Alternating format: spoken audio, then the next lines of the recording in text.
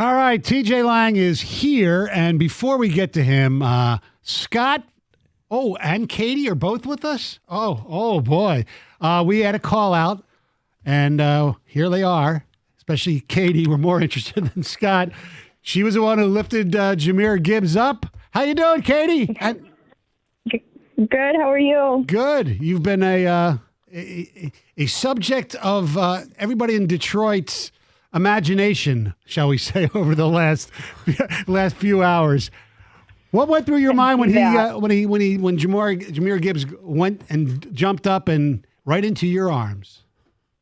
Oh my God, it was crazy. I just seen him coming and pretty much almost blacked out from there, but it was very exciting. How much did you have to lift him up, or did he was his vertical enough to clear the bar there? No, it was pretty much most of his momentum. Little bit, but nothing really. Have you been able to save the clip, whether it's on SportsCenter or I'm sure it's on social media all over the place? On our Twitter page. Yes, there's multiple, so I've been trying to scan through social media and look at all of them. So, Scott, you're there as well. Talk about your emotions when your girlfriend is in the arms of Jahmyr Gibbs. Can you guys hear me okay? Yeah. Yeah, okay, yeah. It was, I've been waiting for that for years. When Jahmyr Gibbs, when he was coming across the goal line, I waved my hands for a second. I saw him coming up, and I stepped back because I saw what happened when Goff tried to do it, and the fans were kind of in his way. So I stepped back, and he jumped right up. And like Katie said, it was raw emotion. It was just so exciting to have him there. It was great to see him come out of his shell. Are you a season ticket holder? Is that where you sit every time? That is where I've been sitting there I've been there for about 12 years. I get my tickets. Give a shout out to my buddy Nick, who I buy my tickets through. Without him, I've had those seats for a long time, and it was just an amazing experience. I can imagine, as a fan doing it now. Now, Katie, did your cell phone blow up a little bit after that? Oh my God, it's still going crazy. Everything. Now, somebody told me because one of our coworkers went down there, who was sitting in the press box to try to find you, and they said, "Oh, she left. We can't find her." Did you leave? Did you leave? Did you guys leave early? Yeah, because it's just so hard to get. It takes like an hour to get out of there. When you're down there that far, and so we always leave like a little bit before the game ends and get out of there while we can. We left with like 4 minutes to go. Oh, okay. When did you guys get down there? What was the tailgate like? Well, we got down there about I'd say 5:45. The atmosphere was electric, man. It was just people were everywhere, just like every other game. But Monday night with the national spotlight, everybody just had a little extra pep in their step, and it was nice to see all these people out there, and everybody was just, even before the game, people were just high-fiving, go Lions, and just a great experience. Is Jahmyr Gibbs, Katie, if you could pick one other player to jump in your lap, so to speak, after a touchdown, who would it be? It's a tie between Goff and Hutchinson. Do you think? Oh, wow. Okay. I think that's just meant she wants in her lap. That's what I said. Yeah. Okay. Well, I'm not sure how to follow that one up, but do you think this team is going to win the Super Bowl? I think they have a great chance. I think Philadelphia's looking strong. It's nice to see a little bit of a break in San Fran's game. Not being as strong. Unfortunately for Minnesota, they were making a push, and with Kirk Cousins out, I think we might be safe from them. Well, hopefully this is a tradition. Thanks, guys. We appreciate it. Katie, go get yourself a Jahmyr Gibbs jersey, okay?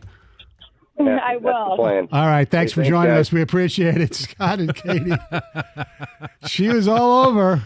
Yes. As she was on with us They were on Get Up with the highlight. I didn't want to insult her because to tell her that texters called her a cougar. Right? Yes. Yeah. I don't think she was. Yes. She wouldn't qualify as being a cougar. Right. Did you see the video that the Lions posted? After the game, sometimes they give the player a phone and they watch their touchdown and they get a live reaction. They did that with the couple. Oh, they did. Yeah, they did that. I saw it last night. I think they posted it to their social cool. media account. I didn't watch it yet. I was scrolling through and saw their reaction, and I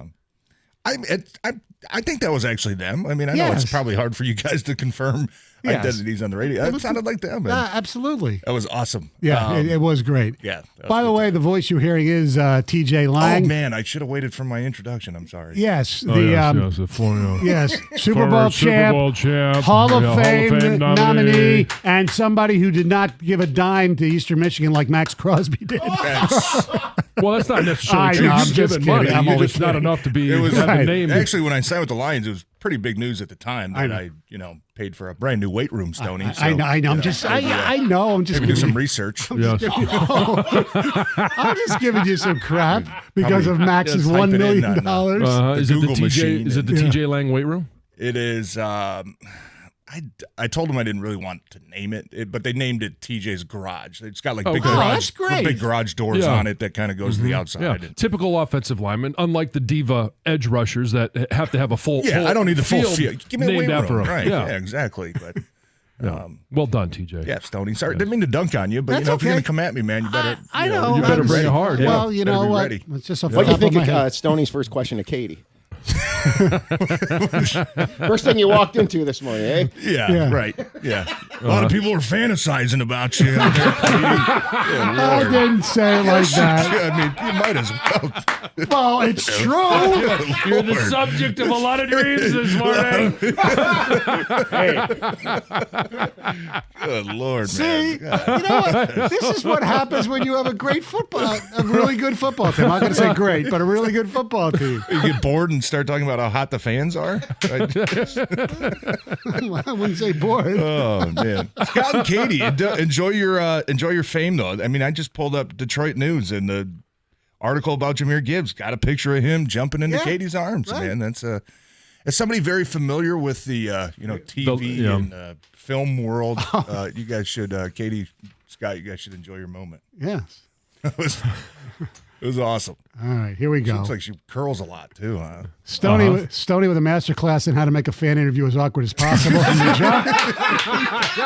It's like, how do we follow up the question after he leads with that one? Enjoy the game. Yeah. A lot of guys thinking about you this morning. Smoking out there, Katie. Stoney, is it possible for you to not be creepy? That's your dad? Oh, no. Creepy Stoney's on the air. Yes. Yeah. Yes. I know we had a chance to listen to Scott and Katie. Now, if Katie's dad is listening, we'd like to have you call in as well. That really was vintage creepy Stoney. Katie, you got any sisters? Are you a twin?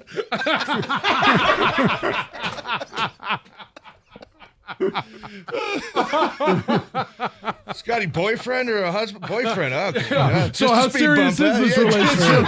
Just a speed bump, huh? Yeah, right. Yeah.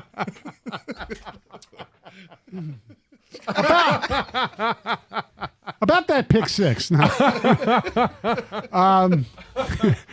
We categorized the game as a really good win. It wasn't perfect. They had some moments that were bad, just like my moment there. Hey, Katie, who else you want to jump on you? We do have a ticket text here asking, is Stoney the horniest dude on the planet?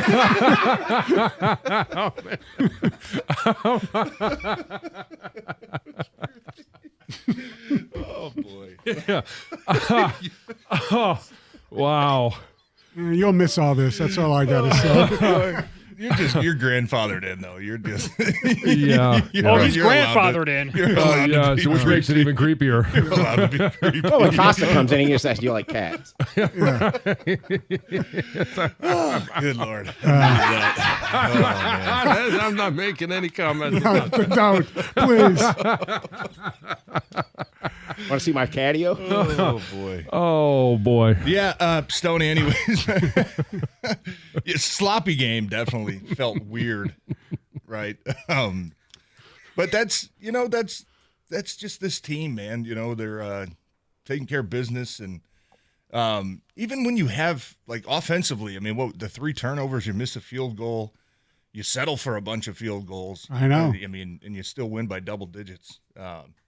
That's a sign of a good team. They could have won. They could have won by like 40. Oh, yeah. They dominated the game. You could have, would have, should have. I mean, I know. The Raiders could have scored, a 98-yard touchdown. I know. Jimmy G didn't suck, He had a couple times where, Devontae Adams wide open. I know. And look, that's kind of a testament to the pressure that the Lions were getting on him. I think he was rattled, but yes. Yeah, you can play the game both ways. Oh, exactly. Sure, Raiders made mistakes, but Lions made a ton of mistakes. I just thought it was great for the defense to bounce back. I mean, the 6 sacks and just kind of suffocating them in the fourth quarter.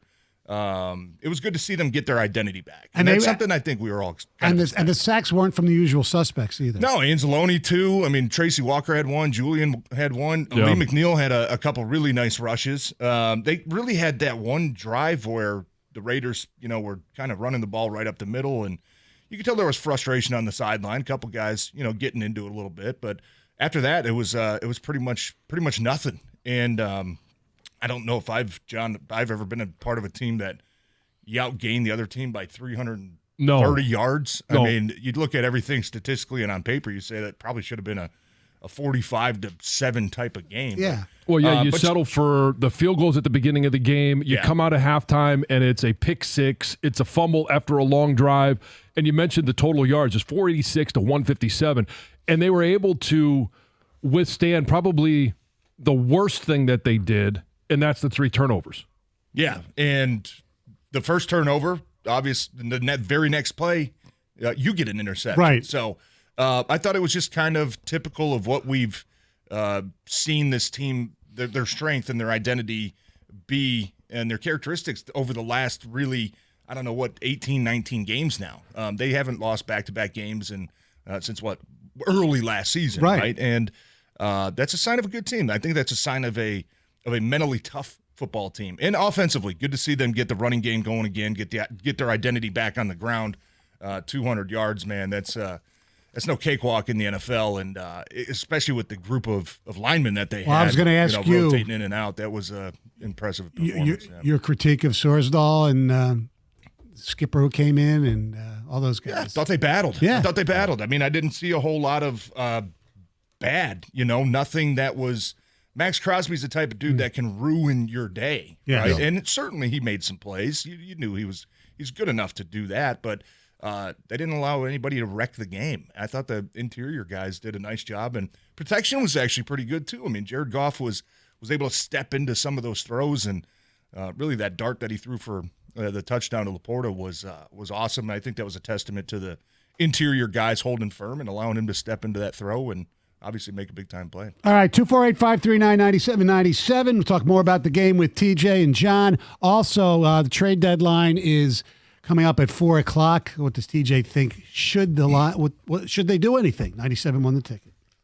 Hey, Detroit, I don't know about you, but this fall, I want my pumpkin cold brew to be cold, and I want my showers to be hot. That's why I call my favorite team over at Carter's Plumbing. Carter's is going to come to your home, and they're going to turn that ice water into boiling water by replacing your traditional water heater or installing a brand new Navien tankless water heater. Carter's Plumbing is the industry leader in water heater repair and replacement, so you got to do what I did and go to callcartersplumbing.com today, and their licensed technicians are going to come to your home, and they're going to keep your water running hot and your pockets full. Visit callcartersplumbing.com today. That's callcartersplumbing.com.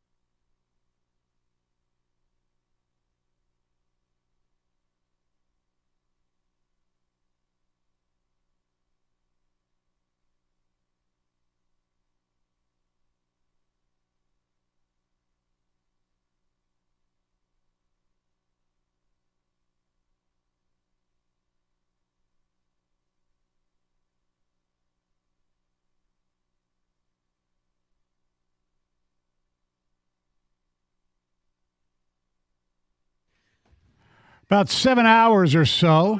Did you hear it? Did you hear it? You got the introduction again. Missing a couple, but we'll work on it. You really want accolades?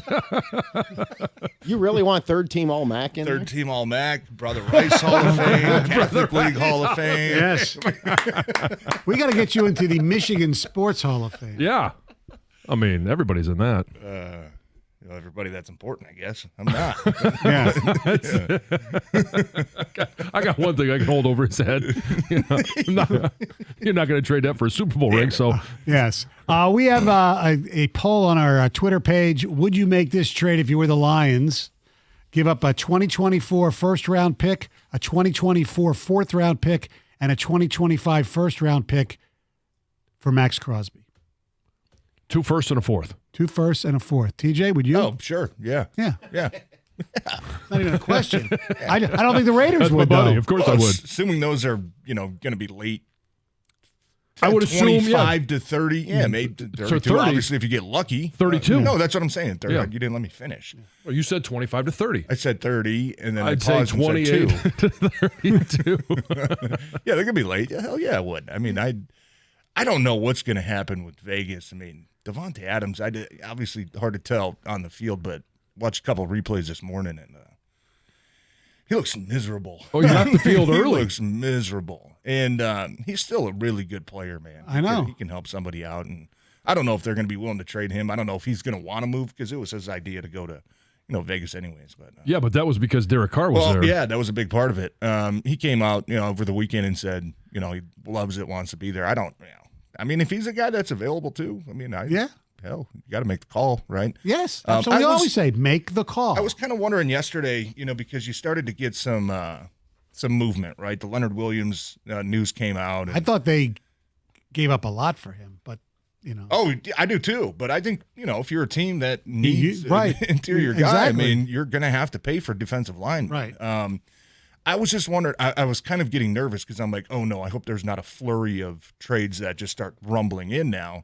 I was thinking like, man, I hope playing Monday night doesn't hurt this team when it comes to the Right. trade deadline. You're not going to make any moves at 4:00 when your team plays at 8. No. And even if you're, you don't even have to be giving up a player to throw off the locker room a little bit or cause a distraction. Even if, let's say yesterday they trade for Danielle Hunter, right?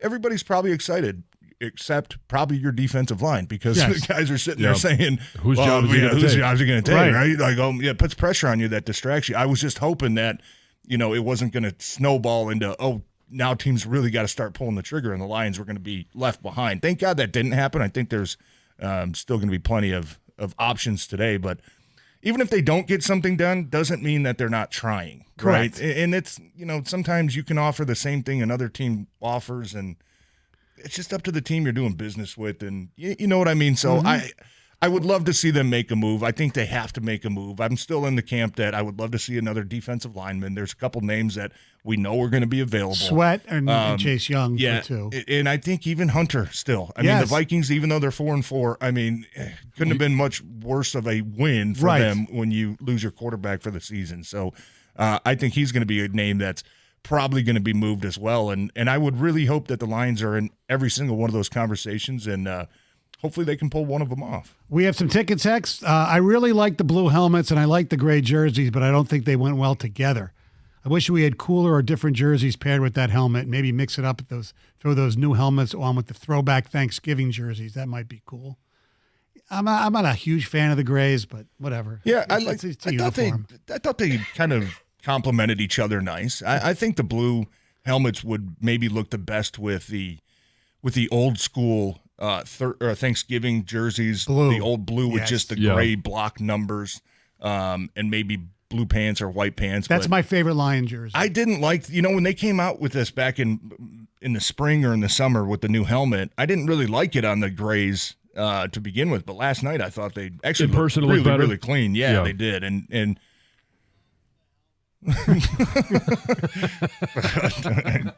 nice.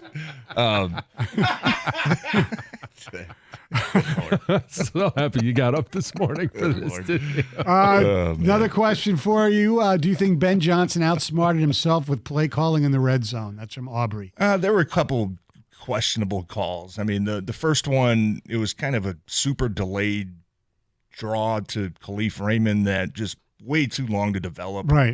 The second one, I didn't really have a problem with the Amon-Ra one because it was a double pass, and I think Khalif Raymond was wide open. Well, so what happened there? Wait till you see it on. If you haven't seen it on film, I saw there's the replay. no one in his zip code. I saw the replay of it. The only thing I'm thinking is, hey, you either get it to Reynolds as the number one guy or get it out of bounds. And 2nd and 1, and yet he ends up losing 9 yards. Right. I mean, that was, sure, you could say, dude, 2nd and 1, just pick up the first down, just run it. But I didn't mind think the play call. was there. No, I think the play was there. I just don't think St. Brown ever saw Khalif Raymond because, and usually in that play, it's a one-option play, right? We're either getting it to Reynolds or running it or throwing it out of bounds. And fortunately, just turned into a bad play. But I just thought it was a little bit conservative in the red zone. Mm-hmm. A couple third downs, they're running the ball and just kind of felt like settling a little bit. So I'm sure, over this bye week, that obviously a lot of self-scouting goes on. And I think offensively, look, you got to take care of the turnovers. You can't start going down that track again. No. And the big thing for me is red zone. You got to find a way to start putting touchdowns up because they are not towards the top of the league when it comes to touchdown percentage right now. That's something they're going to have to figure out. On the pick six, was he trying to throw the ball away or was he trying to get it to Amon-Ra? I mean, live watching on the field, I thought he was trying to throw it away.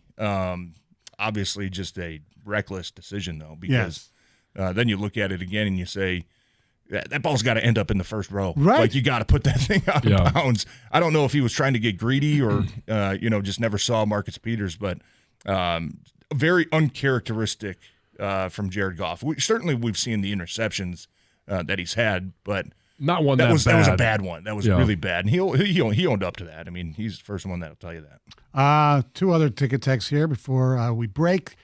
Stony questions. Ooh, scary. And Katie is in fact a twin. I went to school with them. Oh, Stony. See if you can get her on the line next. Excuse me. I am a very happily married man. Do you believe? I don't know. Do you believe that seriously? That they're twins? Yeah, I mean seriously. That can't fall in our lap any better. Or yours. Fall in your lap. Or yours. Yes, exactly. Jump in it. Our telephone number is 248-539-9797.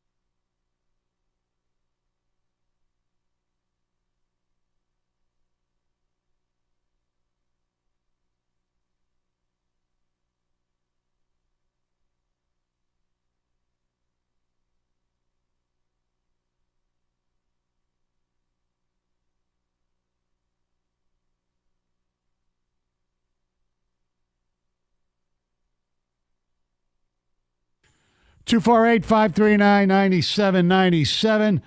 The Lions with a big win last night. They did what they're supposed to do. They won by double digits against a bad team, and they didn't play great and still did it. That's a signal of a good team. Let's go to Paul and Wyandotte. You're 97-1 The Ticket. Hey, good morning, guys. How are you? Good. How are you? Very well.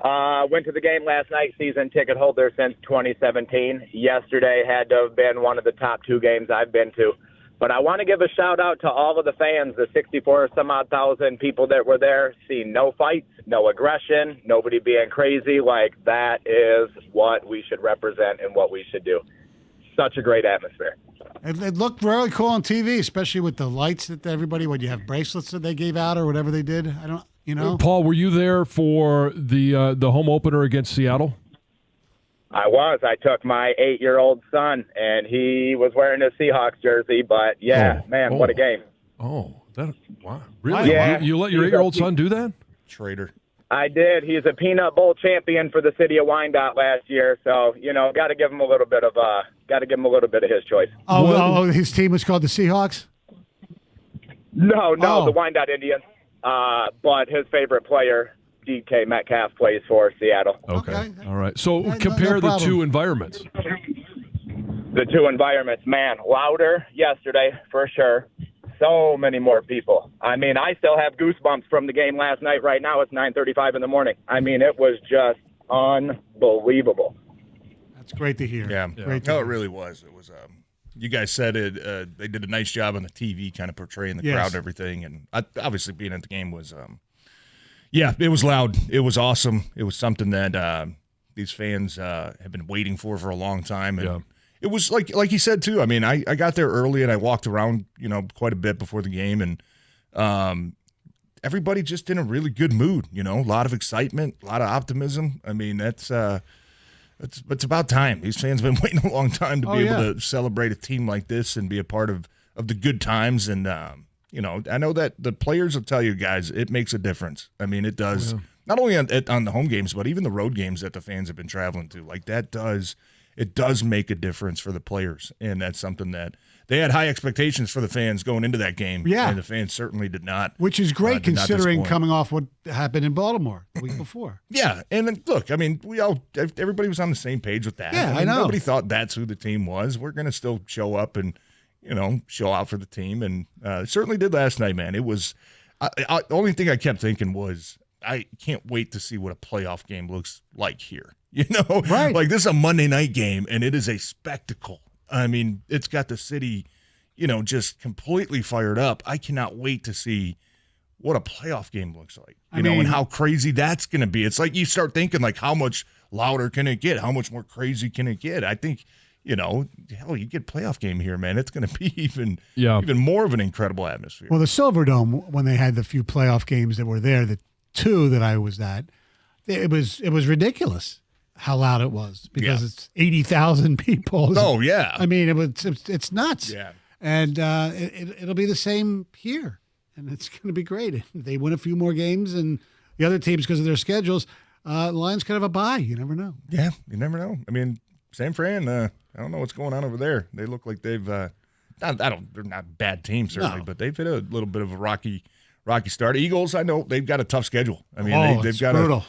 They've got still couple games left against the Cowboys. I think they've got the Dolphins. They beat the Dolphins. They have the Chiefs. They play the 49ers. The still. Seahawks. Yep. So you never know. I mean, I think it's at this point of the season probably still too early to, maybe be scoreboard watching. But certainly that is not an unrealistic topic. No, maybe that it seemed we were joking around probably 3 weeks ago about it, and you sit here now at 6-2, and you're like, that's pretty believable now. It's pretty attainable. Well, it's 6-2, and you look at the next 7 games. Obviously, the trip to LA, that's going to be a tough game. Yeah, and the Chargers are not a great team. They have some pretty damn good players. You're out there, and this is where I think the Lions fans will be able to travel because if there's one thing we know about games out in LA is they don't come out to support their teams. Right. It's a huge trip, especially the Chargers. Right. It's a huge trip. And so it would take it's a huge investment to be able to go out there. But Lions fans will show up, and that then paired with the rest of their schedule, when you take a look at the games that they have left, with obviously 2 games against the Bears, they got the Packers, the Saints, the Broncos, and then 2 games against the Vikings.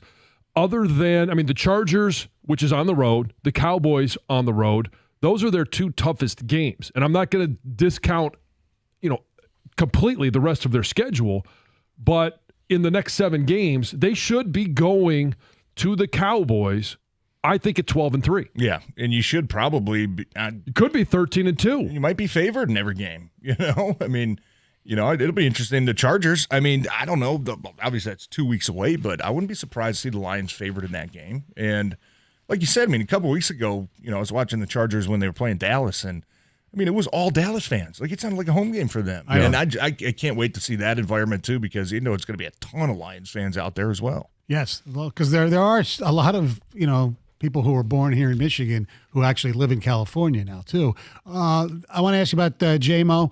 Targeted 3 times, dropped 1, caught 1, a nice catch, got hit. Yeah, the Crosby play was, the fact that he could take that hit. Yeah, it was something maybe to build on, but he's still, he's got to have better than a 50% catch percentage. Yeah, and it seemed like the second half stretch of that game, I didn't really see him for a while. Mm-hmm. And I don't think that was disciplinary or anything like that, just the way they were running the ball. But the first one, I think he's just got to learn. I heard people yesterday, the ball was behind him. Well, the ball was behind him for a reason. Yes, like there was a guy coming down. That's what I kept saying. There was a safety coming downhill. You lead him, he's getting lit up. And I think Goff put in a good spot where he could kind of slow down and not take a huge hit. He obviously needs to learn that a little bit, that you can't just run full speed every time. And, it's still a work in progress. Yeah. It just is. It was good to see him get the catch over the middle of the field in a tough area. Receivers will tell you, not a lot of them like going over the middle of the field, especially a defense like that's right, dropping a safety down and got their linebackers clogging it up. But, I thought, kind of just still kind of waiting, kind of waiting to see the potential there. And, hopefully that's something that they can get figured out on the bye week a little bit. Hopefully at this point they know what he can do, what he can't do, what are some positions we can put him in to make it easier for him to have success, because I think he could still be a big part of this offense going into the second stretch of the season. The Raider defender made a really nice tackle, or else he was gone. Yeah, kind of shoestring. He had a lot of speed going through there, and like you said, it was a good play. And obviously the little jet sweep one, I wouldn't normally advise not blocking Max Crosby. He's got very high awareness. It looked like he sniffed that play out, but you're right. He got rocked. His helmet popped off. Took a good shot and got back up and held onto the ball and kept playing, man. So I'll ask you the ignorant question that I asked John as well. It seemed to me, for somebody who's never played the game, they were running towards Crosby a lot, and it didn't seem like I'm sitting there. Why don't you want to go away from him? Explain to me why that maybe was not such a bad strategy. Well, because I think his strength is beating the backside, whether it's a tight end or, really kind of just coming down the line fast off the backside. If you can get a tackle on him at the play side, you're immediately stopping his momentum, right? And if you can get a double team on him, you're really stopping his momentum. So I think you look at a guy like Max Crosby, and certainly he plays the run just as well as he plays the pass, in my opinion, but he's not the guy you really want to leave too much with the tight end on the backside or tight end on the front, or unblocked. And there was a couple plays early in that game where they left him unblocked and he was making the plays. And then later on, Jahmyr Gibbs actually had a nice couple runs where they left Crosby unblocked.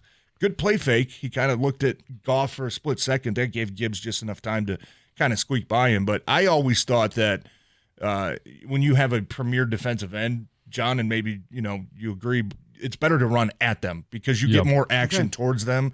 And you don't really allow them to get a full head of steam kind of coming down that backside to chase down plays from the back. Yeah. That was pretty much the exact same answer I gave to Stoney earlier. And what makes Max Crosby so dangerous is when you have a guy that's unblocked like that and he is crashing down. So what do? What's the answer? You run a reverse. And that's what they tried to do with Jameson Williams. Right. But he sniffed it out. That's what makes him dangerous, is the fact that some guys, they don't look to think about what the counter is to what they're doing to defeat your team. the best players are always alert for, all right, well, they know I'm crashing down. I need to be alert for a reverse or a fake reverse or something that is going to be a counter to what I'm doing. And he's that type of guy that's looking down the road, 1 or 2 plays. How are they going to try and defeat what I'm doing? Yeah. And he was ready for it. Yeah. Our telephone number, 248-539-9797. Coming up next, we'll take more of your phone calls, talk a little bit more about the Lions game, and maybe a preview of tonight's first college football playoff rankings. What do you guys think about that? And also, what's the Lang household giving out for Halloween? It's not scary to go to Planet Fitness. Let me tell you something. I've lost weight. Love it there. It's done a lot for my mental health as well. Now, right now, today, ladies and gentlemen, a spooky savings sale. 25 cents down, $10 per month on your classic membership. And no commitment. This is just a one-day only deal. It's unbelievable. Now, tomorrow through the 6th, you join for $1 down, $10 no commitment. Right now, 25 cents. That's right. The deal gets you access to the Judgment-Free Zone. Love it there. As you know, I'm a big fan of the cardio. Experience the Judgment-Free Zone for just $1 down starting tomorrow, 25 cents today. Now, no matter where you are, there's a Planet Fitness close by. There's over 50 in the Detroit area.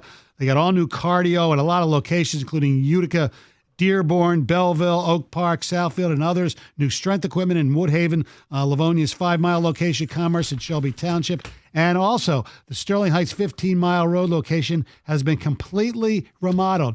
The Highland Road one in Heartland is now open. So, help bring some joy to kids in the community this season as well. Visit any Planet Fitness location in Metro Detroit to drop off a toy for our annual Toys for Tots collection. You do not have to be a member to participate. Planet Fitness, it's the best. It's the Judgment-Free Zone.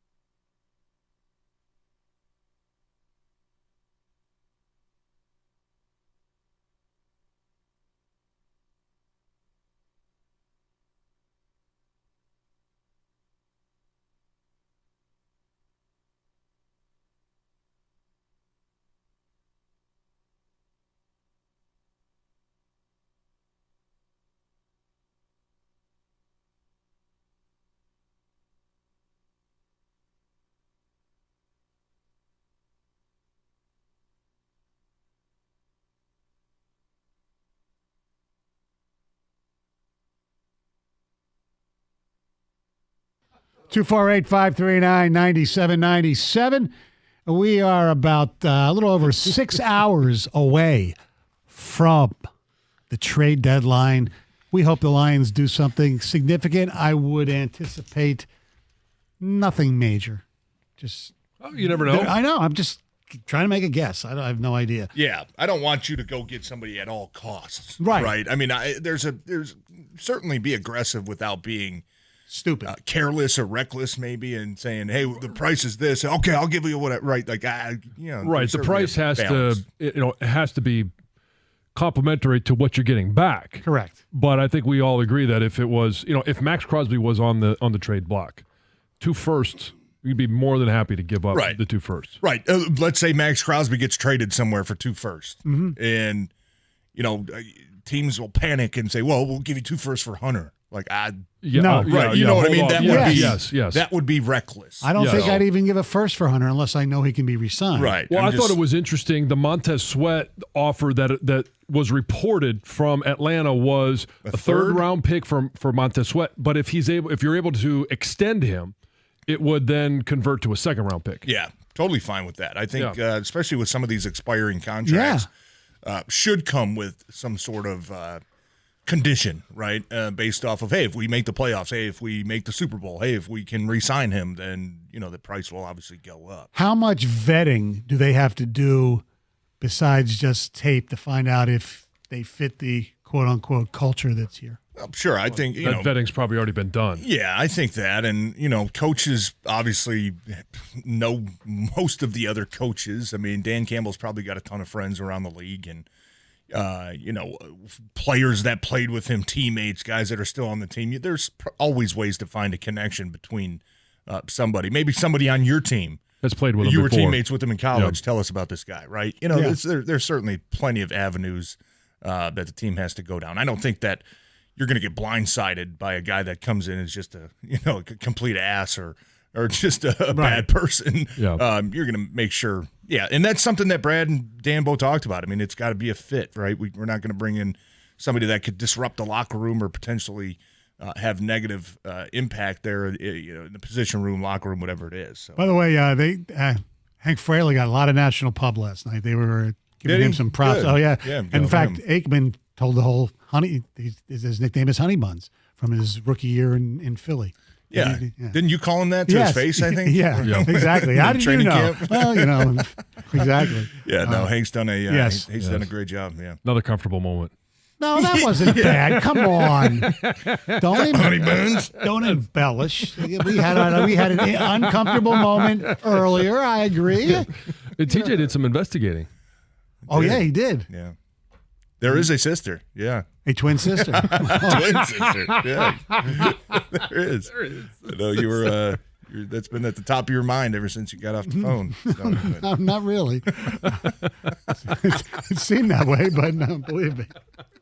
He's got the old Bud Light commercial playing in his head. Been kind of flustered for the last 50 minutes. Oh, not really. All right, tonight is the first reveal of the college football playoff rankings. So each of you guys, and I'll do mine last, who's your top 4? In order. TJ go. No, you go. All right, so I would say, it's not going to stray far. I don't have my list up now. They're expecting a phone call early, so I got off my computer here. It was Georgia at 1. I'm pretty much going with the polls the way they are. Michigan at 2. Is it Florida State is in there as well? I'll put them at 3. Maybe making a mistake. And then 4, Washington. Who did I leave off there? Ohio State? Yes. Oh, Ohio State. Yeah. Well, I will say this about Ohio State. I don't think they – yeah, of course. We'll hear that from 2 to 6. I don't think you're right that with Kyle McCord. You know what, Mike? Yeah. Great point. Hey, anyway, I love the big guy. I don't think that they're built this year with Kyle McCord as quarterback to go out there and win a national championship. Yeah. I mean, obviously, if we're thinking right here, right now, or, like you just said, down the line, don't think. I would have Georgia probably 1. I would probably put Ohio State ahead of Michigan only because they've beaten Notre Dame, they've beaten Penn State, and I do think that you do have to take into effect the wins. I don't think it's going to stay that way. No. I think both Penn State and Ohio State look very beatable for Michigan, and look, those for me are going to be legit games, right? Everybody knows what's going on with the whole investigation and the signs. Anything you play from here on out, though, to me is legit because obviously this guy isn't there anymore, right? Teams are aware of it. Ohio State, Penn State, teams that you play are not going to be using the same routine that they've been using. So, if you go beat Penn State and Ohio State, I think those are very winnable games. But I'd put Michigan right behind them, probably at 3. And Florida State, I think, is a dangerous team. I think their quarterback's pretty damn good. And Washington probably knocking on the door right behind them. I have the same for you, doing in the same order: Georgia, Ohio State, Michigan, Florida State. And for the reason now, Georgia hasn't played a great schedule either, but they've beaten better people than Michigan has. And Ohio State, the only reason it has nothing to do with what I think is going to happen in Ann Arbor, because I think Michigan is going to beat Ohio State. But right now, because of the Notre Dame win and the Penn State game, you can't discredit those. Yeah. Yes, exactly. And Florida State over Washington, because I think they have a better win as well, the LSU. Yeah. All right. Gator, do we have time to play the 2 Grand Slam? Yeah. Sure, let's go. Yes, we do. Now, this is a special edition, a Halloween edition of the 2 Grand Slam. Oh, it's spooky. It is, actually. It's creepy. All right, here we go. What is the nickname of Duke University? Blue Devils. This former MLB player goes by the name of Joey Bats. Joey Batista. This artist had the 1984 hit song Ghostbusters. Ray Parker Jr. with Radio. Kill Devil Hills is an Atlantic coast town located in this state. New Jersey. What sport does Boo Weekly play? Golf. This Commander's wide receiver is also known as Scary Terry. McLaurin. Goulash originated in this country. Hungary. This current Detroit Pistons player wears jersey number 7. Killian Hayes. Robert Englund plays this character Freddy in Krueger. Nightmare on Elm Street. Wolf Blitzer works for this cable news network. CNN. Fake news. You got 9 right. There you go. Nice job. That's the same What did you earlier. I said, are we going to accept fake news if they say it?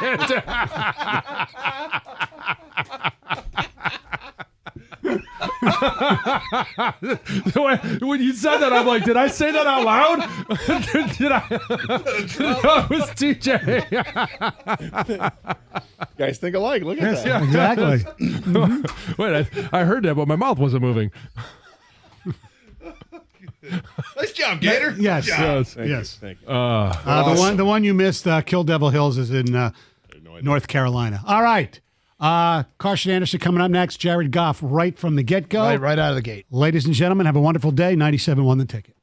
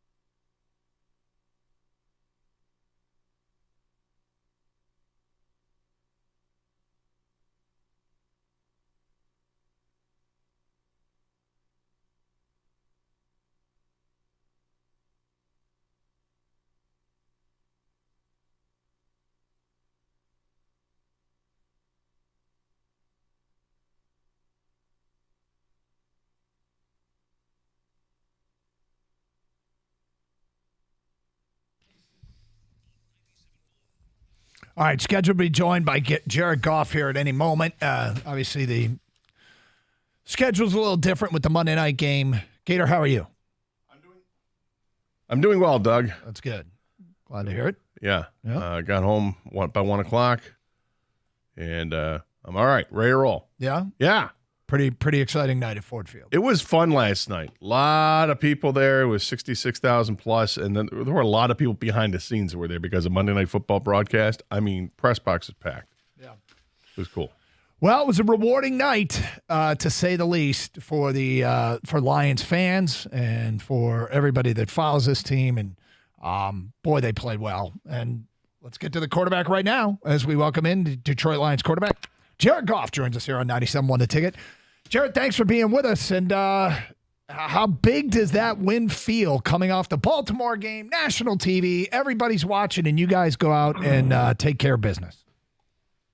Yeah, it was a big one. It was a big one for us, certainly being at home, Monday Night Football, like you said, in front of the whole country, and a game that we got to bounce back from some adversity last week. And I thought we played really well all around. Some silly mistakes, certainly by myself, and some of those red zone mistakes. But other than that, we played pretty well. You know, it seems like it's kind of a common theme. You guys end up winning by double digits, and in those wins, still come away and like, you know what, we got plenty to work on, which I think is a good thing. But at what point would you like to say, we don't have to work on too much, we're just playing really well? Yeah, you know, you'd like to say that every time. I think we've had that, maybe the Carolina game. We came away saying, we did a full, complete game. And this was another opportunity to do that. That's what you still have that little staying a little, granted getting a win on Monday Night Football going to 6-2 is a good thing. But, yeah, certainly offensively, there's a little bit of that sting of what could have been and what we know it should have been. But, yeah, we'll take the W and move on happily. You said something there at the beginning about bouncing back from adversity. What is it about this group? Is it Dan? Is it just the players? Is it leadership that adversity doesn't derail the Detroit Lions? Yeah, we've been forged through it. We've been forced through adversity. That's kind of a lot of Dan talked about actually this week. That a lot of the guys that were here in 21 are still here on this team, and we went through that those tough times together, and we kind of are on the other side of it now. So when one bad series or one bad play happens, it's minuscule in comparison to what we've already been through as a group in the last 3 years, and we're able to move through it pretty easily. You got to be tired. 80 plays the offense ran in the game last night. I mean, in a game like that, are you cognizant of the fact that you guys have just continually had the ball and you're running 80 plays, or is this just like, hey, we're in a groove and it doesn't even register? You feel it at times. I think some of those long drives where we're running the ball a bunch, sometimes it can get a little heavy on the O-line, but I thought those guys did a hell of a job. I mean, specifically the three guys in the middle who were, Graham was playing a new spot, Jody was filling in, and then Colby in his first start. I thought those guys played great. Obviously, Decker and Panay did their thing as usual, but those three guys in the middle really stepped up for us. Somebody else who stepped up was Jahmyr Gibbs. Everybody says they saw this coming, and obviously now everybody has seen it. As you've watched his development, I suppose what you saw last night is not a surprise. Yeah, it's not. It's just like anyone else. He's a rhythm guy, and being able to get him the ball many touches and for him to feel the defense and feel the voids in the defense and those crevices. He did a great job. It was kind of a nice coming out party for him, but we've seen a lot of that in practice and expect him to continue to do that. The sky's the limit for that kid, and he's a special talent. Is there an example of something he did last night, whether it just be, the patience in terms of waiting for a hole to open up, or maybe even it's picking up a blitzing linebacker? Is there an example of something you can think of that isn't of a sign of a young player growing up? Yeah, I think you kind of said it there. The touchdown run, the patience he had to kind of get skinny through that hole and then come out the back and make a guy miss and then, run around everybody. And that's kind of, what we've seen in practice, and we've seen flashes of that. But for him to do it on game day and to do it late in the game, I think that just kind of shows you it's just a matter of reps. It's touches. He's a young kid in this league, and the more touches he gets, the better he gets every week. Yeah, he had 152 yards on the ground. Craig Reynolds added 74 on the ground. As a team, 222 yards. Was there a point last night where you're watching and you're looking in the eyes of the Raiders and you're like, we got them. They're a beaten team. They just cannot stop it.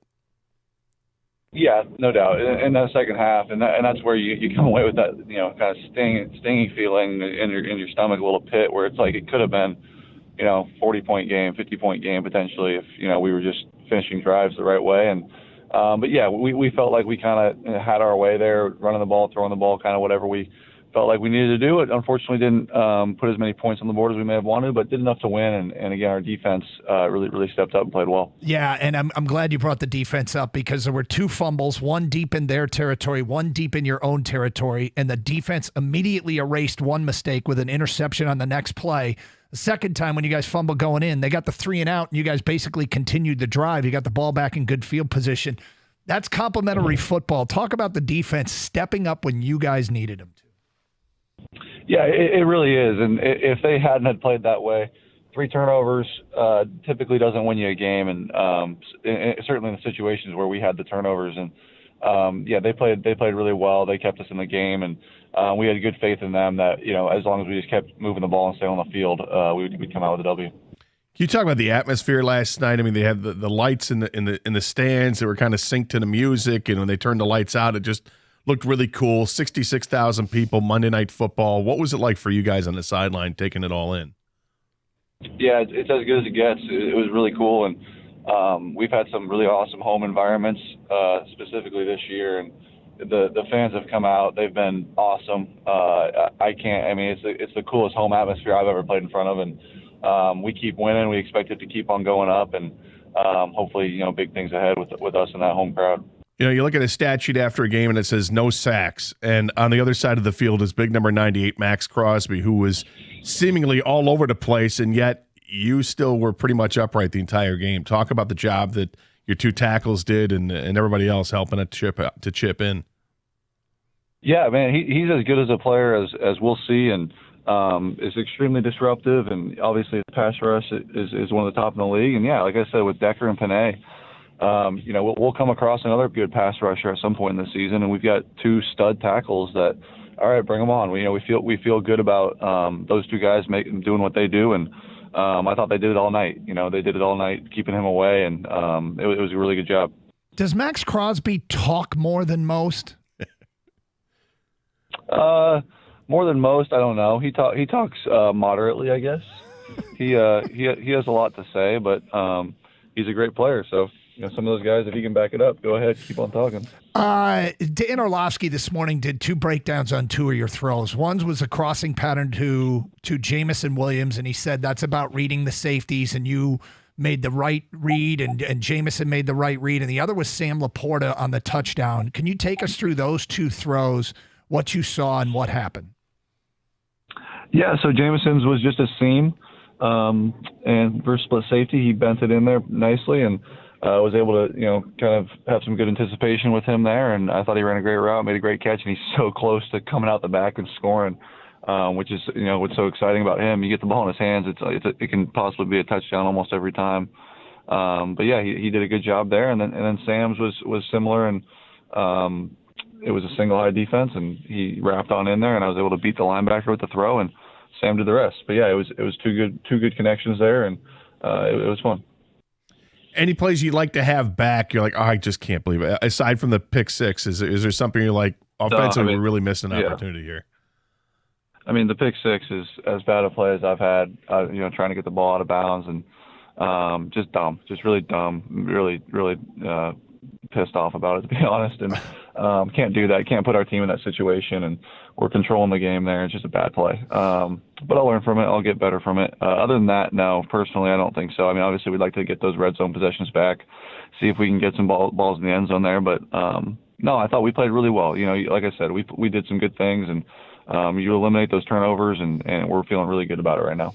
You mentioned right after the game last night, bye week, you were ready for rest, but that means you might get some guys back too. Nobody's ever 100% healthy, but can you see the light of the end of the tunnel for some of these injured players and a chance to get closer to 100%? Yeah, we get some reinforcements. Frank, Jonah, David Montgomery. We'll get some of those guys back, some of those key pieces, and hopefully can boost us even more and get us going. So yeah, we're excited to get a week off, get a little rest, get a little recovery, and come back and play the Chargers. Final thing for me, trade deadline today. Is it kind of a weird time for players? A little bit pensive because anything can happen on a day like today. I mean, you want to help the ball club, but teammates could be shipped out. You just never know. Yeah, you do never know. What is it, 4 o'clock today when it ends? So, yeah, you never know. Anything can happen. You trust those guys upstairs to do what's right for the team, and, it'll be all good. What do you do with the time off? You get out of Dodge, or you stick around? You head up north, check out the turning leaves? What happens with Jared Goff this week? Yeah, I'll just be resting, relaxing. I'm sure we'll get out of town at some point, but, I'll just be hanging, putting my feet up, relaxing, hanging out, doing nothing, hopefully for a few days, and get back to it next week. Well, and enjoy. You've earned it. Great start to this season, and we look forward to talking to you next week. All right, guys. Thank you. Thanks, Jared. There he is, Lions quarterback Jared Goff joins us every Tuesday here on 97.1 The Ticket. Wow. He played pretty damn well last night. He really did. And, I mean, he mentioned that, pick six was awful. It was terrible. And fortunately, it didn't hurt him at all. I mean, it's okay. It's 7 points. Let's get back out there and march down the field. And he was pretty laser precise with his passes last night. There were literally a couple of passes you're like, oh no. The pick six was one. There was another one that was behind, I think, St. Brown late. And I'm sure he's not thrilled with the pass to Jameson Williams that he dropped, but it was a catchable football. But, I mean, aside from that, he was deadly accurate, 26 out of 37 in the game for 272 yards. I mean, he's the number one reason the Lions team is where they're at. He is the unquestioned leader of this team, and he has full command of that offense, and it really does look like plug and play. Put guys in there. As long as those guys know where they're supposed to go, he's going to be able to lead that team down the field. He's unflappable. Yeah. He doesn't he said he was pissed off. You could tell on the TV copy, the look on his face. He was so mad at himself. And then they went right down the field. Now, that next drive was the fumble inside the 5 with Craig Reynolds. But Jared Goff led him right down the field. He has the propensity to throw the pick and then come back with a big drive right afterwards. But it epitomizes why those 3 letters that were always associated with his team isn't associated with this team. Right. It's they don't get rattled. They bounce back from mistakes. They rebound from Baltimore. They rebound from fumbles. They rebound from pick sixes. And these aren't fatal to the season or to games, it seems, more often than not. But, all right, people, if there's anything Jared said you want to comment on or just your overall thoughts on the Lions at 6-2, we are underway on a Tuesday here on Carson Anderson on 97.1 The Ticket.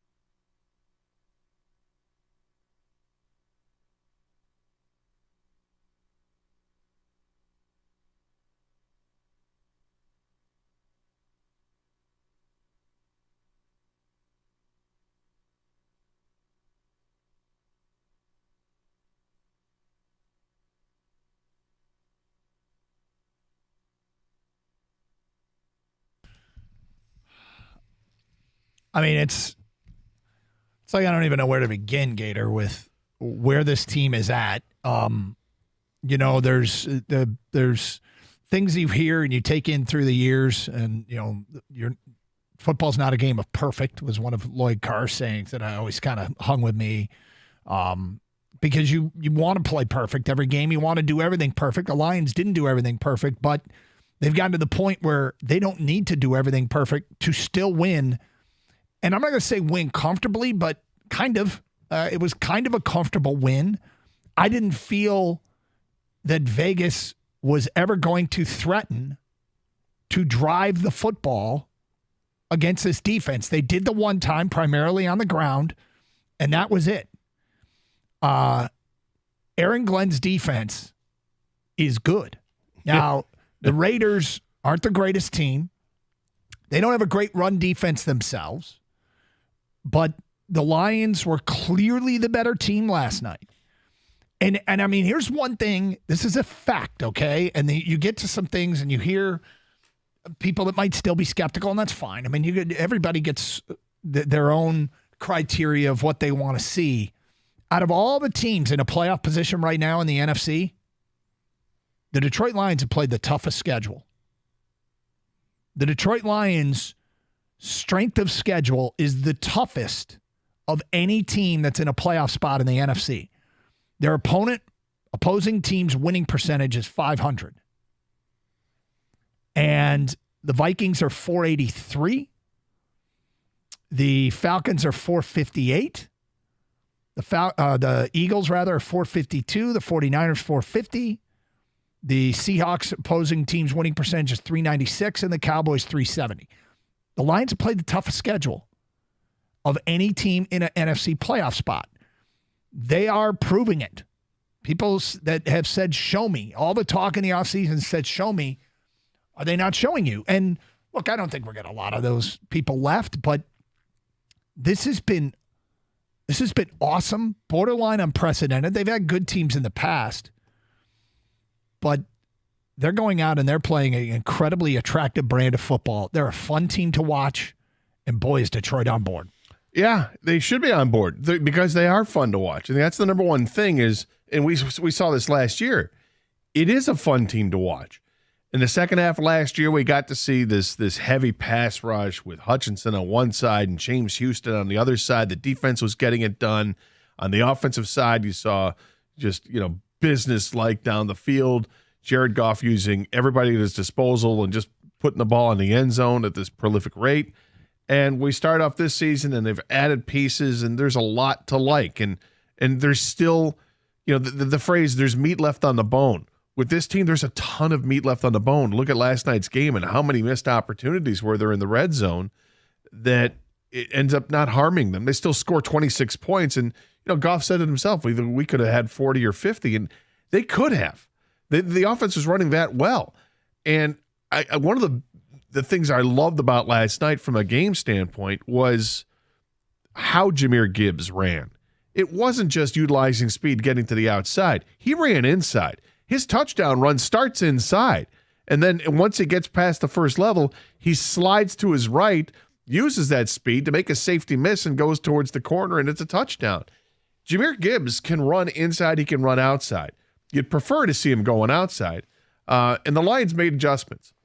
Once you realize Max Crosby's really good, yeah, stop running towards his side. Or at least if you are, maybe block him. Because there were times that Penei Sewell did fine. Yeah, but they leaving him one-on-one with Sam Laporta or Brock Wright or whatever tight end du jour was not going to get it done. At one point you could hear him say, "You're wasting your time." You could hear, like, the audio on the Monday night feed was great. And I don't know if it was third quarter, second quarter, the Lions ran a play to his side and he stuffed it and he got up and you could see him turn to the Lions bench and hear him say, "You're wasting your time."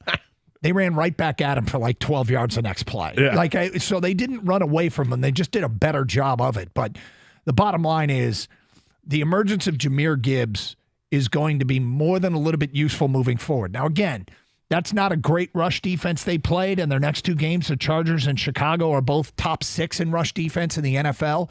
So it'll be more important to see him continue because there are flashes in the pan, and there are guys that just have a game here or there.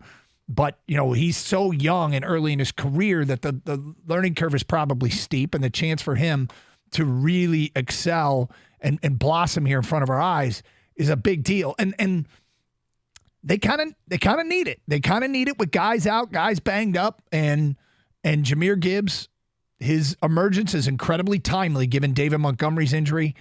And I mean, forever we're going to revisit should they have taken Jalen Carter. If you take Jalen Carter, you don't have Jahmyr Gibbs and Sam Laporta. That combination of two players on offense and the fact that they are surviving with the defensive tackles they are surviving. They have the number 2 rush defense in the league. So they're doing more than surviving. Could they be pressuring the quarterback more? Maybe. There's some give and take there. But for Brad Holmes and for the people that are just can't sleep over the Jalen Carter, passing on him, seeing Jahmyr Gibbs do that certainly helps. Well, we saw a couple plays earlier this year that gave us a glimpse of how good Jahmyr Gibbs can be, and he would stumble. Remember, he had those couple plays early on, like, that's a touchdown if he doesn't fall down. Right. And there were 2 of them like that. Well, now he's not falling down. He had the touchdown run late in the game against the Ravens. It was all speed, right? Just tossed left, boom, there he goes, and he's shot out of a cannon. You're like, they can't stop that. And there will be plays like that throughout the season that we're going to have more of those. You can't expect to get those several times a game, but if you can get them once a game and boom, he's shot out of a cannon and it's like a 20-yard gain, you saw it last night. It's that speed that's intoxicating, and that's exactly why the Lions decided to trade back and take a chance that they were going to be able to still get him and use a first-round pick on a running back. A lot of people want to talk. Phone calls, feedback, 248-539-9797. We'll get to your phone calls next. Any reaction to what Jared Goff said? Usually we have him at 10:30, but if you missed it, he was right out of the gate. We'll replay it again today at 1:30. It's Carson Anderson, 97.1 The Ticket.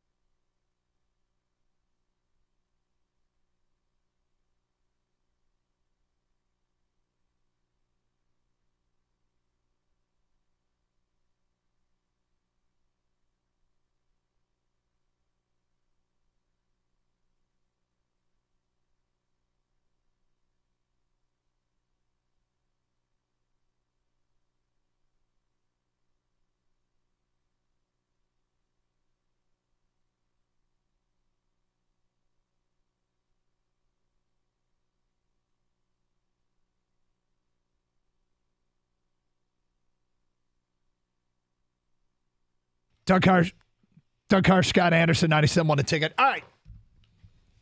Let's get to the people. Jason, you're on 97 a ticket. What's up, Jason? Hey, not much. How you guys doing? Doing good. Awesome. I can't tell you how hyped I am for this team. You guys had said what I was going to say earlier. Even though they made some mistakes, it never looked like this game was in doubt, right? You throw the pick six to make it a 2-point game, but they come right back. They move down the field. You know, every time this team has some adversity, they always seem to just suck it up and go and do what they need to do.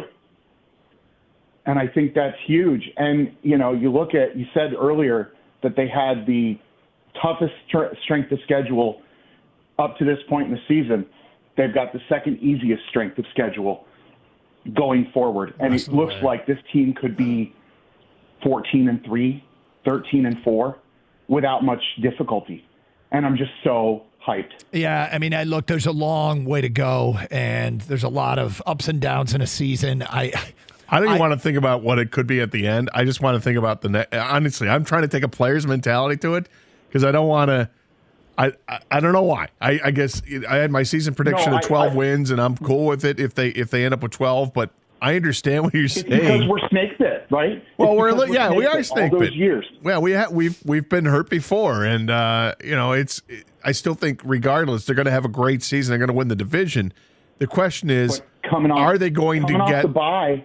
Well, yeah, coming out the bye, they're going to get healthier. They're going to be even better. But are they going to end up competing for the number one seed, or are they going to end up with a 4 seed in this conference? That's what they're fighting for now.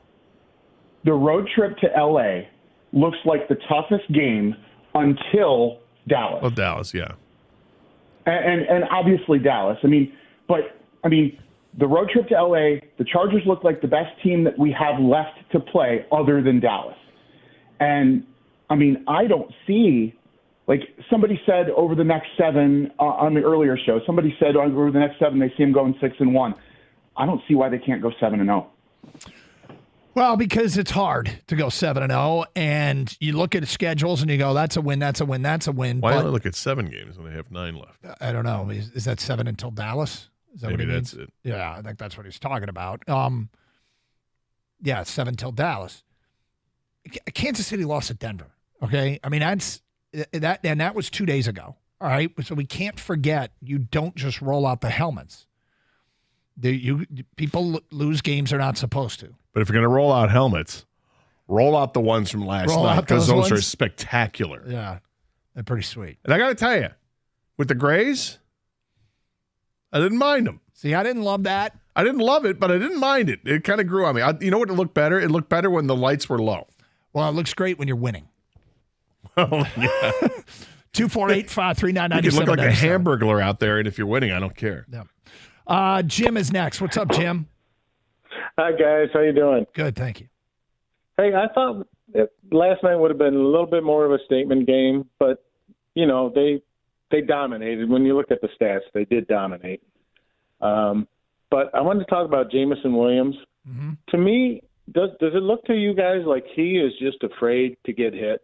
When he goes over the middle, he's looking, am I going to get hit? And that's when he makes those drops. Actually, last night he made a drop in the flat and caught the one over the middle, right? Yeah. I know. Yeah, but I think he just wants to fly down the sideline and throw me a touchdown pass. I think he's getting used to the speed of the game, and I think he's moving too fast. And I'm not in the Kang category of the unapologetic JMO apologist, but he will defend him, and that's fine. Everybody, I think it's getting used to the speed of the game at this level, and I think from both sides. I think Goff is getting used to how fast JMO is, and I think JMO is getting used to, what speed he needs to play at the NFL. There's a time that you got to run all out all the time, and there's a time maybe dial it back a bit. There were passes that Goff made last night, I think, to Gibbs in particular, when Gibbs is running out of the backfield and going to the flat, and he hits him in stride, and it's a beautiful thing. And you're trying to do that to JMO. JMO's faster, and it was just poorly timed and should have been caught. I think it should have been caught, but not the greatest throw and catch opportunity there because they are still working on it. And people hate to hear the reps thing, but it's true. They need to work together more. And I don't know how much they've worked together, but maybe they've worked ad nauseum and it's still kind of slow to get it going. But it was nice to see him catch the one pass that went for 22 yards. 248-539-9797. Feedback coming into the Carson Anderson inbox. Troy in Detroit says something that hasn't been talked about a lot is how the Lions are the least penalized team in the NFL. Penalties always would kill the Lions in the past. We would get a big play and lose it because of a penalty. So Dan Campbell's made this team far more disciplined, if nothing else. Are they the least penalized team in the NFL? The Lions? Yeah. I didn't know that to be the case, and I can't believe I didn't know that to be the case. But if that's true, that's awesome. Here's an interesting one, Gator. I think Doug watched that game through Honolulu blue-colored lenses. I didn't see that game as he did, apparently. I don't know. You defend yourself. Look, I'd like to know specifically what he takes issue with what I said. The Lions went out, didn't play perfect, still won comfortably. Lions went out, and the one guy said he wanted more of a statement game. I keep going back to the spread was 7. They won by more than that, and not by a point. They won by 5 more points than that. It's not a dominating performance, but I think it's a relatively comfortable win on a night where they responded to any adversity. Fumbled inside their own red zone. Next play, interception. Fumbled going in, defense forces a 3-and-out.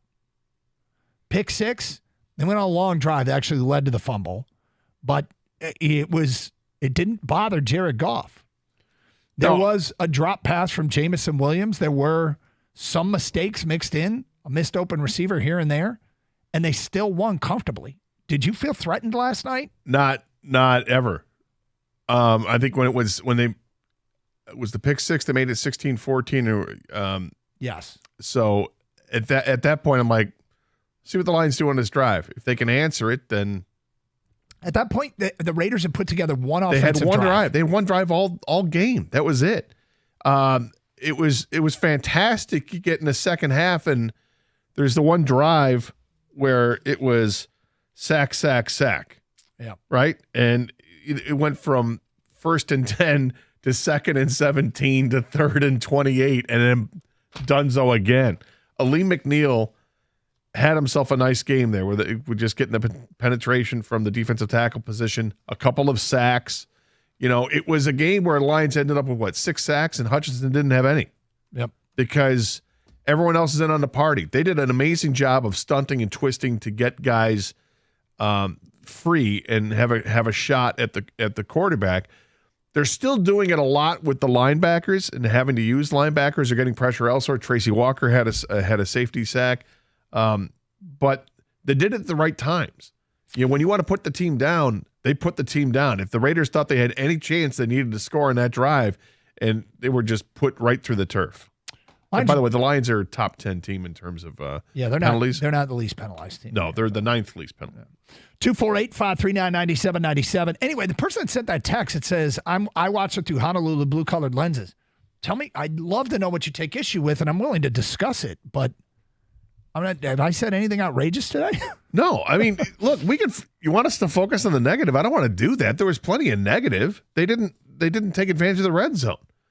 They fumbled. They threw interception. They threw an interception. It was a pick 6. There were plays to be made by the Raiders that they didn't make. Davante Adams was 25 yards open on a play down the sideline, and Garoppolo couldn't get it to him. Why wasn't I threatened? Because I'm not threatened by Jimmy Garoppolo, just like I wasn't threatened by Baker Mayfield. Now, it's unfortunate for those guys because competent quarterbacks would get them the ball in that. I wasn't threatened because I have faith in the Lions' defense. Well, there's that too. And the offense. But if they connected on, let's say, for instance, they connect on that, what could have been a 98-yard touchdown pass or whatever it would have been to Davante Adams. Yeah, I mean, but to be fair, that ball was released early because the Lions were he was under heavy duress. It wasn't like it was an easy play to make. The other one might have been just all on Garoppolo, but 248-539-9797. Let's go to Laban. You're on 97.1 The Ticket. What's up, Laban? Hey, good morning. It's Laban. Sorry. I've been listening to you guys. Hey, that's all right. How you guys doing? All right. So I took my girl and her brother to the game last night. They've never been to Ford Field. They're big Michigan fans. They've been in the big house, but what an atmosphere. It was crazy. I've been to Ford Field quite a bit, and I've never seen a crowd like that. You could just feel it in the city. I mean, everyone was just so excited. I mean, the crowd was just so loud last night. I mean, I think the loudest it was like 119 decibels. I'm just so excited. I'm just so excited to see the team win. And, I think we're in the driver's seat now for the NFC North. And, I'm excited. I hope we get the 1 seed. I'm interested to see what we do before the trade deadline. What do you guys think? I said to Gator, I almost wish it was tomorrow because I feel like we could do it. I just want to drink in what happened last night. But, yeah, I mean, my big question to people out there is, do you think that they need to make a move? Do you just want them to make a move, or do they need to make a move? I think there's realistic moves to be made. I think the Max Crosby talk and, unfortunately, the Danielle Hunter talk, those seem to me to be pipe dreams. Now, that doesn't mean they're 0.0. Oh, of course. And I'll give up. Well, who wouldn't? What would you – I mean, would the Raiders even dare? I mean, it would have to start with 2 number ones and then some, right? I mean, if we're doing this show in Vegas and you're here that somebody wants Max Crosby, I'm like, wait a sec. You mean our young, dominant defensive end that teams – Yes, him. Yeah. How much? Yeah, it would be exceedingly costly. That doesn't mean you don't do it, but he doesn't stop. That guy is as relentless as it gets. Like, we watch Hutchinson. Hutchinson's incredible, right? Yep. And he is relentless. He comes off the field every once in a while. He's got to catch his breath. I don't know if Max Crosby ever came off the field. I don't know if you have snap counts in front of you, but I mean, there were 80 offensive plays run by the Detroit Lions, and it felt like Crosby was there for all of them. He was there for 86. It says 86 defensive snaps. All right, so maybe on special teams as well, I guess. No, it's defensive snaps. He didn't play any special teams. So maybe that's with penalties they ran. Okay, it sure. Could be that. Wow. So every play, he was on the field. He's on the field and playing at this incredible level. He might be the best defensive player in football. I'd like him more if he had a tattoo. You missed it on Monday Night Football. They showed his tattoo, the body work. I just know he's got a lot. It's incredible. His entire upper torso. And donated $1 million to Eastern Michigan, too. They're naming the field after him. You know why he's so good? The extra X in his first name. Is that what it is? Yeah, that's it. Didn't the Lions have a coach or a executive with an X? Oh, yeah. The X Factor. Yeah, you think about that. Hey, score early this NFL season with FanDuel, America's #1 sportsbook. Right now, new customers get $150 in bonus bets with any winning $5 money line bet. That's $150 if your team wins. You've been thinking about joining FanDuel. There's no better time to get in on the action. The app is so easy to use. There's a wide range of betting options, including spreads, player props, over-unders, and more. So visit FanDuel.com/Doug to kick off the NFL season. FanDuel, official partner of the NFL, must be 21 or over and present in Michigan. First online real money wager only. $5 pregame money line wager required. First online real money wager only. $10 first deposit required. Bonus issued as non-withdrawable bonus bets that expire 7 days after receipt. See terms at sportsbook.fanduel.com. Gambling problems? Call 1-800-270-7117 for confidential help.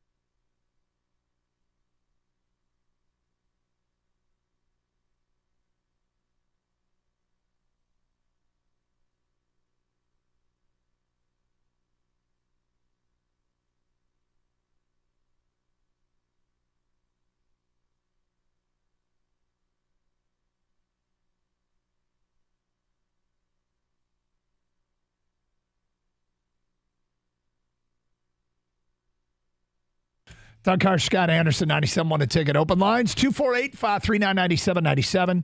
Let's get back to your phone calls. We've got Joel next on 97.1 A Ticket. What's up, Joel? Hey, how's it going, guys? It's going well. I want to do something new, maybe. Okay. I want everyone in the studio. I want a studio poll. Okay. As of now, the Lions are 6-2, and after that win tonight, I want everyone's answer yes or no, simply, and you guys can talk about it later. Yes or no, do you think the Lions will make it to the Super Bowl? I think the Lions will make it to the Super Bowl. Well, look, the safe bet is on no, right? I mean, because you're basically saying, do you want the Lions or the rest of the field in the NFC? And that would be, if you ask me, is Philly going to make it to the Super Bowl? I'd probably take the field as well. So, all right, what about the next guy in the studio? Scott? Yes or no? First of all, you on a typewriter? No. Sounds like there's a typewriter background. No, as I stand right now, I would say no. I think they need to make a move. Okay. The next guy in the studio? No, that's it. Kang's off today. All right, is that it? Kang's off today. Joel, anything else? No, thanks. All right, thanks. That was odd. I'm writing a blog. Yeah, was it collecting data or something? Look, they have a great shot. I'm not saying it's hopeless. Can't wait to be quoted. Fun. Well, I mean, I think they have an excellent chance. But if somebody came to me and said, bet your life savings on any singular team to make it to the Super Bowl or take the field, I would take the field. Yeah. On any singular team, Kansas City, Philly. Now, does Detroit have as good a chance as anybody in the NFC? That's a question I'd struggle with, because right now, given Detroit's schedule and given Philly's schedule moving forward, I think Detroit has a wonderful opportunity to move into first place in the NFC. This is Philly's schedule, the next 6 games. Dallas, at Kansas City, Buffalo, San Francisco, at Dallas, at Seattle. That's Philly's next 6 games. That's a tough stretch. Detroit, we know their schedule off the top of my head. It's Chargers, Chicago, Green Bay, at New Orleans. It's at the Chargers and at New Orleans, but those are their next 4. I mean, they're those road games. Those are no joke. Those aren't punch button wins. No. You got to show up, but that's nothing close to what Philly's about to go through. And if the Lions get to first place in the NFC and the road to the Super Bowl goes through Detroit, I mean, to me, it's almost a requirement for the Lions to get there. I almost feel like they have to be the number 1 seed. I'm concerned that other teams are more adept to going on the road in terrible weather and winning more so than the Lions. But I could be wrong on that, and they could prove us wrong. Maybe. I'm wondering about this. People that are part of fan bases that are part of bad teams, at this point in the year, what do they do, Doug? I don't know. But what have we done? We focus on the draft. There you go. Yeah. So those fan bases are focusing on the draft. We're not, because Lions are 6-2. We think they're going to be absolutely in the playoff mix. Right? We were heart of mock draft era the last we really decade. were. And this is a lot of fun not to have to sit there and look at the mock drafts. But if, let's say you're a fan of the Raiders, that Raider team is going nowhere, right? Mm-hmm. So the quickest way to get somewhere is to find a franchise player. And there are maybe as many as 5 quarterbacks, I guess, that could be taken to the top 10 this year. If you're the Raiders, do you want to ensure at some point, is the fan base turning on them and saying, just tank it, I don't care, get a quarterback, get the guy, whether it's Drake May or Caleb Williams or, whomever? I mean, sort of, yeah. Penix, yeah, you're looking to the future. It's all about the future. Wondering what you can get for Devontae Adams. Look, that's a volatile owner over there. I was going to say, Devontae Adams so is that an owner unhappy camper. That owner is a little strange. Now, you or I, if we owned a team and Max Crosby were on it, would not trade him. Not a chance. Yeah. Not in hell. But they're the Raiders. And if they have to know in the next 5 hours if they feel like they've got something to work with, a good nucleus of players to work with for the next few years, or not, or if they're going to have to start all over. And if you're going to start all over, you're going to start all over by getting a quarterback, and the best odds to do that are to not be good. Do you want to start jettisoning money away, like Crosby's contract? Get rid of that. Get rid of Devontae Adams. Get some draft capital and work with it. I don't think it's look. I think it's highly unlikely that Max Crosby's out there. I agree, but I don't think it's a pipe dream. I think there's a little difference, a very little difference. I'm just saying. I think there's a chance if the right deal comes along. I think it's a pipe dream, but 248-539-9797. Prove me wrong. Love to be proven wrong. Let's get back to your open line calls. We go Shelton next on 97.1 The Ticket. What's up, Shelton? Yeah, morning, gentlemen. Especially Brother Gator, my man. How you doing? Good, Sheldon. How are you? Blessed, dude. Blessed. Listen, reason why I called about the previous caller about the Lions about Jameson Williams. He questioned his toughness, even though he only made 2 catches. He did. Remember, he got decapitated by Crosby, but he still came back and made that catch over the middle. So the kid is trying. And he did show a little toughness, though. They still need – but I wish Ben Johnson would work with him, especially him and Jahmyr Gibbs, maybe have them on the field at the same time and maybe work some crossing routes with his speed. You can't help but watch the game and see, like, a route that Khalif Raymond runs, right, where he just drags across the field, and by the time he crosses that field, he's wide open, and Goff just hits him, and it turns into, like, a 20-yard gain. You can't help but watch a play like that and think, oh, what if it were J-Mo? That's what I'm saying. Are they working with him with that type of route? With J-Mo's speed, he can really take the top off. And I'm just surprised they're not working with him, or they still trying to get him get the timing down with Goff. But him, Gibbs, Khalif Raymond, all that speed on the field. Just get it ready to go. Get that ready to go by the playoffs, right? I mean, I'd love to have seen it happen last night. Love to see it happen after the bye week. But as long as they're on the same page before the playoffs begin, then it can work out. But J-Mo did show some toughness, though. Like I said, he caught that one over the middle. Yeah, he got popped, but he held on to the football. That's the main thing. That's a scary route to run. I mean, when you looked at it, I watched the all 22 of it. It did open up nicely for him, but that's a scary route to run. He ran it. He made that catch. Check plus, check minus for earlier. You know, they're not in the business of developing Jameson Williams. They're in the business of winning football games. They've got a bye week here. Maybe there's extra work that can be put in because he can help them. I mean, it would be extraordinarily helpful for him to max out, especially if 4 o'clock comes and goes and they don't add anything to the wide receiver core. He did get blown up.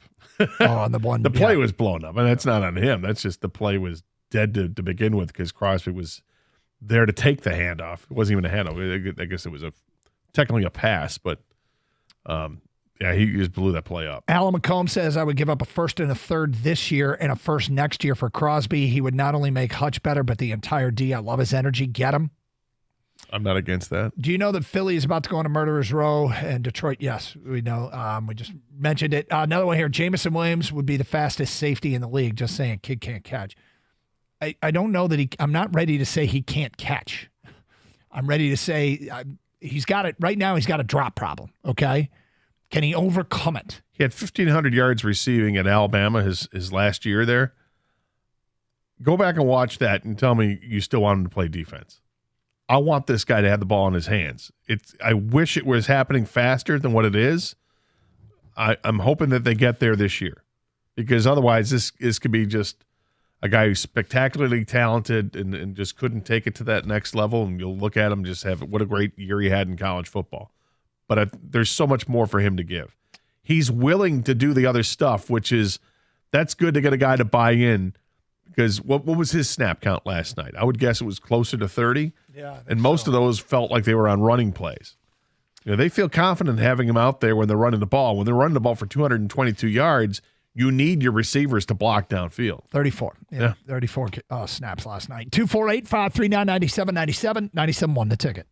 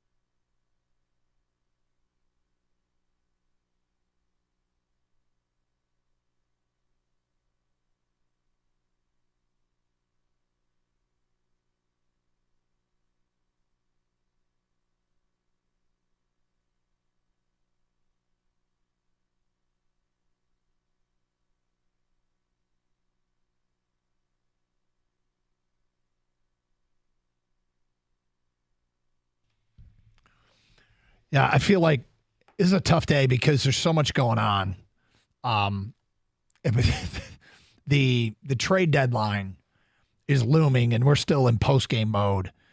Dan Campbell, after the game last night, you were there when he met with the media, and he was asked about the trade deadline, and his response was, "Hey, man, can't I just enjoy this for a minute? Can I have a water? Can I take a shower before I got to start thinking of this stuff?" And then he was asked later on about it as well, and he's like, "Look, whatever happens, I trust Brad Holmes completely." And I guess it's another question for the people out there. Do you trust Brad Holmes completely to do what he's got to do, or if he decides not to do anything? But you always got to remember, it's hard it's hard for me to go all in on ripping someone when they don't make a trade when I don't know what offers they turn down. But with that said, the Lions play on the field, and what has happened around them in the NFC fully justifies them going for it. They could absolutely go for it right here, right now, give up some future assets, and try and win the Super Bowl. That, to me, is clear. And I think the license is there. Go for it. Go for it. Now, that doesn't mean you have to make a trade. It means you try to make a trade. You try to make a trade. 248-539-9797. I do take it a step further. I think they need to make a trade. I think they need to do it to get better, to go further. I think this team has a chance to be special. Health is the number one thing. If you could guarantee me they'd be healthy, then I think they got a shot. I can guarantee you they won't be healthy. Exactly. So because they can't, find a position that has the weakness and make it a strength. And you could do that by adding a corner.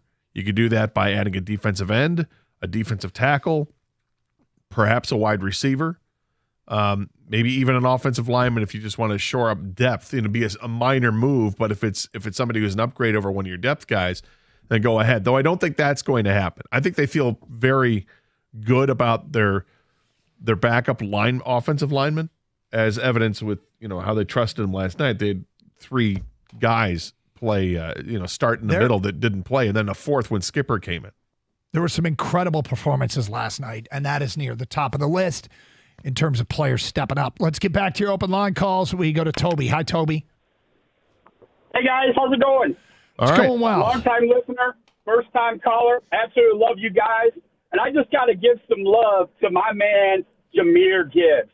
Man, last night he was a beast. Yep. He had more offense himself than the entire Raiders offense. And oh, my God, I was just so blown away by that last night. That was amazing. It was good to see because, they did something that not everybody was on board with, and that was use a high resource on a running back.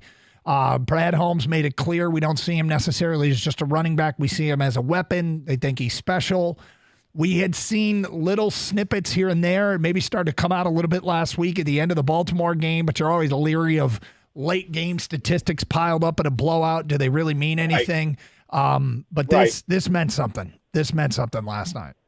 Yeah, that was incredible to see, man, and just the entire team, man. I mean, there is definitely a different vibe around Detroit right now, and not just Detroit, the entire state of Michigan. I mean, we no longer think about the Lions as you guys no longer have these shows the day after a game where we talk about what they should have done and what they should have done. Now we're like what they can be, and it's an exciting time to be a Detroit Lions fan. Thanks, guys. I love you guys, and have a great show. Appreciate it. I've said it before. It doesn't feel like I just have a new job. It feels like I work in a completely different industry to be able to do a show in a town with an NFL team that is credible, that's really good. Where, how many times we heard, you guys could just replay the tapes from last Monday. Oh, God. Yeah. In the past? Yep. Absolutely. Absolutely. And I'm not going to get tired of having to do shows like today. Nope. Where the team wins. And again, part of it is, and I bring this up with most of the wins, there are mistakes, things to work on. Yesterday and was you've got to shore those. You got to button that up when you get to the playoffs, because I don't think you're going to be able to get away with 3 turnovers, one of them being a pick six, a missed field goal, and, leaving guys wide open on the field against Philadelphia or San Francisco or Dallas. That's just not going to happen, or Seattle. I did 2 years of Lions postgame show. My record was 2-30. Well, I think 4 or 5 years of Lions postgame shows, and it was better than 2-30. Yep. But it was well below 500. 248-539-9797. What do we got next here? Ron, you're on 97 on the ticket. What's up, Ron? Hey, good morning, guys. Thanks for taking my call. Sure. Hey, hi. Well, first of all, it wasn't a great game last night, but they overcame 3 turnovers to win, and that's what they didn't do in Seattle, when we played Seattle. So kudos to them. They, it was good. The trade deadline's coming up, and, as consumers, we all want something shiny to get excited about. And that makes great radio, right? Everybody calls with who they want, what they need. You just made a comment that, you can guarantee that, that we won't be healthy, but you can't guarantee where we won't be healthy. So, for us to say, oh, let's get this guy because, so this is where I trust them. I'm just putting it in Brad's hands, and if he comes across the right deal, because I'm more interested in, I do want him to go for it. If he finds something that, and can trade, make a trade for, losing future draft picks or whatever to make the team better this year, that's awesome. If the value is there, that's what Dan Campbell said. If the value is right, and also somebody's got to fit in. Yeah, right? I mean, the fit-in thing is a big part of it. That I don't know how much of a factor that plays, how risky they're willing to get. I don't get the sense that they want to disrupt this locker room, which might narrow the field of available players. What they're using, though, to determine that's not a statistic. That's not something you can look at on a piece of paper and say, I don't want him. You have to do your homework on guys. You have to talk to people around the league that you know and trust that can help you determine what kind of fit they might be. It's a bit of a difficult thing to know who might be eliminated and who might not. But do you agree with me? This seems to matter more to these guys than perhaps previous Lions teams in terms of what kind of personality they're adding to the locker room? I think it definitely matters. But I wonder if, because they're seeing their winning ways right now, that would they drop the guard just a scotch to bring in somebody who has a track record of just being a hell of a player on the field, and maybe occasionally is a little reckless. Mm-hmm. Would they do that? I don't know. I mean, like last night, for instance, Jack Campbell takes a penalty for hitting the quarterback below the knees on a third down play that would have pinned them way back. It's a play that I don't think Jack Campbell's a dirty player. No. I like Jack Campbell a lot, but you can't have that. Now, if they have a defensive end that goes and does that, but he's also getting home, more often than not, you can put up with something like that. But like last night, they got away with it because of who they're playing.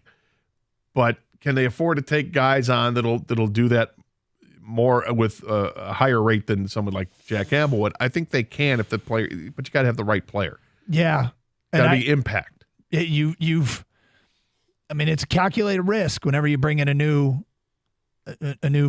personality to the locker room. If it's a strong personality, I think they care more than most.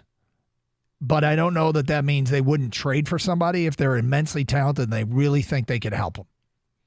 But you know what? For years and years and years and years and years, one of the things that's been woven through the losing, time. Well, woven through generations of Lions losing has been a bad culture. So now that they've got it right, I would understand why they don't want to mess with it potentially. 248-539-9797. Carson Anderson, open lines, 97.1 The Ticket.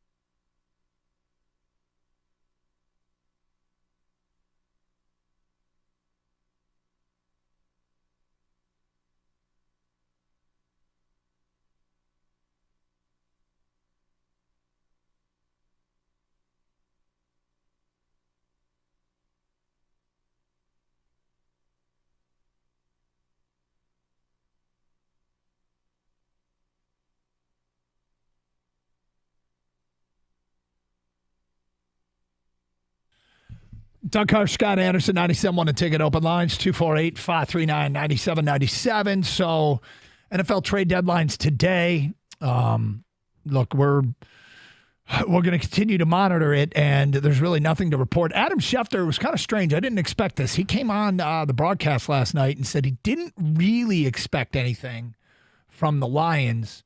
He didn't think the Raiders were going to do anything, but didn't expect anything from the Lions. And I'm thinking, okay, look, I don't expect the Raiders to trade Crosby. Davante Adams, though, it feels to me like it was almost yesterday he was putting out a, please trade for me vibes on the sidelines. And well, you can understand why he'd be frustrated. There were a couple plays he was wide open and they couldn't get him the ball. On a couple plays it could have been touchdowns. He also dropped the pass right in the middle of the field, which I think everybody went, did that just happen? Davante Adams dropped the pass? Okay. So be it. I don't think he wants to be there. That contract is a monster. They eat a lot of money with signing bonus, but there's still a lot of years left on that deal at what, $17 million or $20 million, something like that per year. That's a big contract to eat for teams that are going to be trading for him. And then, of course, there's the price of what's it going to cost. If you have a malcontent, this might be one of those guys that doesn't cost much to get, though. Yeah, I mean, that's an addition by subtraction move, and I don't know that if you're the Raiders, you do that, given the motivation to move him is to start a rebuilding, to get some significant return. And but they don't want to hang on to that guy either with that contract. Probably not.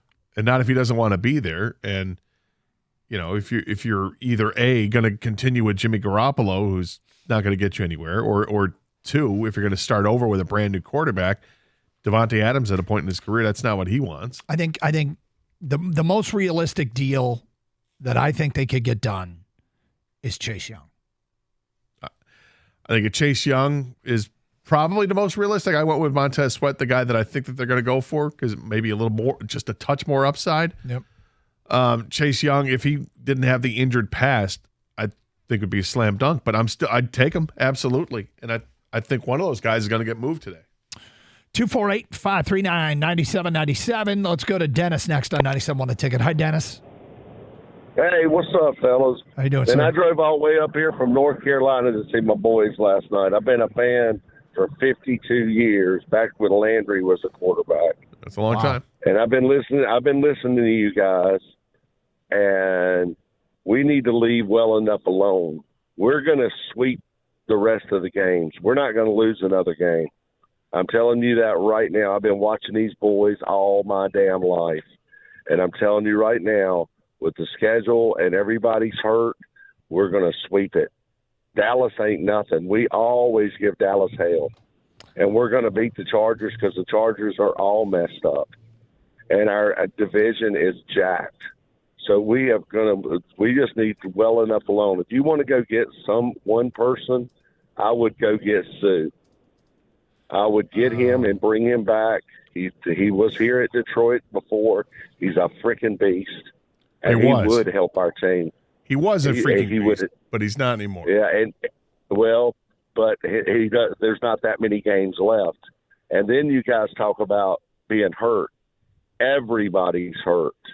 Everybody, every single team out there is hurt. This is a brutal, brutal, brutal game. That it is. And then my last thing is our fans need to go nuts. We go nuts. We're like a rocking chair fan base. We go nuts, and then we shut up. And then we go a little bit nuts, and then we shut up.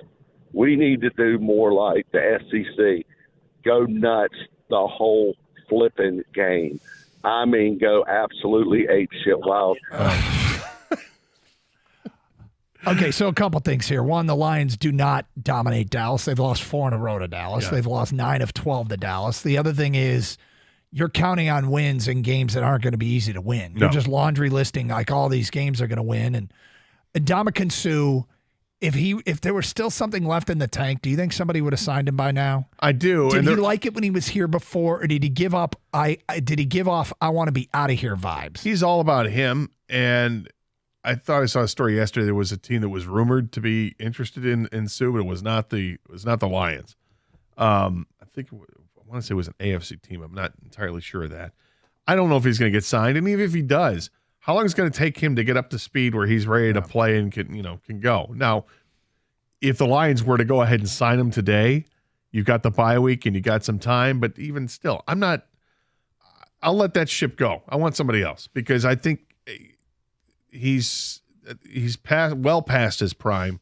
I don't know if he's going to help any team out at this point in his career. So it's a pass for me. I'm not going to say it's a hard pass. It's just a pass. Yeah, that's a move that would reek of desperation to me. Well, there's low risk. You're not giving up any draft pick because he's a free agent. Yep. So it's signing him to. Would he be open to signing for the league minimum? I doubt it. Yeah. Look, I personally, this is just me. Okay. When I heard a player say, "Hey, I've reached a point in my career where I'm happy because I can sit out. I don't have to go through training camp." I don't think Dan Campbell wants a guy in his locker room, or Brad Holmes wants a guy who's thinking, "Hey, I want to do it this way because it's less work." I know veterans get to that point in their career, but I'm just not sure it's the fit right now. I think that's well put. 248-539-9797. Dan is next on 97 a Ticket. Hi, Dan. Hey. Hey. All roads lead through Detroit. You think? Yes. And I do believe they need to do something with this trade deadline. I think offensive linemen would help. I mean, Seattle game showed that. An offensive lineman, huh?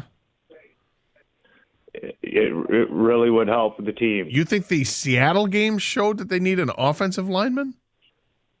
Yeah, well, they shut the run down on us. Didn't the Lions score 30-something points in that game? I mean, the Lions just went well over 200 yards with 4 backups playing on the offensive line. Right. That's why I think they need to get someone in there. Well, they get the guys back. They'll get Jonah Jackson back, and they'll get Ragnow back after the bye week. So that's like 2 guys that makes your line whole again.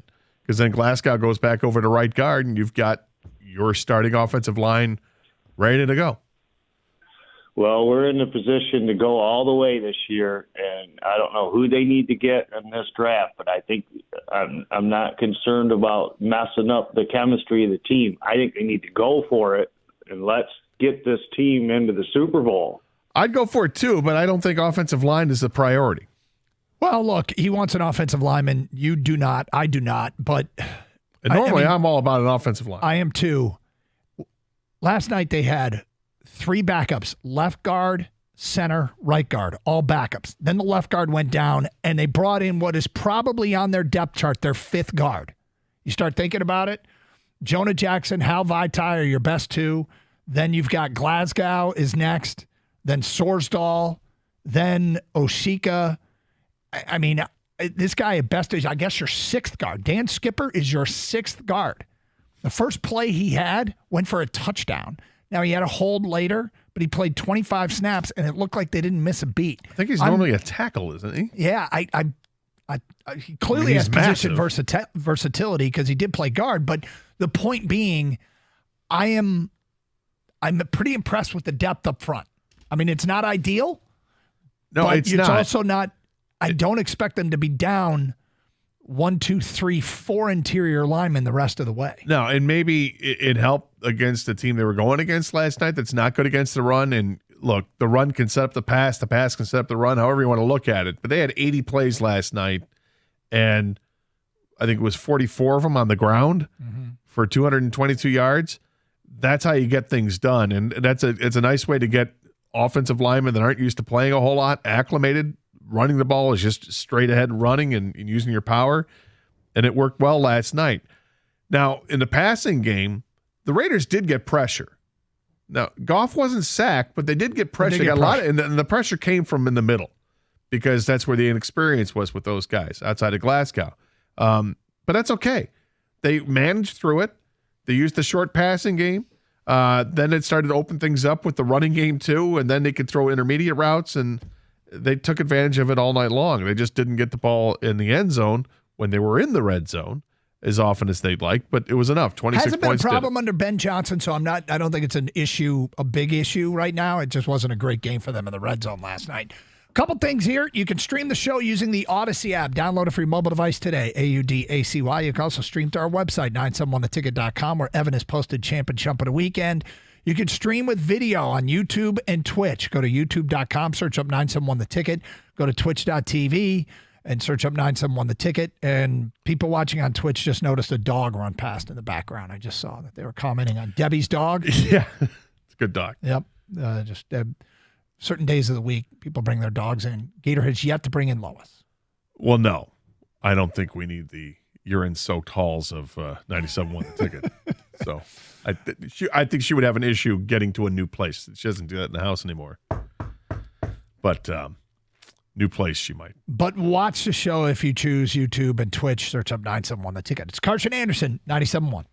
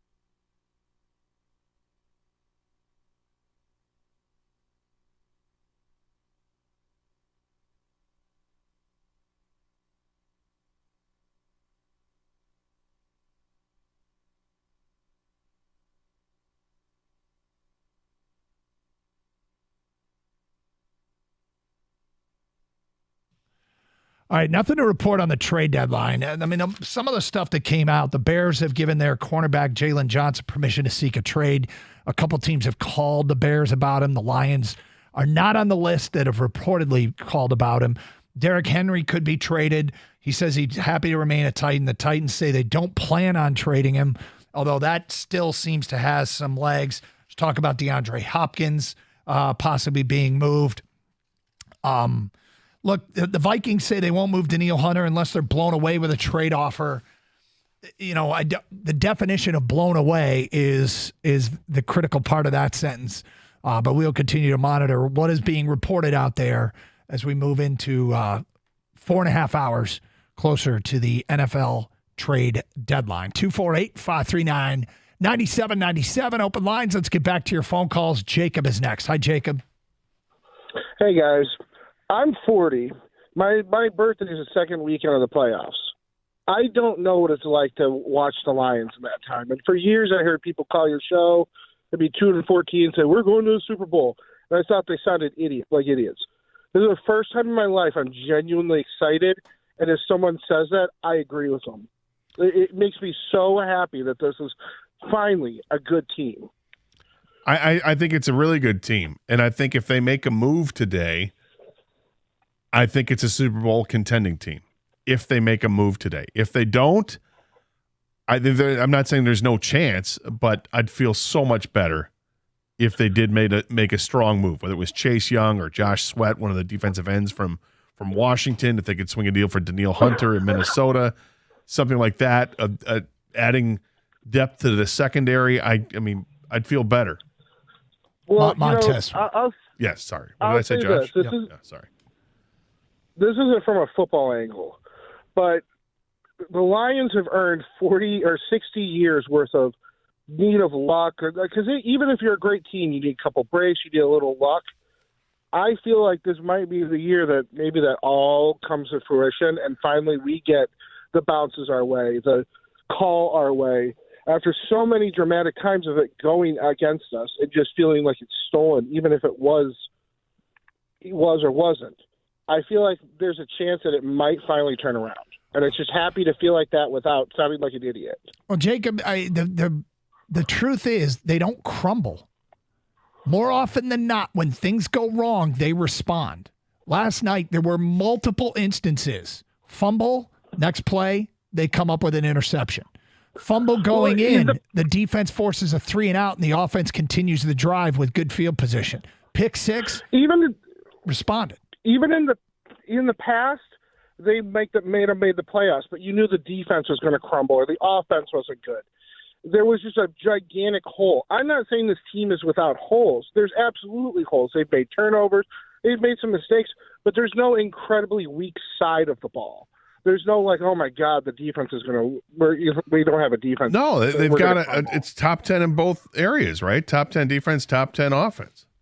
It's incredible, the defensive turnaround. Think how bad they were at the beginning of last year. It started to get better as the year went on. Got a lot better the last 10 games. You pointed out, and this was a Gator original, and I credit you, of what the posing a quarterback's QB rating was against the Lions in like the second half of the season or the last 10 games. The last 10 games, it was 79.8. It was like one of the best in the league.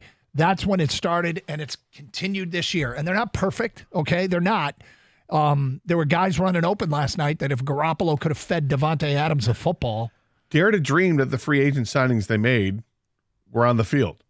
Emmanuel Mosley isn't. No. Gardner Johnson isn't, but may return shortly, which would be great for this team. The only one of the three is Cam Sutton. And Cam Sutton's done a great job. But they've gotten basically nothing out of the other two free agent signings they made in the offseason to help that secondary out. They've gotten some great play from Brian Branch, who, by the way, when he was introduced, they introduced the defense last night. Brian Branch got a massive ovation from the crowd. It was second only to, I think, Hutchinson's, which was deafening how loud the crowd cheered for Hutchinson at the start of the game. 248-539-9797. Back to your phone calls. We go to Nate next here on 97.1. Hi, Nate. Hey, guys. How you doing? What's up? So, man, it's great to be a Lions fan. I went to the Carolina game with my 10-year-old daughter for her first game, and it was amazing, right? So getting to yesterday's game, seeing these things, my point was to talk about that Jack Campbell play. I think he got tripped up on that play. Sometimes those are unavoidable to see. Yeah. But, I think that kid's a beast. I was talking to my dad yesterday before the game, and I was like, man, I really hope this kid has a big game to see like he had the first couple of games. He's just – I think these first these draft picks that we got are pretty amazing right now. But I think that if we don't make a move, I'm confident in Holmes picking some folks for these next draft picks, the first rounders or whatever that are going to come up in the future. What do you guys think? Well, that's the thing, right? I mean, his drafts have been so good that I look at the draft completely differently than I did in the past because it's just a restocking of talent. I think it's amazing. I think every player, with maybe one exception, that has been drafted by Brad Holmes is still with the team. Yeah, it's just a great time to be a Lions fan. I'm 46. It's been a rough go for a while. You guys know that. So seeing this for the future, if they don't do anything, then it still just helps continue build on for the next couple of years and continue to be a winning team in the future, And now I'm looking at this. Jamar Jefferson's on the practice squad. Every player that Brad Holmes has drafted is still with the organization. Every one of them? Every single one. Wow. Yeah, Jamar Jefferson's on the practice squad. See, they've gotten to the point now, the Lions, and because of what Brad Holmes has done, that looking at like the first round, before we're looking at guys that are going to step in and start right away. Now, you look at the first round in 2024 draft, are they getting a player that's going to start right away? Are they adding to the depth, or are they, drafting somebody who will be a starter at some point when a contract expires? This is why I'm fine with giving up a first round pick. And they're also probably going to have to restock with draft picks because they're going to want to keep guys like Penei Sewell and Jared Goff and Amon-Ra St. Brown, et cetera, that are going to need new contracts. 248-539-9797. We go to Jim next here on 97.1 The Ticket. What's up, Jim? Hey, guys. How you doing this morning? Okay. Good. I just wanted to point out, you talked about overcoming adversity and not imploding a few times when mistakes are made. And I know that on the Goff interview this morning, he talked about being forged through it. And I just wanted to point out, Goff's thrown 5 interceptions this year. The first one was against Seattle, the pick 6. Yep. We respond on the ensuing offensive drive with a touchdown. Against Atlanta, we throw an interception. We go forward out, hold them on downs. The ensuing offensive drive is a touchdown. Against Green Bay, opening drive of the night, we throw an interception, hold them to a field goal. The ensuing offensive drive is a touchdown. Against Baltimore, we're getting trucked. We all got it. We throw a pick, third or fourth quarter, whenever it was. Baltimore goes 3-and-out. Ensuing drive is a touchdown. Last night, right? Goff throws his pick 6. Yep. Ensuing drive, we'll go inside the 5-yard line and we fumble the football. Right. We hold them to a 3-and-out. Ensuing offensive drive is a touchdown. Complementary football at the highest of levels. Offensive execution, I would be willing to bet, based on the outcomes of those drives, that Goff's numbers are through the roof in terms of completion percentage in overcoming those adverse moments. I mean, that's what winning football teams do, is they respond when they commit errors and they face adversity, and that's what we're doing. And it's wonderful to see. But at the end of the day, man, if we keep going down this path, and we've established a track record of doing this. This isn't one game; it's not two. It goes probably back into last year, but I know for a fact that's how we've responded this year in every game where we've committed that kind of a turnover. Life is good when you're doing those things. Now, does it make those interceptions less inopportune when we've allowed the pick 6? But you got to respond, and you got to respond. It's you're going to make mistakes. Other teams are going to make plays. You can't crumble. And I mean, that's our Gator. I feel like it's our entire life. Lions were a team that was steeped in crumbling. They crumbled with the best of them. They were in the crumble Hall of Fame. They knew how to crumble. The wheels could come off just like that, and to the point where they were a stale cookie. We could call the shot. We could. Oh, here's where it's all going to go wrong, and it would. And this group, led by Jared Goff, led by Dan Campbell's leadership, they don't crumble. No, they take mistakes and chew them up and spit them out and say, all right, let me try the next thing. And they don't get hung up on the bitter taste. Oh, man, it's awful. You should try it. You see how bad that is? Taste this. Do you know how bad that? Oh, I can't eat another thing. I'm done. It's not like that. It's like going through the buffet line. You load up your plate, you take a bite of something. Oh, it's not good. All right, the next one will be. We're going to recoup. We got this. That's right. I made a food analogy. There's a first for everything, Scott. Yeah. All right, trade deadline still 4 hours away, 4 hours and 17 minutes. We will keep you up to speed on any news. Nothing to report just yet. It's Carson Anderson, 97.1 The Ticket.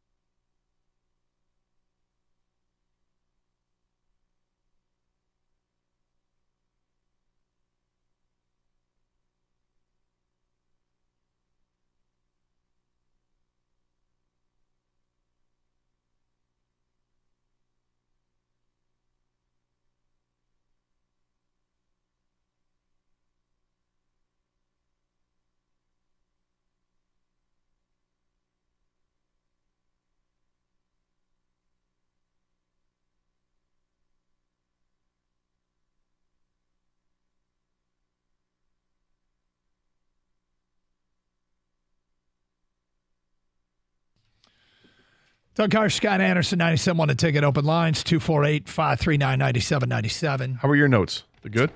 Yeah, I had so many, I had to go smaller font. Oh, smaller font. I had something happen to me last night when I was taking notes at the game with pen and paper. And it's happened to me on a bunch of times. And I think the easy solution is get better pens, and sometimes that's it. But does this ever happen to you when you're writing and, like, the ink just doesn't work? And you're like, are you kidding me? And then you go to another piece of paper and you write, and there's plenty of ink. Like, is it the paper? Is it the pen? Is it what's underneath the paper? Do you need to have like a softer surface? It was driving me nuts to the point I actually went, boom, I pounded the desk last night. It's one of life's great mysteries, Gator, and I don't know what to tell you. But perhaps we'll get to the bottom of it someday. I also, they say there's no cheering in the press box, right? Yeah. And there isn't. You're not supposed to. I got loud at one play. And it was loud in disgust. And it was the Jack Campbell hit. Yeah. Because at first glance, I'm like, that's not a late hit. They call it, and I go, that's where? I said it really loud, and I'm like, oh, hey. Because all the Raider people are in front of me. So I'm like, ducking to try to stay low. And then I saw the replay on the TV. I'm like, yeah, that's a penalty. That's a penalty. That's a penalty. That's definitely a penalty. Let's get real quick to some college football stuff. Oh. First of all, are you getting into the Urban Meyer momentum? Do you think there's anything to it? I think there's a lot to it. I think it comes down to a couple of things. And the number one thing is, does Urban want to coach again in college football? Does he want to enter this landscape? And if he does, I can only imagine he wants to enter this landscape again if there are things in place. Like if there's a structure for players in NIL, right? If there's a structure in place for that, that's going to help. If I was talking with Rico last night about it too, and he said something that I totally agree with, and that is if there's significant money set aside for assistant coaches as well. So he's not going to come into this just by himself. He needs to assemble a staff, and his staff is going to be good, and you're going to have to pay for that talent. And of course, there's his compensation. Now, from what I understand, there are plenty of donors that are willing to pay for Urban Meyer. And there are plenty of donors that would help to fill the coffers of NIL for the right coach to come into place, and he would be the right guy. So then it comes to, do the people of Michigan State want to bring in Urban Meyer? And from everything I've been able to glean, that points to yes. So it comes back to Urban Meyer. And there's been so much smoke on this over the last couple of weeks, and the last week really it's intensified with the smoke factor, that I would hope that there's some sort of decision from him by the end of the week, whether he wants to take it or not. If he doesn't, that's fine. There are plenty of great candidates out there. But if he does. So if he comes out publicly again and says, I don't want to coach again, is that enough? Or because he said that already, but that's not enough. No. Because you know what's interesting? He's never said it on Big Noon Kickoff. He hasn't said, they don't even talk about it on the Big Noon Kickoff show on Saturday. And I would imagine that he has made an instruction to his co-host. Nobody asked me about this situation. I don't know what, either for whatever reason it is. Either he doesn't know what he wants to do, or he just doesn't want to address it right now. I would say if he had interest in it, though, and Brady Quinn and Bruce Feldman asked him about it, I don't think he'd lie to them. Well, he lies to everybody else. Oh, yeah, I mean, he's a hell of a coach. There is a picture circulating that some people are speculating is Connor Stallions on the sidelines of a Michigan State Central Michigan game, decked out in CMU stuff. I don't know if it's him or not. But if it is, my whole story doesn't change. Everything he did, get it out. Get it all out. And know what exactly it is. Because you know what you don't want? You don't want an E60 report a year and a half from now unveiling stuff. Just get it all out so you know what you're dealing with. Well, it may not be solved until then. What do you mean? What he all did? This whole Michigan I'm saying thing. Michigan should push very hard to get everything that he did out there and know what they're up against. There is also reporting from the Wolverine.com that a Jim Harbaugh contract extension could be moving forward, which would speak to their level of satisfaction with how things went with the NCAA, perhaps. But we shall see. All those things creating waves today. I would also imagine that if they are still moving forward on a contract, that there are conditions on that. Could be. Particularly if, you come out of this unscathed or if it's proven that you didn't have knowledge or whatever it is. Yeah. Meanwhile, there is a trade, and it's a player we've talked about. Just went down. Oh. According to Adam Schefter, the Washington Commanders are sending Montez Sweat. Oh, boy. To the NFC North. Not to the Bears. To the Chicago Bears for a 2024 second-round pick. He went for a second-round pick. Mm-hmm. All right, so people will be asking themselves, why the hell are the Bears making moves for big-time players? Because the Bears have a bunch of money to spend in the offseason. So if they get Montez Sweat now, they can lock him down, give him his extension, and they're looking to next year in the future. They're not looking for this year. It's not a move for this year, although it makes them more formidable for sure. That's not a playoff team. But that hurts a little bit. Would you have given up a second-round pick for Montez Sweat? Yes. So the problem is the Bears' second-round pick's probably better than the Lions' second-round pick. This is true. So you probably would have had to give up more. Now, it doesn't mean a first-round pick. It might mean a second and a sixth. Maybe they weren't interested in Montez Sweat. My bigger concern for this is, does it take Chase Young off the table? Does that mean they're committed now to keeping Chase Young when his contract's up? Personally, I don't think it does. Because of his injured history, I think the Commanders, I don't think they want to franchise tag him. I could be wrong. They've got so much money tied up to their tackles. Daron Payne signed the deal in the offseason. I forget what Jonathan Allen's contract is. Do you have that in front of you? I got to find it too. But, he's obviously a very good player, and that'd be somebody I'd look at from that team because, again, he's a player that he wants out. He can get a lot. He can get a lot of penetration from that position. He's not a free agent until 2026.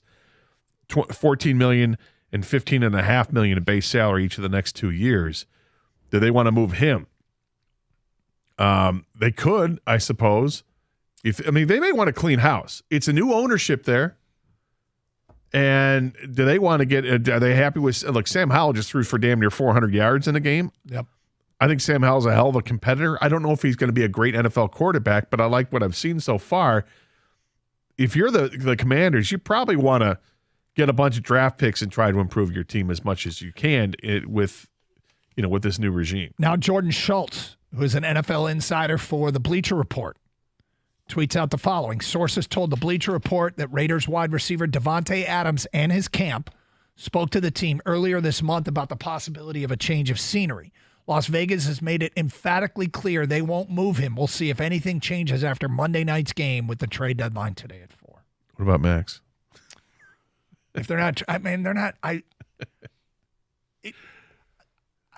just think it sounds crazy. I know. If I were doing a talk show in Vegas, keep talking, and somebody was calling about Max Crosby, I would be like, no. This is the kind of player that you do everything you can. The defensive side, you're looking for edge rushers. The offensive side, you're looking for quarterbacks. When you get one that's young, you build around him. Montez Sweat only went for a second-round pick. What's it going to cost for Max Crosby? I think it would be, I'm not even sure 2 1s and a third would get it done. May not. He's worth it.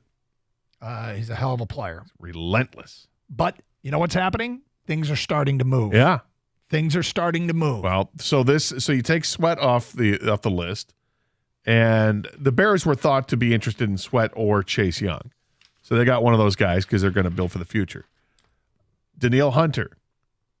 That's the next name that's on the list, I would think. Danielle Hunter or Chase Young, right? Yeah, well, the report out of Minnesota I had from earlier today is that the Vikings will have to be blown away with a trade offer. So I saw that yesterday, and are the Vikings, are they still going to try to do something? There was a report yesterday they might be interested in Jameis Winston to try to get him from New Orleans so that they could keep the season afloat.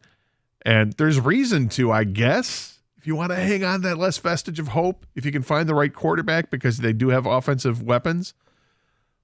But I think Jameis Winston is so far away from what Kirk Cousins is, that, and you're barely getting by with Cousins right now, that it would be stupid to do that. 248-539-9797. All right, phone calls, feedback. We will get to them. We've got our first big move of the day. Montez Sweat going from Washington to Chicago for a second-round pick. Does this mean it's your move, Lions? That's a guy that's been coveted. I kind of feel like it takes two players off the board. It takes Montez Sweat off the board, and it might take Chase Young off the board as well. Twin Peaks, great place to watch that game last night. And now that they've got extended hours, it's a great night to watch. It's a great place to watch all the late night games. Your favorite lodge is open Sunday to Thursday from 11 to midnight, and Friday and Saturday till 1 a.m. What makes their late nights even better is now they have late night happy hour weekday specials from 10 until close at their Michigan locations. They offer up the same great happy hour you're accustomed to. The $3 Wells, the $4 Tall Domestics, the $3 shots. They all pair great with scratch-made favorites like the mozzarella cheese bites, fried pickles, queso, and chips, and the crispy mini tacos. You can get a shot of beer and an app and some tacos for less than $20. Think about that. Shot, beer, app, and tacos. Less than $20. If you work at another restaurant or bar, grocery store, or mall, swing by after work. Take a load off with these awesome deals. Perfect for all the fresh pro basketball, pro hockey action. What's better than enjoying Twin Peaks? Oh, there's a Twin Peaks Girls serving you up all your favorites. So check it out today. And those late night hours, remember, happy hour, Monday through Thursday. You can take advantage of those great food and drink specials I mentioned. Perfect for Monday or Thursday night football. Just visit TwinPeaksRestaurant.com to find a location near you.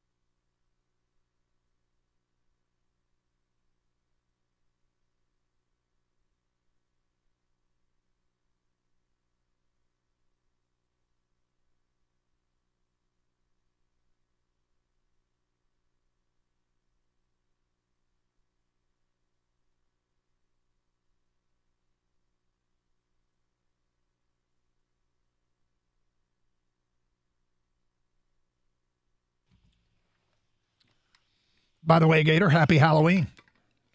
Yes, happy Halloween indeed. You got candy supply for tonight? I do. Wasn't last year a big disappointment? Every year is kind of a big disappointment. But last year, yeah. I'm trying to remember, was last year really freaking cold like it's going to be tonight? Or was it rainy or something? Was there a reason it was? I don't remember the weather being bad, but it's not going to be good tonight. Well, I think it was a big disappointment because I expected a big number and I didn't get a big number. So I had so much candy left over. That was an issue. Yeah. But I'm prepared this year. Yeah, so no trick-or-treaters anymore in the Karsh household. By that, I mean none of our kids. Do you remember what the cutoff age? Do you remember we did? When I stopped? Yeah. Last year I did was my freshman year in high school. Okay. So I was 14.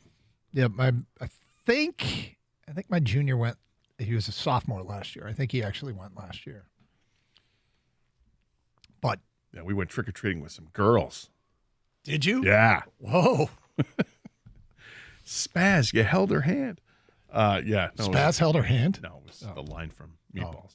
Sorry. Yeah, sorry. No, my bad. I'm in movie mode. I know. I should know. Dude. I know better. No, it was. Yeah, that was the last time. And I remember I had basically my costume was a scary mask, like one of these elaborate latex masks that my friend had too. He's like, "You want to wear one?" Like, yeah. So he wore one. I wore one, and then it came with like this black cloak type thing. And I remember it being unseasonably warm that night. And after about 20 minutes, just going, you got to be kidding me with this mask. It is so hot underneath this mask that, Every kid at one point in their trick-or-treating career has one of those epic nights where like, dude, we did 120 houses. Like where you leave first thing and you go late night and you're hitting as many houses as you can, and it's like a quest. But we're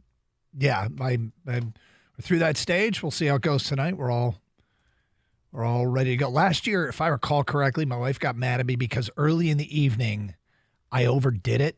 I was like, take a handful, the little bite size or fun size. What a terrible marketing ploy that is. No kid thinks a small candy bar is fun, but hey, fun size. I had kids take handfuls, and then we started to run low, and I had to run to the store and load back up because I got too aggressive with handing out too much early in the night. But anyway, hope everybody has a great and safe night. In the meantime, how about them Detroit Lions, man? They improved to 6-2 with a 26-14 win over the Las Vegas Raiders. They were not perfect by any stretch of the imagination. But more than anything, it's exciting when you go out and you face adversity and you respond to it. They did multiple times. That was point one. Two is they kind of won comfortably. I mean, they were a 7-point favorite. They won by 12, and I never really felt like they were that particularly threatened. There were times when the score was close, but I didn't think the Raiders could sustain anything offensively against, that very good Lions defense. And they were very good last night. And Jahmyr Gibbs had a coming out party. The wide receivers got the job done with, the exception of the drop by J-Mo. Sam Laporta still looks great. The pass rush, when Vegas got in come from behind mode, there was no doubt that Aaron Glenn said, release the hounds. They blitzed and blitzed and blitzed, and they got home. They finished with 6 sacks. They still have one of the best rush defenses in the NFL. There are so many things trending in the right direction. And right now, the Lions are the number 2 seed in the NFC. And of all the teams, this is a fact, of all the teams in a playoff position in the NFC, of all of them, the Detroit Lions have played the toughest schedule thus far. They have played the toughest schedule. Their opponent's winning percentage is 500 even. Nobody else in a playoff spot has an opponent's winning percentage above the Detroit Lions. So they have done the most with the most difficult schedule, and now it lightens up. Now, I don't believe that there are gimmies in the NFL. You got to show up and play. All we got to do is look at Kansas City and Denver. But they are positioned very well. And with the trade deadline today at 4, they are licensed to get aggressive. Yes, they are. And I think they need to do it to secure themselves as being a Super Bowl contending team. It's a really good football team. And I think in the next few weeks, we're going to see them even play better because they're getting guys back. at the right time. This bye week comes at a perfect time. I think if push came to shove, if this were a playoff game last night, I think Ragnow probably plays. Jonah Jackson might play. I don't know if Montgomery would have played or not, but they didn't have to. The backups did a fantastic job last night. Ben Johnson did a great job of calling the game. Hank Fraley did an outstanding job of getting those offensive linemen ready to go. And Jared Goff did a great job of managing the field and just leading that team to victory. The defense was top-notch last night as well. So it was a complete effort. And yet they're going to get Jackson and Ragnow back on the offensive line, which pushes Glasgow back to where he needs to be at right guard. And the offensive line is back intact. That's huge moving forward. I don't know how Vaitai fits in. But. I mean, he didn't really play last night. I guess he's really going through some stuff with whatever injury he's got. But yeah, he's been a complete non-factor since they signed him, which is kind of disappointing. But still part of the team. Getting Montgomery back is going to help. Although when you watch last night, Jahmyr Gibbs running inside, not a problem. Craig Reynolds running inside, outside, not a problem. That was a nice game to see from both of those guys to have over 5 yards of carry and carry a heavy load. I mean, between them, it's 40 carries for 226 yards between those two. 248-539-9797. All right, let's get back to your open line calls. Jack is next on 97.1 The Ticket. Hi, Jack. Hey, how you doing? All right, Jack. Hey, I appreciate you taking my call. Sure. I'm just a little concerned on that game. Garoppolo is coming in off an injury, so I don't believe his timing was right on with the receivers when he overthrew Adams down that field. Adams was wide open and he overthrew him. Yep. You remember that play? Yep. Yeah. He missed him on a couple of plays, but I think that's also Jimmy Garoppolo. That's who he is. Right. And then your field goal kicking, you can't go down and miss a chip field goal like that. I believe that's gonna turn around and bite you in the butt further down you go in the season here. Yeah, I suspect he's not going to miss many 25-yard field goals. That was bad, though. It was bad, yeah, but he also made a 52-yarder. But when you get down in the red zone, you can't fumble the ball like that. You can't trade. You're not going to be able to trade touchdowns for field goals. Yeah, all these mistakes, and yet they won by double digits. They did, and they were lucky. I just believe they were lucky because they weren't good. That Williams, they outgained him 486 to 157. Right, and I believe they had 80 plays in offense compared to 40 plays or 39 plays for the Raiders. 39 minutes and 37 seconds to 20. The Lions dominated that, and look at the score. They were only winning by 2 points at one time. Yeah, and they won by 12. Yeah, but. Why do you want to play the but game, Jack? Yeah, why? Well, because I'm saying you get a better team in there, and they're going to take advantage. Did you not hear what I just said about they played the toughest schedule of any team that's in an NFC playoff spot? But now they're going to go into the easiest schedule. Yes. Yeah. And now they're going to go into the easiest schedule. No, they're screwed. So now what? They're not screwed.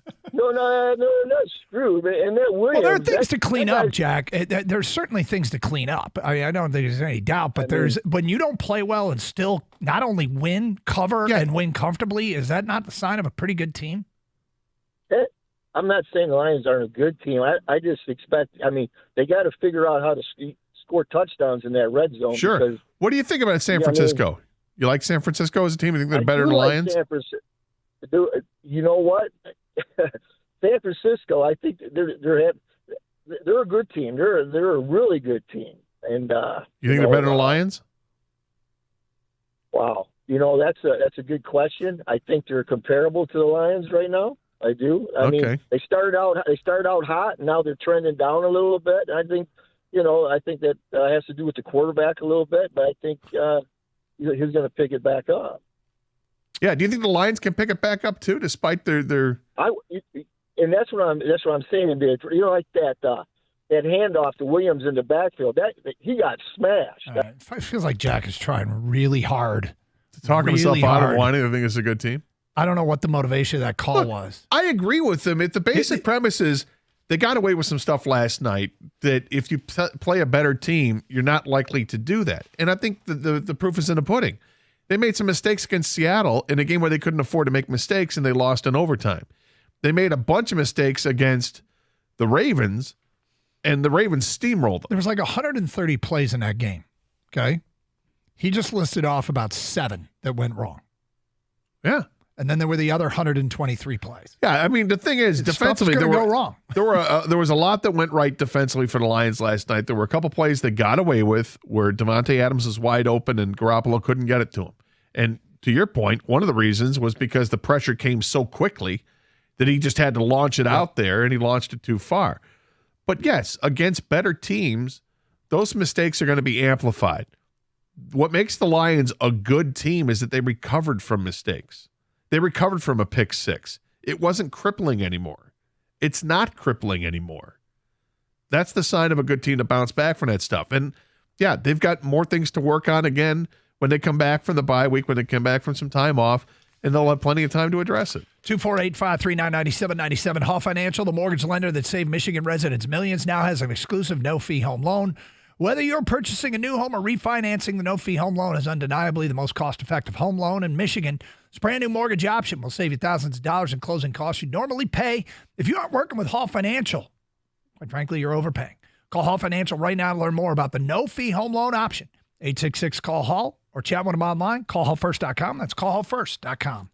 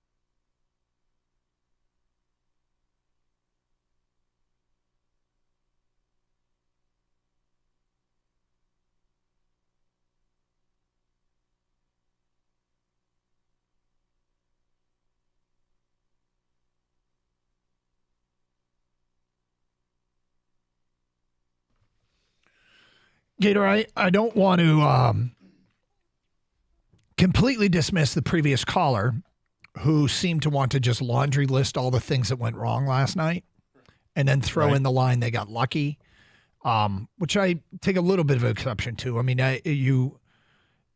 in football, plays go wrong. 120 plays, 130 plays a game, whatever it is, he listed like 7 that went wrong. No, you can't fumble inside the 5-yard line.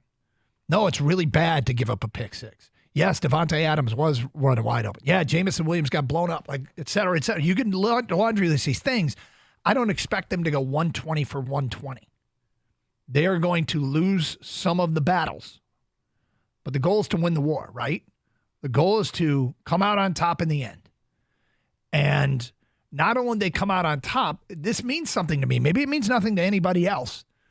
But when you're favored by 7 and you win by 5 more points than that, you've actually, in the eyes of Vegas, you've actually done better than expected. Now, I don't think it was like a statement win. I don't think they look like an unbeatable juggernaut. But technically, they did better than expected, and they have set themselves up for a great second half. I thought he was holding them to a standard that was kind of unrealistic. I don't think he would find any football team that would meet his standard based upon the way he was talking to us. No, that's why I brought up San Francisco, because obviously San Francisco has had some holes in their game the last few weeks. And then I was going to bring up Philadelphia, because even though Philadelphia is 7-1, they've had plenty of mistakes in those 7 wins, yet they were able to overcome them. That's what good teams do. Yep. You overcome the mistakes. And that's what the Lions have done in large part. I mean, you could pick apart all 6 wins if you want. You'll find the mistakes, and yet they still won. That's why they're a good team. 248-539-9797. Let's get back to your phone calls. We go to Ray next on 97.1 The Ticket. Hi, Ray. Oh, boy. Ray's put us on hold. What are we thinking here? I think Ray is in sales. Sales? Yeah. I'm going to go siding. Some sort of men's clothing store. Joseph A. Bank. Oh. I think you're on hold at Joseph A. Bank. I think Ray is involved in selling siding. Siding, okay. All your siding needs. Go see Ray. Oh. Wow. You find someone. Yes, sir. We never get a voice track to this. Lovely. Someone you used to love. Wow. Pat Boone. I don't know who it is. I have no idea. I think it's a female voice. Yeah, all right. This is Patricia. All right, well, enough of Ray. Yeah. It's too bad. We'll circle back. Yeah. We go to Bill next on 97.1 The Ticket. What's up, Bill? Hey, guys. Happy Halloween. Happy Halloween to you. And I think you're ready for the Joan Baez soundtrack while I was on hold. Maybe something. Yeah. And King, if you're going out, have a great night, safe night with the girls. One more quick note on Halloween. Since recreational marijuana is legal in Michigan, the median age of how trick-or-treaters may be going up across the country, actually. Just pointing that out. Hey. Hey. Yeah. You got anything? Yeah. Here's a razor, dude. Yeah. All right. Well, no, not that. No, I was no. I razored like he needed to shave, like he's old. Oh, sorry. Thank you. Yeah. Sorry. Sorry. That's a little. I had flashbacks to Halloween 2 when wow, another movie reference. I'm sorry, Doug. Yeah, it was supposed to be a joke, but I see where you could go with that. Anyway. Sorry about that, guys. Anyway, I will be a little disappointed if they don't do anything. I'll try to understand it. Now, big props to Lee McNeil last night. He had a heck of a game. Yep. Now, do you know they had 6 sacks last night? Do you know how many of those came when they were rushing 4? Because I know they blitzed a lot. I don't know if any of them did. They did a lot of twisting and stunting, and that's how some guys came through. But Lee McNeil's, both of his sacks, he just came bursting through the middle. So I don't know if it even mattered if they had a blitzer coming in. But I tend to agree with you. And it was one of my observations of the game is that I'm still concerned about a pass rush, even though they had 6 sacks. I'm concerned that they're only getting the pass rush because they're bringing linebackers or they're bringing safeties. Because you saw Anzalone with a couple of sacks. Tracy Walker had a sack. That's 3 of the 6. He had 2 from McNeil, and then Aquara had the other one. So I don't know how many came with 4-man rushes. And maybe in their mind, Houston coming back whenever he's hopefully coming back soon is going to be like adding that rusher. I don't know if that's what they're thinking, but yeah, I mean, I still think that they need, and if I just hearing that the Bears got Montez Sweat with the 2nd round draft pick was, it's interesting. To me, it's interesting. If they're not trying to win this year, they could have gone after him with a ton of cap space in the offseason, but they decided that they wanted to get him now and I guess get the right of first refusal to work out the deal and to sign him long term and to see if they can win now. It's a curious move, but they do have money to spend. The Lions would have had to do better than that because the Lions' 2nd round pick wouldn't have been as good as the Bears. They're going to take the highest 2nd round pick, and the Bears is very likely to be higher. So the Lions have had to go with a 1st round pick or a 2nd and a 5th or something like that to get it done. And maybe they didn't want to do that. Maybe they weren't interested in Montez Sweat. My concern with that is that I think it might take Chase Young off the table as well because the thought was they could only keep one of them. They've moved Sweat, so they're probably more compelled to keep Chase Young. By the way, do you know who fumbled inside the 5 this past weekend going in? Philadelphia did. That's right. They did it as well. Right at the goal line. What the Lions did that 2 callers ago, and I hate going back to them, that you just can't do, the best team in the NFC did it. Like, it happens. Right, but you know what that guy would say? And he might be right. You can't do that against good teams, and they played Washington. Yeah, and Detroit has played their share of good teams, and the fact of the matter is no team in the playoffs played a tougher schedule. Now it's about to lighten up for sure, and Phillies is about to get real tough. 248-539-9797. Dennis is next on 97.1. Hi, Dennis. Hey, guys. Been a while. Hope you guys are doing all right. Doing great. Thank you for calling. Yeah, just really digging the vibe about this team. It's been a long time. I really wish my dad was still around to see this. Yeah. I was up from Tampa for my high school reunion back at the beginning of the month and just seeing firsthand what was going on and then coming back down and just the takeover that happened in Tampa with all the Honolulu Blue at Ray J and just talking to people that were down visiting.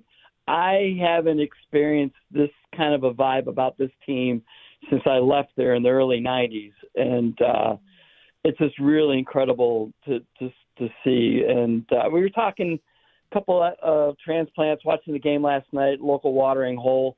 Yeah, some of the play calling in the red zone in the first half was a little frustrating, and we did have a couple of uh-oh moments until they got that touchdown to close out the first half. I am kind of curious, and not to nitpick, but why did the DB try to run the ball out on the pick in the end zone instead of taking the knee and getting the touchback? I'm sure he did it because he thought he could get beyond the 20, and it was one of the worst blocked interception returns I've ever seen. It was pretty funny. Watching it live, there was space there to be had, and if he just got the block on the sideline, maybe he I could have think gone when he for a looked little bit. upfield, he saw a good 25, 30 yards that he could get, and the Lions skillfully managed to maybe get, 16 out of it, whatever it was. It was so poorly blocked. I'd have to go back and look at it and see who got blocked back into him, but it was pretty funny. Yeah, and one thing, again, from the outside looking in, it was great PR for the city last night. Watching the game, we were all, and even some of the locals that weren't part of our little group watching the game, they were looking, and it's like, wow, things are going, seemingly really well for the city up there. And it's just really great to see things are turning around. Hey, thank you for the phone call, 248-539-9797. Carson Anderson, 97.1.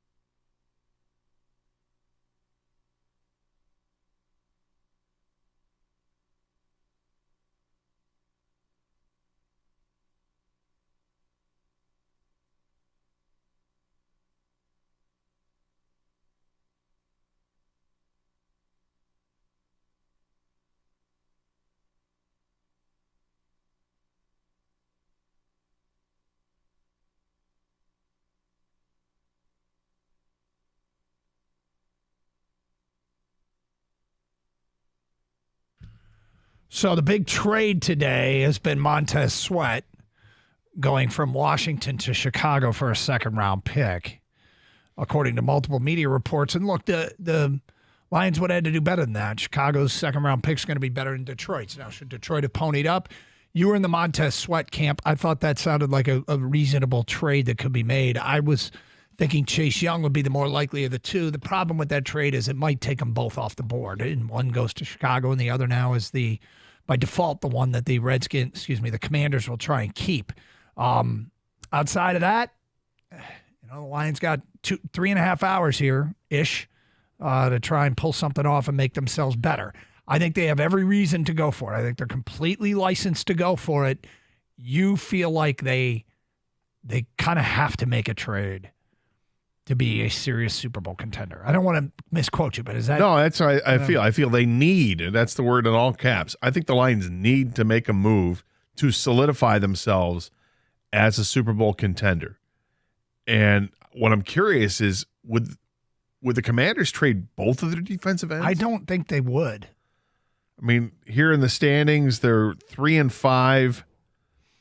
They're third in the division. Obviously, the Eagles are with 7-1. The Cowboys are 5-2. They're not out of it, but you're not trending in the right direction. And you just traded away your best defensive end. If they want to start accruing more draft capital, then you go ahead. Plus, Chase Young's a free agent at the end of the season. Meanwhile, on the field last night, they overcame some adversity. They didn't play perfect, but they did enough to win and exceed expectation, win by 12 as a 7-point favorite. They got the cover, if people cared about that, but it kind of speaks to, hey, they did better than even expected. But at the end of the day, they're set up very nicely here going into the bye to get healthy and then stack up some more wins. Well, Philly is entering into a gauntlet that includes Dallas twice, Buffalo, San Francisco, Seattle, all in consecutive weeks. There's one more mixed in there. Gator is a bit of an unsung hero I want to bring up. We haven't really talked about. We'll get to that today at 12:48. In the meantime, let's get back to your phone calls. Ray is next on 97.1. Hi, Ray. Hey, how you doing? Good. You had us on hold earlier. We didn't. I'm sorry. It's quite all right. Sorry, man. Yeah. It's all right, but we had a little side bet. Ray, what do you do for a living? I am an engineer. Engineer. Okay. Well, we're both way off. Yeah, I just sell that's men's okay. clothes, but all right, gotcha.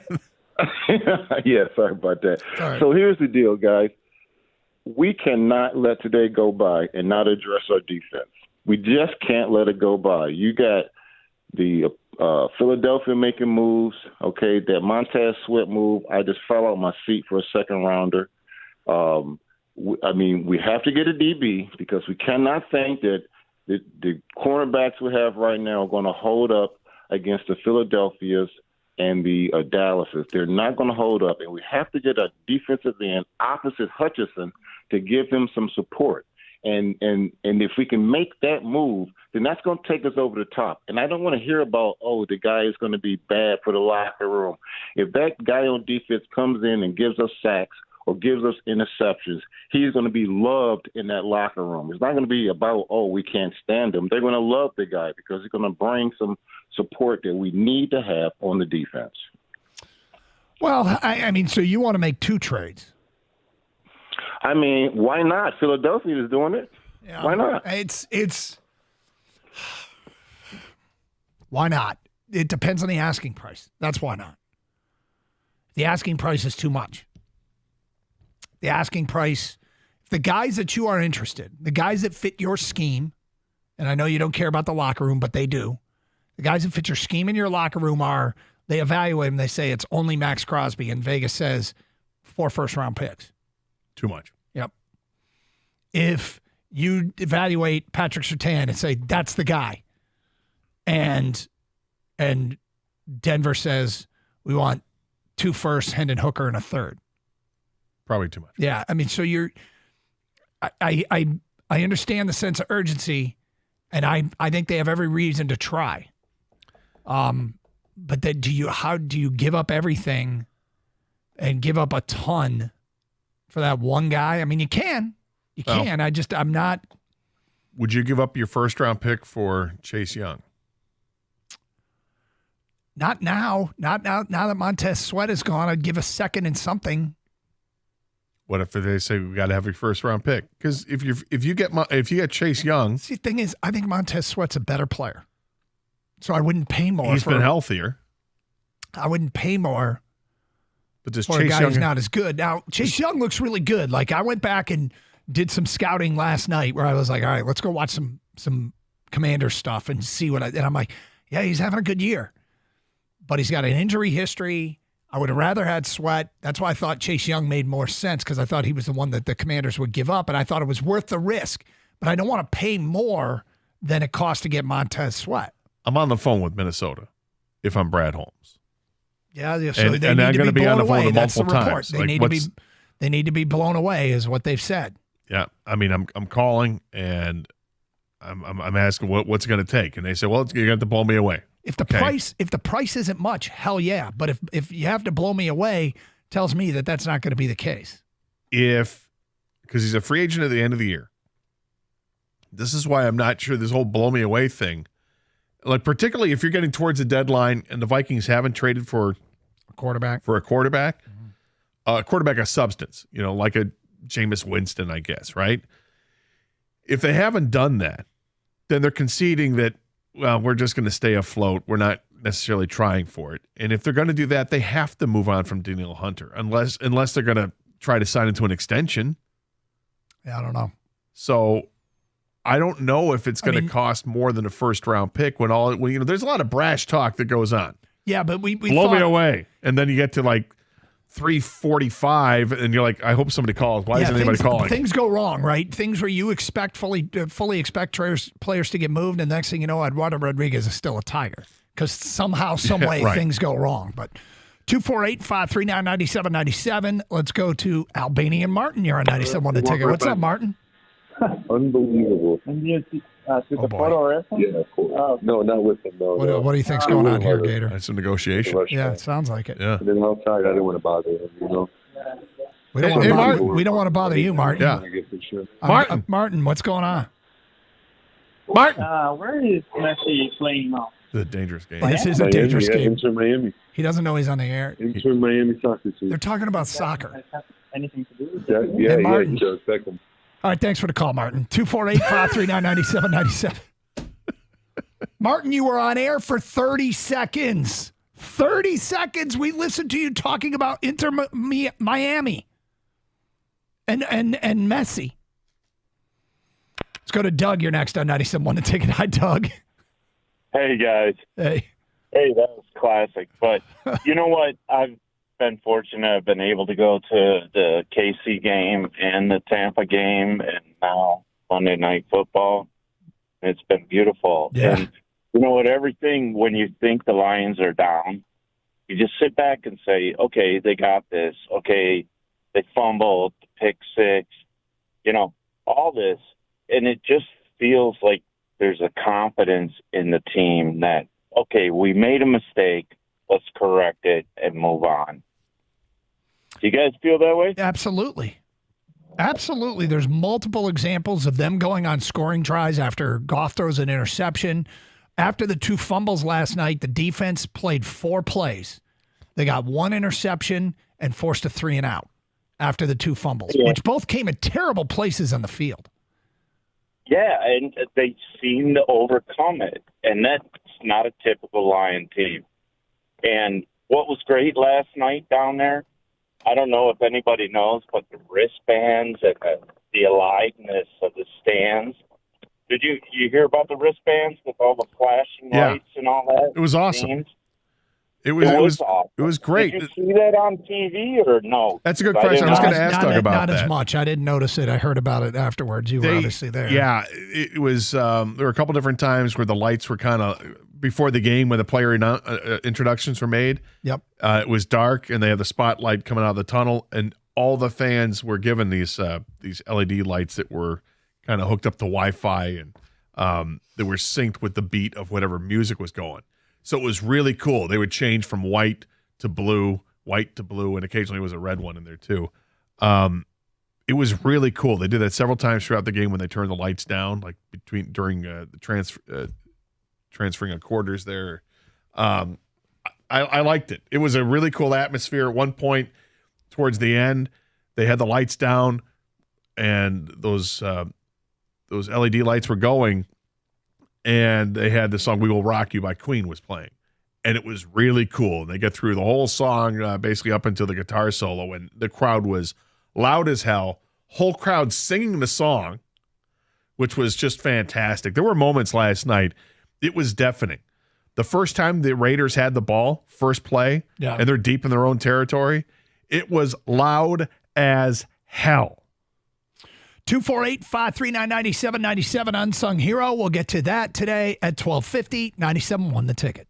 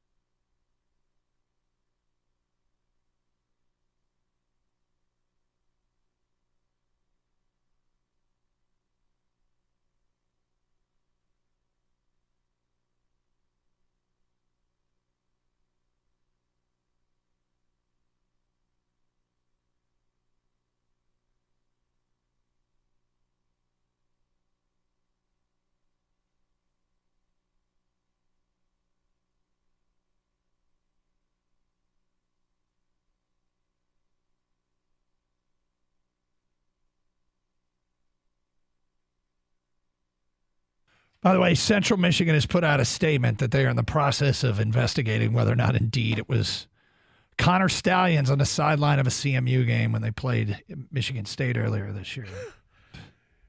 If that was him, decked out in like CMU gear, that's not. I mean, this is just a story that can't end soon enough for Michigan. Like I say, just get it all out. If you're Michigan, go to the kid and ask him everything he did, everything, and get it all out there. Rip the Band-Aid off. There is a previous case. It was Baylor sent an assistant to a game, was on a sideline, I think for an Oklahoma-Tulsa game or something like that. Got suspended for half a game for doing it. But, yeah, we'll see if it was him. Pictures circulating on the internet. In the meantime, according to Ian Rappaport, the Commanders may not be done. They are now taking calls on Chase Young. So I suspected that with Montez Sweat being dealt, they're going to go all in to keep Chase Young. Maybe not the case. Now, what does that mean for the price? I mean, am I wrong in thinking they won't get more than they got for Montez Sweat, or is this an example of supply and demand? The supply is dwindled by one, and they can demand more. It's interesting. It's an interesting take. I'm not sure. My gut would tell me that he doesn't get as much because of the injured past. You know, both players in the same position. They're free agents at the end of the year, right? So if you trade for him, you could franchise him, but that's going to cost you $22 million. I imagine if you're trading for him, you're going to try to sign him to an extension. If I'm the Lions, absolutely, I'm calling the Commanders and trying to work this out. So if it's not as much, can the Lions' second-round pick be good enough? I don't know. I do not know how that market gets affected. How the Washington's first trade, how does it possibly impact the market for a second trade? Well, I love the fact that the market's already there. It's already set. Like, hey, Montez Sweat went for a second-round pick. Chase Young, not as productive as Montez Sweat, because Montez Sweat has more tackles, I think and has shown he's more durable. So logic would say it wouldn't cost as much. Now, the Bears' second-round pick could be 5th overall in the second round, right? Something like that. So the Lions' second-round pick could be the end of the second round, towards the end of the second round. 248-539-9797. All right, Gator, we've talked a lot. Just a second. Yeah? Do we dare dream of the world that Aiden Hutchinson and Chase Young could be on the same team? I've had that thought, that two guys that were dominant Big Ten rush ends. Dominant Big Ten But it's a rush matter of Chase Young staying healthy. He is, after watching some of Chase Young last night, I'm be perfectly fine with adding Chase Young. In spite of the injury history and maybe being some disappointment early in his career, he's having a heck of a season. In the meantime, we mentioned the unsung heroes, the guys in the middle of the offensive line, where they had backup left guard, backup center, backup right guard, and Sorsdal, Owashika, and Glasgow playing, and then Dan Skipper came in. How many times did Jimmy Garoppolo hit the back foot of his 5 or 7 step drop and not have a receiver open? It happened 3 times on their first possession. It happened later in some critical sacks. Bravo to Cam Sutton and Jerry Jacobs. Yeah. Because those guys at times, at any given time, could have drawn Devontae Adams, and they weren't able to get him the football.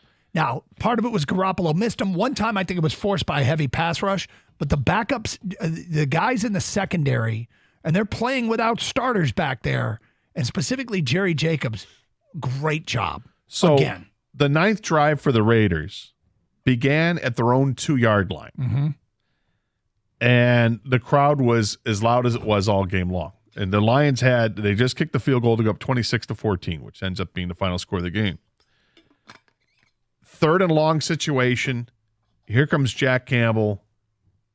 I don't know if he got tripped or what, but he ended up going low, gets the penalty. Yep. 1st and 10, and it's just a downer. Next play. Alex Anzalone. Sack. Mm-hmm. It's like 2nd and 17. Next play. Ali McNeil. Sack. It's like an 11-yard loss. Now you got 3rd and 28. It was third down in Reno. Yeah, exactly. Then they end up getting to be 4th and 10 because they convert they get 18 yards on a pass play. They have to go for it, and then Anzalone gets another sack. That's the quintessential drive in a game. That's the one that you just line up with a wide stance if you're the Raiders and you take the kick to the schnuts because that's exactly what happened. The Lions just smoked them on that drive and done. Absolutely deflating. Devontae Adams slamming his helmet on the sideline. As much as it looked like he wants out of there, there's a bunch of reports that say absolutely not. He doesn't want to get out of there, and that the Raiders don't want to trade him anyway. So. He didn't look stoked about being a Vegas Raider last night about 11 o'clock. No, sir. 248-539-9797. Let's go to David next on 97.1. Hi, David. Hey, how's it going, Doug? Hey, Gator. What's up?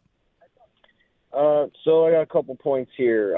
What's the chances of us going to poach Scary Terry from Washington? McLaurin? We need kind of a guy like that. Yeah.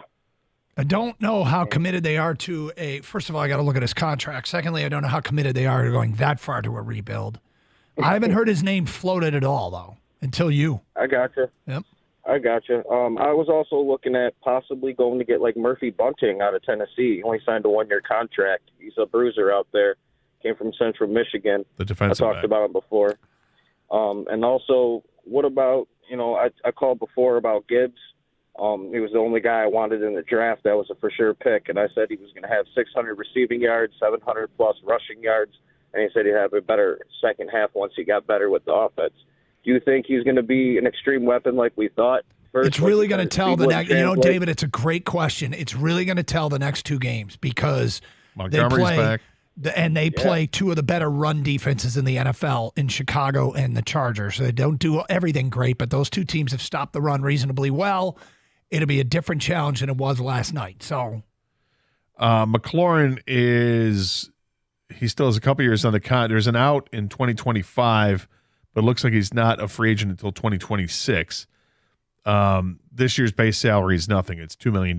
Next year's base salary jumps up to $15 million. In 2025, it's also $15 million.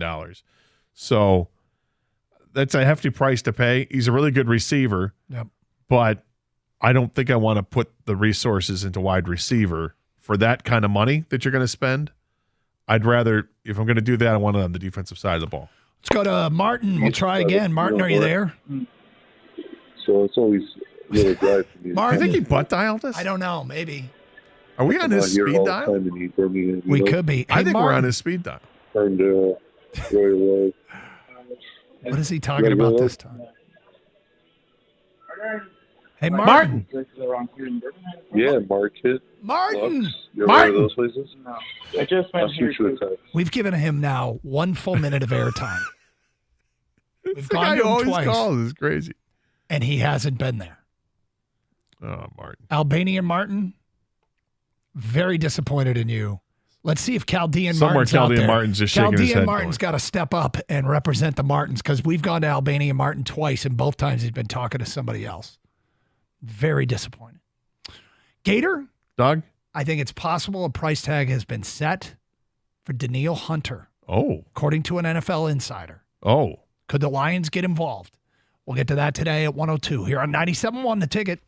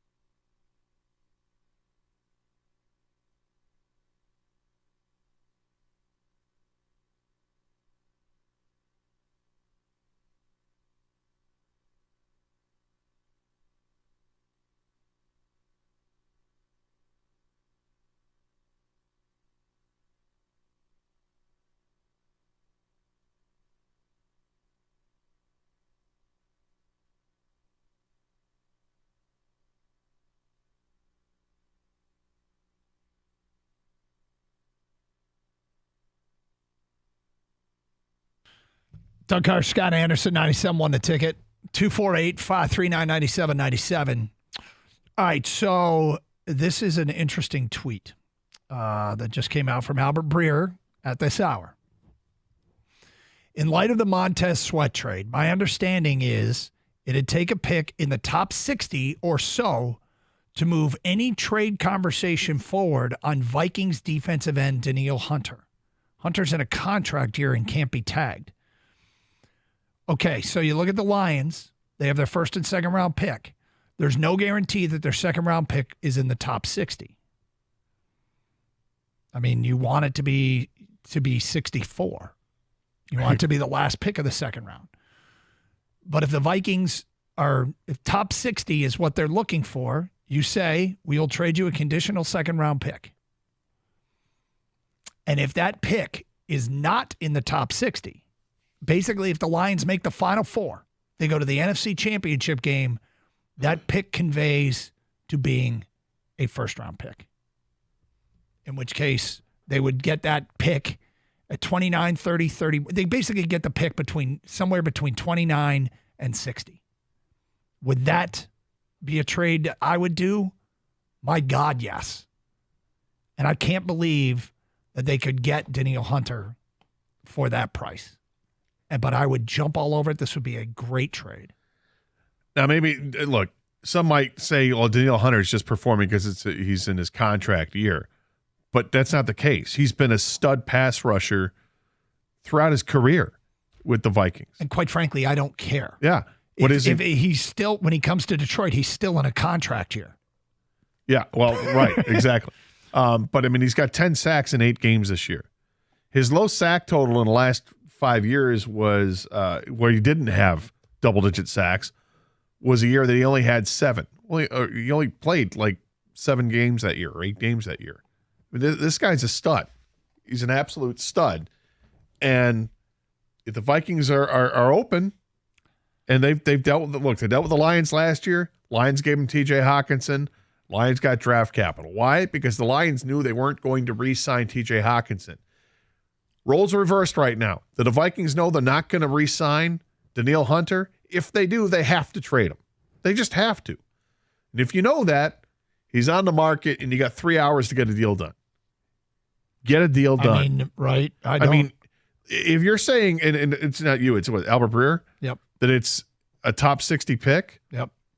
Okay, if you're the Lions, you say, okay, you can have our second round pick. And if they're like, that's not good enough, then you start to negotiate second and a sixth, second and a fifth, and a fifth in 2025, whatever it is. And then they're like, oh, no, we're getting better than that. Then you're like, all right, what's the best offer you have? And they're like, it's a mid-second round pick. And then I'm like, here's what we're going to do. You have our first round pick next year. Well, because it doesn't matter. I mean, you don't like my conditional idea? Conditional idea works too, but I mean, I'd rather work around that by giving them a late round pick. I would, if they will accept the conditional second, I'm not going to offer them the first, but seems like if they just want top 60, that's a way to guarantee it. And then you're either giving them your first or your second. You actually hope it's the first. 248-539-9797. Let's go to Jeff. You're on 97.1 The Ticket. Hi, Jeff. How you guys doing? Okay. Great. Hey, a couple of points about last night. And by the way, it's a luxury to be able to nitpick in a lighthearted manner, after a solid Lions victory, isn't it? Yes. What a luxury. Yes. So, first of all, do you love the Anzalonis in the fans, in the crowd? You see that big group of guys with the Anzalone hair? Yeah, there was 10 of them all that had the blonde wigs on. I thought it was hilarious. Yeah, it was Love pretty it. good. Also, do we know any more about that weird play where Goff overhanded it, like maybe 2 steps away from St. Brown, who then seemingly was supposed to throw it into the end zone, and he didn't? Do we know anything more about that play? I'm upset that you're bringing this up because it's something we should have asked Jared Goff about, and it's something I did have in my notes, that it looked like it was a play set up where St. Brown would throw a touchdown pass, and Khalif Raymond was wide open in the end zone. Wide open. And he was standing there waiting for the pass. Yeah, I don't know if St. Brown is. Well, St. Brown had the ball. I don't know if the ball wasn't sitting right in his hand, he was bobbling it, or if he just thought for a second, maybe I can run for it, Well, and then St. Brown, it's like, oh, it can't. My thought was, okay, we've established St. Brown is not a quarterback. Right. But it was But a he's play great that was athlete, there. So I would imagine he can do it. Yeah, I'm sure that they practiced it. Would have and they brought the probably, house down if he it probably showed that he could do it, but yeah, for some reason Right. he didn't let it fly. Okay, I got one more thing. Yep. Are the Lions now giving Jameson Williams chances to the detriment of Josh Reynolds? Because that really disappoints me. Because Josh Reynolds is like, remember that stat? Every catch of his was either a first down or a TD. Remember that? Right. Yeah, it was close. It was like one shy of it, something like that. Like 19 It's a good of his 20 question, receptions. Jeff. I think they need to be careful because they aren't in the business of just trying to justify a former first-round pick or to make him, max out on his abilities right now. They're in the business of winning football games. However, his skill set can be awfully useful moving forward, so you want to give him those opportunities. Between the two of them, they were targeted 4 times last night. Jared Goff threw 37 passes. Josh Reynolds caught the one pass for 13 yards. Keeps that up, your first down yardage anyway. Then he fumbled. Yes. I don't know if look, is he taking reps away from Josh Reynolds? It doesn't look like it. I think Josh Reynolds is out in the field plenty. You've got the snap count out there, but what we say, Jameson Williams played 34 snaps. Jameson Williams played, I think I did say 34. Yep. And Josh Reynolds played 71. So he's not. He's not taking 71 plays of away from him. 86. I mean, maybe Khalif Raymond is the guy that's snap count gets affected by Jameson Williams. Could be. But he only had 21 snaps. And this is a very Khalif friendly show. But yeah, at some point they have to decide. And I don't know that they aren't making this decision on a week-to-week basis, but we just need to win the game. The Jameson package of plays we're putting away for now. I don't know that they're at a point like that yet, or do they rep these things in practice and he's the best at it, and then in the games he struggles. Yeah. If I were Jameson Williams, I might call up Jared Goff during the bye week and say, hey, man, want to get together, throw the ball around if Jared Goff's in town? Yeah. Seemed like he might be in town for a little bit. But I think it would behoove those guys to get together and work and throw the ball around to each other a little bit here because there is so much potential with J-Mo. It's disappointing to see passes thrown to him and him not catching them. But you see it, like when he does catch the ball, like what he did last night, he caught the one pass in space and the field opens up and you get excited.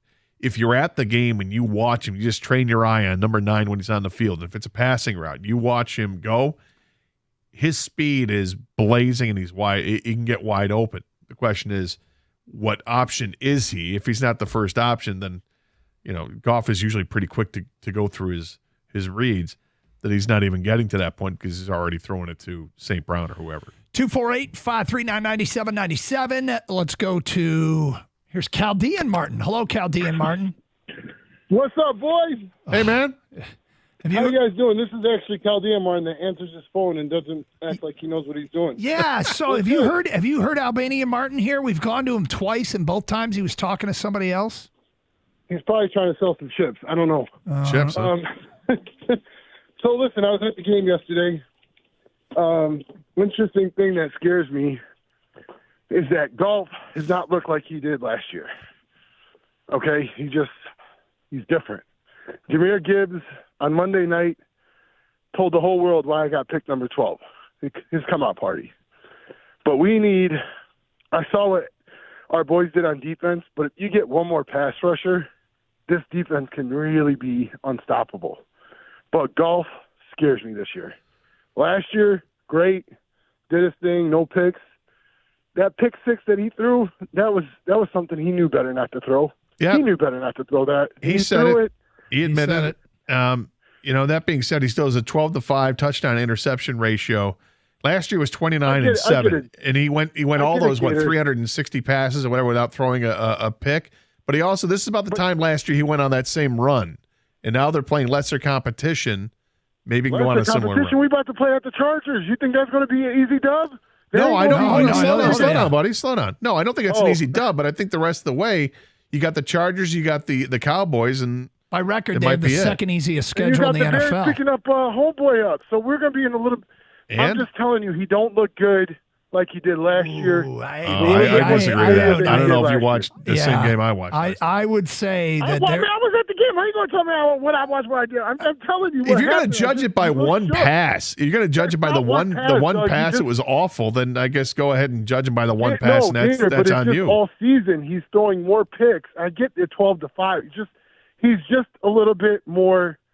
He's not as confident as he was last year. I'll rephrase it. And it's just that could be worrying some going on the road and trying to play for the Super Bowl, and that might be scary. That's all I'm saying. I mean, it looks like we might get home court, and that's good. He plays good at home, but on the road. I'll tell you what. If they're through 15 games this year and he's thrown another 5 picks, I might be on board with you there. I'm pretty confident in Jared Goff right now. I feel. Is he having as good a year this year as he did last year? We could probably have a debate. He walked it back there a little bit. I think at the beginning he said Goff is not good this year. And the interceptions, did he throw 3 in one game? No. Was it 2? He had one really bad game. He's had no, I guess he spread them out. They're all been so they threw the stat up on Monday Night Football that when he was with the Rams, his touchdown to interception ratio, or his interceptions per attempt, he threw 1 interception every 44 attempts. With the Lions, it's 1 interception every 70 attempts, and it's the best in the NFL since he's come to the Lions. So I don't think he has an interception problem just yet. And this year, it's roughly 1 for every 60 attempts. Yeah. 248-539-9797. I mean, we'll try Albania Martin again. Jared Goff, 130, 97-1 the ticket.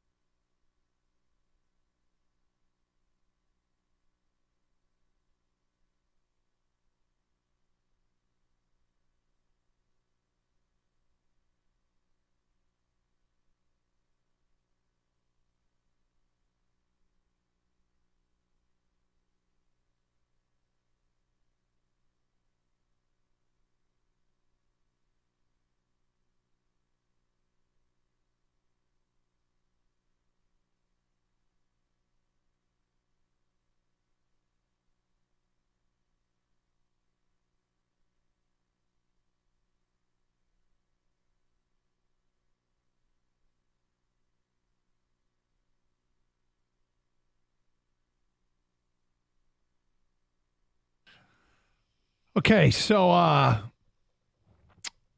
give it one more shot. We've gone to him twice. Yeah, let's give it a shot. Albanian Martin, you're on 97.1 The Ticket. What's up, Martin? He butt dialed us. This is unbelievable. We got butt dialed by Martin. It has to be. No, because he had to have talked to the call screener. You're right. He would have had to talk to the call We wouldn't have known it was him. Did Martin totally forget? He had to totally forget. He called up. He was going to come on the air. He set his phone down, and he has forgotten. Let's go to Rich. You're next on 97.1 The Ticket. Hi, Rich. Hey, how you doing? Thanks for taking my call. Sure. So anyway, hey, I just want to make a comment here. I actually think we're a year ahead.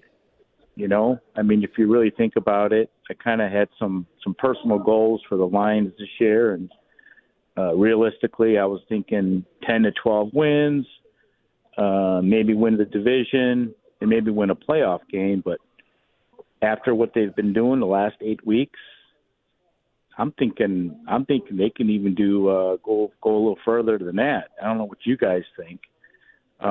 With that being said, I'm thinking, you know, let's make a run at this free agency thing. You know, I think that the window of opportunity is slim, and I think if we can pick up a guy like Young or Burns or even Crosby and team him up with Hutchinson, I think that could be dangerous. What do you guys think? I mean, Crosby is such a untouchable if I'm in Vegas. Such an untouchable. I can't even imagine them really fielding legitimate offers for him. I find it hard to believe they would either. And yet at the same time, if you're the Raiders, you're looking at an opportunity for your franchise to try to turn things around. And if you want to turn things around quickly, you need draft capital to do so. You've got an opportunity because the team's not very good that you're in good standing to land a quarterback in the draft. And you'll be in better standing if you trade away your best player. He's one of the best players in the league. He may be the best player on defense in the National Football League.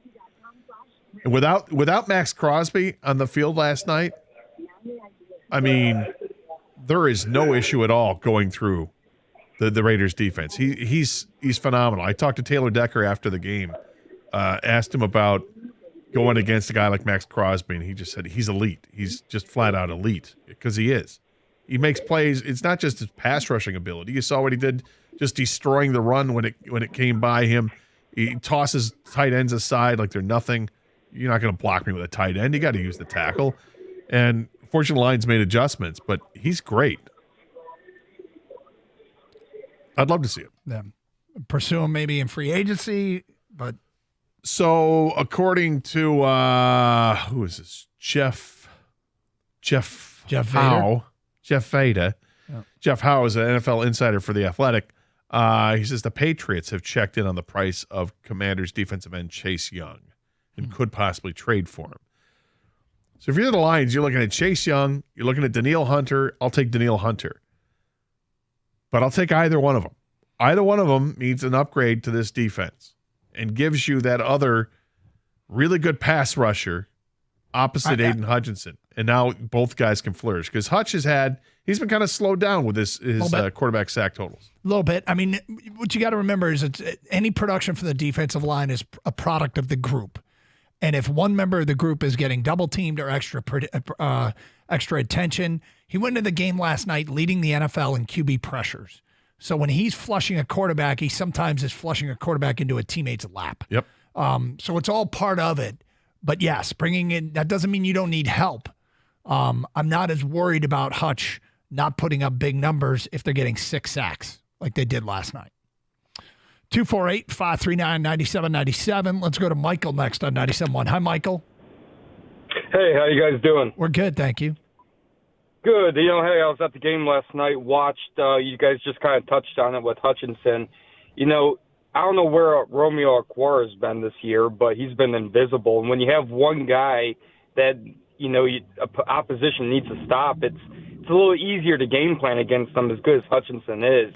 I'm all in on Daniil Hunter. I think Chase Young is injured too often, and you don't want to trade for a guy who's then going to get hurt in a week or two.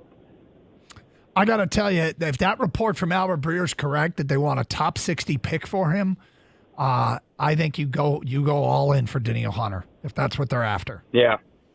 Well, and the other question I'd ask is, hey, defensive end, rusher, or cornerback, in a sense, they complement each other, right? So if you get a cornerback, are they cheaper to re-sign? And then does that help out your pass rush a little? If you get a corner, are they cheaper to re-sign? I guess I don't understand. What do you mean? Well, if you go after like Johnson in Chicago, who they just announced is willing to seek a trade, if you're willing to re-sign him after a year or just rent him for the year. Okay, so you're saying I got you. Rather than go after a rush end, you go after a corner and hope that being better in coverage helps the pass rush. Sacks pick up in addition, too. You could do that, yep. You could do that. 248-539-9797. Jeff is next on 97.1. Hi, Jeff. But no, he's knowledgeable. Hooping and hollering the whole time, just like me, yelling and screaming. Jeff? It was awesome. Jeff, you're on the air. Hello. Hey, Jeff. Yeah, you've been on the air here for about 15 seconds. How you doing, guys? I've been waiting for like an hour. I was talking with my wife. My bad. That's all right. Go ahead. Not quite as bad as Albany and Martin, is it? Martin, we've gone to Martin 3 times, and he's never been there. I know. I've been here for each one of them. I was interested in this conversation. Funny. All right, a couple of quick points I wanted to make today. By the way, first time, long time, guys. Thank you. So I had some family in the town. I'm a season ticket holder, and I was adopted. I met my biological family like 4 years ago, and turns out they're all Raiders fans. So I brought them into town last night, and I just wanted to give my game ball to Lions fans, the Lions organization, and the city of Detroit, because we really showed out last night. Awesome. That was one of the first times I've ever brought people in from out of town and got to be proud of my city. Yeah. So it was a beautiful night in Detroit. That's awesome. And piggybacking on top of that, to some of the negative Lions fans calling in today, like, learn how to take a dub, boys. Like, sometimes, when you show out like we did last night, wake up and smile. What's with all the negativity on a win? There seems to be a lot of rush. Perfect. Yeah, there's a lot of rush today to point out that the Lions aren't perfect. And I don't know that there's anybody. Team is. Right. What team is? The Raiders until they weren't. Or, I'm sorry, the Patriots until they weren't. Yeah. I love the game. They came back from adversity. That's like you guys have been saying again and again. That's a game that would have killed the old Lions many times. Yep. So I love it. I'm not going to take up much more time than that. I just wanted to say that the city of Detroit showed out last night, as did the team. Man, go Lions. Hey, thank you for the phone call, 248-539-9797. Jared Goff. Oh, we'll talk about that interception and what he liked from Jahmyr Gibbs, the backup offensive lineman, all that next. 97.1 The Ticket.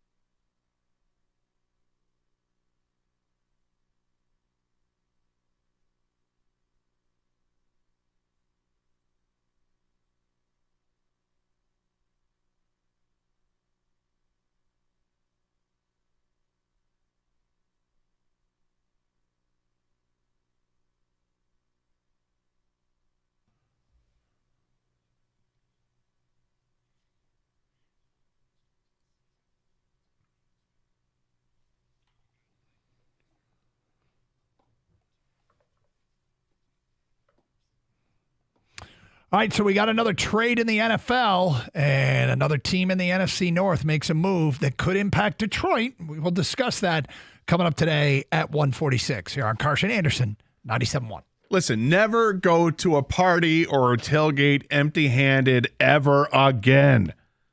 Bring something with you. Bring a bottle of joy. That bottle of joy comes in the form of Flying Ace Spirits Bourbon. It's delicious. It's made in Holland, Michigan. It's part of the Coppercraft family, so you know that it's quality. It's versatile. Have it any way you want. Want to do shots with your friends to get the party started? Go ahead. You want to drink it straight, neat, on the rocks? I suppose straight and neat is kind of the same thing. Anyway, you can do it that way. Have it on the rocks. Mix it up with something like ginger ale or maybe a cola. It's delicious either way you do it. It's very versatile, and there's nothing pretentious about Flying Ace Spirits. It's just real, approachable, American-made whiskey, and it's for the maverick at heart. There's no gimmicks at all, and it's just $30 a bottle. It's not going to bust your budget, so it's a perfect gift to bring to any kind of tailgate or party, and of course, the best part is the taste. This bourbon's got hints of vanilla and ripe stone fruit. It's smooth. You're going to want to come back for more, so follow them at Flying Ace Spirits on Instagram, and stay up to date on all of their upcoming releases. And as always, please drink responsibly and never drink and drive.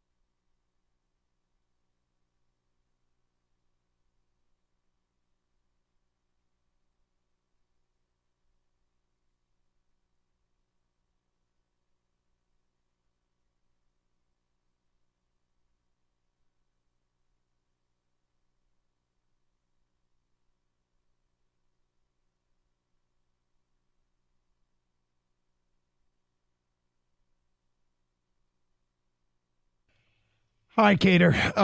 So the breaking news at this hour, according to Tom Pelissero, the Arizona Cardinals are sending quarterback Josh Dobbs to the Vikings. So Kirk Cousins out with the Achilles. Minnesota brings in Dobbs.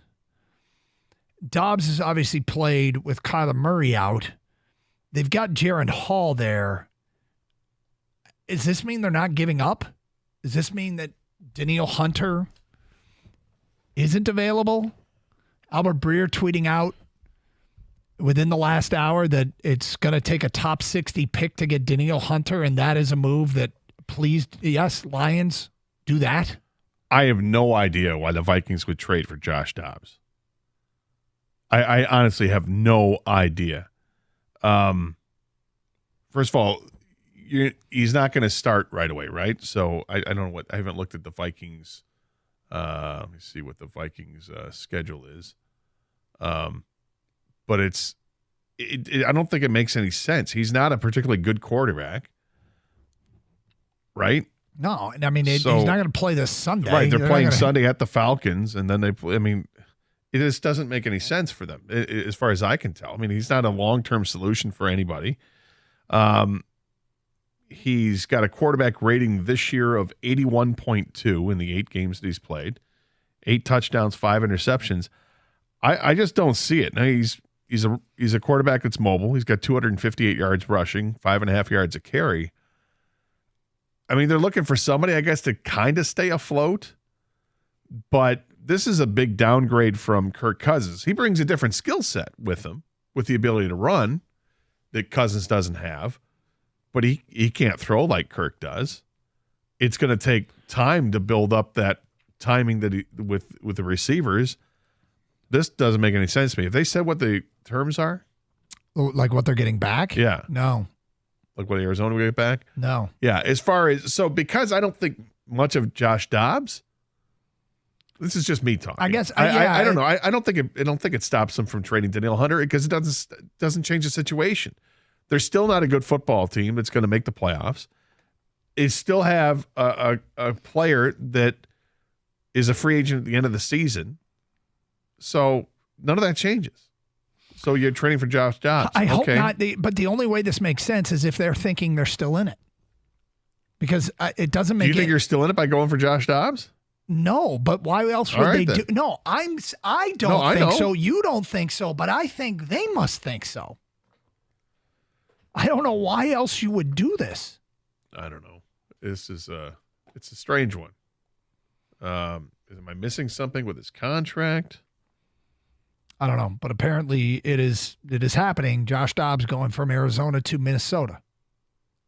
So 248-539-9797. Just looking at he's a free agent at the end of the year. So why else would they do it, Gator? Because they need somebody better than, I guess, Jaron Hall. I don't know. Yeah. Couldn't get Colt McCoy. I don't know. Yeah. To me, it's I'm worried. I'm not worried. But if the dots I'm going to connect is if you make that trade, you're not giving up, and you can't get Danielle Hunter, which seems to be the best player for a reasonable price that's on the market, to me. 248-539-9797. Let's go to Bridge next here on 97.1. Hi, Bridge. Hey, guys. What's up, Bridge? Hey, okay, so there's 3 things the Lions need to do to make it to the Super Bowl. The first 2 you've been talking about, all morning. They got to get the number 1 seed because I wouldn't give up on San Francisco yet. No. First of all, and and then if you end up at number 3, now you got to beat 2 good teams on the road, and that would be really, really hard to do. So they got to keep and the schedule is such that they have for the next few games at least an easier path to being the number 1. So they got to be there. So that's the first thing. Secondly, it's the trade. Well, the trade, if it makes sense, they got to do it and they will do it. And it's not something that I'm saying we should hang our hats on. The number 1 seed to me is more important than making a trade. But if you can do both, hey, great. The third thing is, you can't leave too many points. Like against a bad team, you can get away with that. you leave so many points out there, which the Lions did last night. They played a great game. I mean, you heard Goff say it. They need to do a better job in the red zone. And Brad Johnson, Holmes? No, the OC, Ben Johnson. No Brad at all. No, he's done a pretty good job. He's done a pretty good job. Absolutely. And so I don't think they have a red zone issue. I think they had a red zone issue last night. Yeah, and even the score, now, I had the Lions winning 27-13, and, hey, that was pretty close to what it actually ended up with. But I feel that I was way off because the score should have been like 40-7. Yep. So because, the pick six, of course, Well, they left points on the field. They got to the red zone and didn't convert those to touchdowns. They end up being either turnovers or just a bunch of field goals, and then they even missed a field goal from inside of 30 yards. When you have a 2nd and 1 on the 6-yard line, you got 7 shots to get into the end zone, and you fumble, so there's 7 points right there. Yeah, it was not good. But again, there were 120, 125 plays, whatever it was. You're not gonna win every play. You got to overcome the losses, do enough to win. They obviously did. So, from an unnamed texter, I would have easily given up our 2 third-round picks or our 2nd-round pick for Sweat. This is a complete failure for Brad Holmes in my eyes. So you realize your 2nd-round pick was not as good of an offer as Chicago's 2nd-round pick. By a long shot. Yep. By what could be more than 20 spots. Yep. Mike in Whitmore Lake, you know what, guys? We don't play football on paper. Let's play out the rest of the season and meet San Francisco and Philadelphia in the playoffs, and then we can talk about comparing those 3 teams. I don't know what that's in reference to, but Doug, they played a crap team. Of course, they look great on defense. Other quarterback, that was his first start. Wake up, they play another good team with a good quarterback like Baltimore. You'll be wondering why they didn't trade for another defensive lineman. That's from Pete. I'm not, first of all, I'm all for making trades. I'm not against making trades. I don't think they have to make a trade. I don't think it's, doesn't matter the price, make a trade. And to get to 6-2, and I keep circling back to this, it's not just about last night. There is no team currently holding an NFC playoff spot that's played a tougher schedule. The Lions' opponents' strength of schedule is the highest of all the teams currently holding on to NFC playoff spots. So we can talk about, crap team this, Baker Mayfield's bad, Jimmy Garoppolo stinks, missed open guy. Yeah, all of that very well may be true. All these other teams that the Lions are competing with the playoffs have played worse schedules, and only Philadelphia has done more. But Philly has played a worse schedule. All right, so here's the compensation in the trade, according to Adam Schefter. Yeah. Cardinals traded Josh Dobbs and a 7th-round pick to the Vikings for a 6th-round pick. It says there are also conditions attached to the trade that can turn the 7th-round pick that Arizona sent to Minnesota into a 6th-round pick, per a source. So a low-risk move for Minnesota to bring in added quarterback help. I don't think anybody is thinking this is what's going to take him and maintain things and keep him in line for the playoffs. It looks like Jaren Hall will play on Sunday, although apparently they have said in Minnesota that it's possible that Dobbs could play. But is this just insurance to see what it's like to have Jaren Hall? At worst, it's he's a better backup for them. It makes more sense to have Josh Dobbs. Is it Sean Mannion, I think, is their other quarterback? I still don't look at this and say this stops them from trading Danielle Hunter. Now, maybe Danielle Hunter doesn't get traded because they just nobody meets their demands. We got 2 hours to the trade deadline. I really hope the Lions land either Danielle Hunter or Chase Young prior to this deadline. If they don't get anybody, I'm going to be disappointed because I do think they have an opportunity to make themselves much better for the rest of the season. Kudos to Brad Holmes and the coaching staff. All of Brad's draft picks are with the team, and 6 of his 7 2023 draft picks played last night. I felt J-Mo's afraid to get hit as well. That's from an unnamed texter. Here's an interesting one. Sky is falling. Ryan writes in, Brad Holmes is about to screw over this team by doing absolutely nothing. He lets Sweat go for nothing to the Bears. This is ridiculous. My bad. I actually just sent that in. Sorry. Is that your take? No, my take is this team's good enough to win the NFC, so why don't you act like it and be a big boy and make a move? Don't give me the folksy culture BS. I don't want to hear it. Go get a player. So the Danielle Hunter tweet from Albert Breer. Yeah, the top 60 pick that Rico just showed me. Is this yes, please? Yeah, 100%. Now, look, the Montez Sweat thing I liked because he's 2 years younger than Danielle Hunter. I just... It made sense to me that I could bookend Sweat and Hutch for the next 3 to 5 years, and we've really got something. And James Houston comes back. There's my depth. Charles Harris is my depth. Maybe they didn't like Sweat. No problem. Teams have a prerogative. My point is you can't go out and bleep can every edge rusher and say, well, we don't like any of these. Well unless Christ is going to descend down and play strong side, we need help. Here's the only thing that I think is holding him back is if that's an elite flannel. What's that? It's an elite flannel. Oh, thank you. I want to let you know it's a heavy one, and it's a cold day. Power so flannel. Yeah, it's a really good look. In fact, you're the only flannelist. Oh, you got one underneath your sweater there? We got 4 flannels in studio. Wow. Mine's not necessarily flannel, but it's a plaid. Gator qualifies. That's the Doug Karsh collection. The 3/4 zip. Only I'm missing is a mic stand. And a tie. It is. Well, I was going to say it is 3/4 zip season. Yes. Yeah. If Danielle Hunter, if the reports aren't true and it's 2 firsts and a third, and Hendon Hooker, right? You still do it?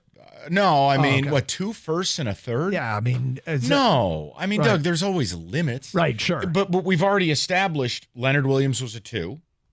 Montez Sweat was a 2. Yep. Danielle Hunter would be a 2. If you can get, I would say a conditional 2 even. If the Lions make the Final Four, then you get the Lions first round. I've said now for 10 days, I want to trade for one of these edge rushers, and I want to sign Ndamukong Suh. Let's fortify the front, and let's go do this. I'm on board with plan A, not so much plan B. Okay. I know Suh's a jerk, but I need depth. I need 20 snaps a week. Can he still play? 15, 20 snaps a week? Sure. Gator, what does it cost you? No, I hear you. It costs you nothing. But it costs me Stugotz. I bring him in. He sucks. I cut his ass. And he does a weekly hit on your show? Sure. Maybe we'll be riding around in Portland, crashing into fire hydrants. I don't know. Whatever you want. Want to talk about Why Thanksgiving he meal? came on that day thinking we weren't going to talk about that. That's a bad job by the team. That wasn't on me. Have a great show. Hey, that whole car accident with somebody who was married, but she wasn't to you. We're not going to talk about that today? Why are you here? What are we going to talk about? Weather forecast? What's your sign? I like when you actually tried to get some information on what's it like to have your cultural Thanksgiving. And he was like, I don't really want to talk about that.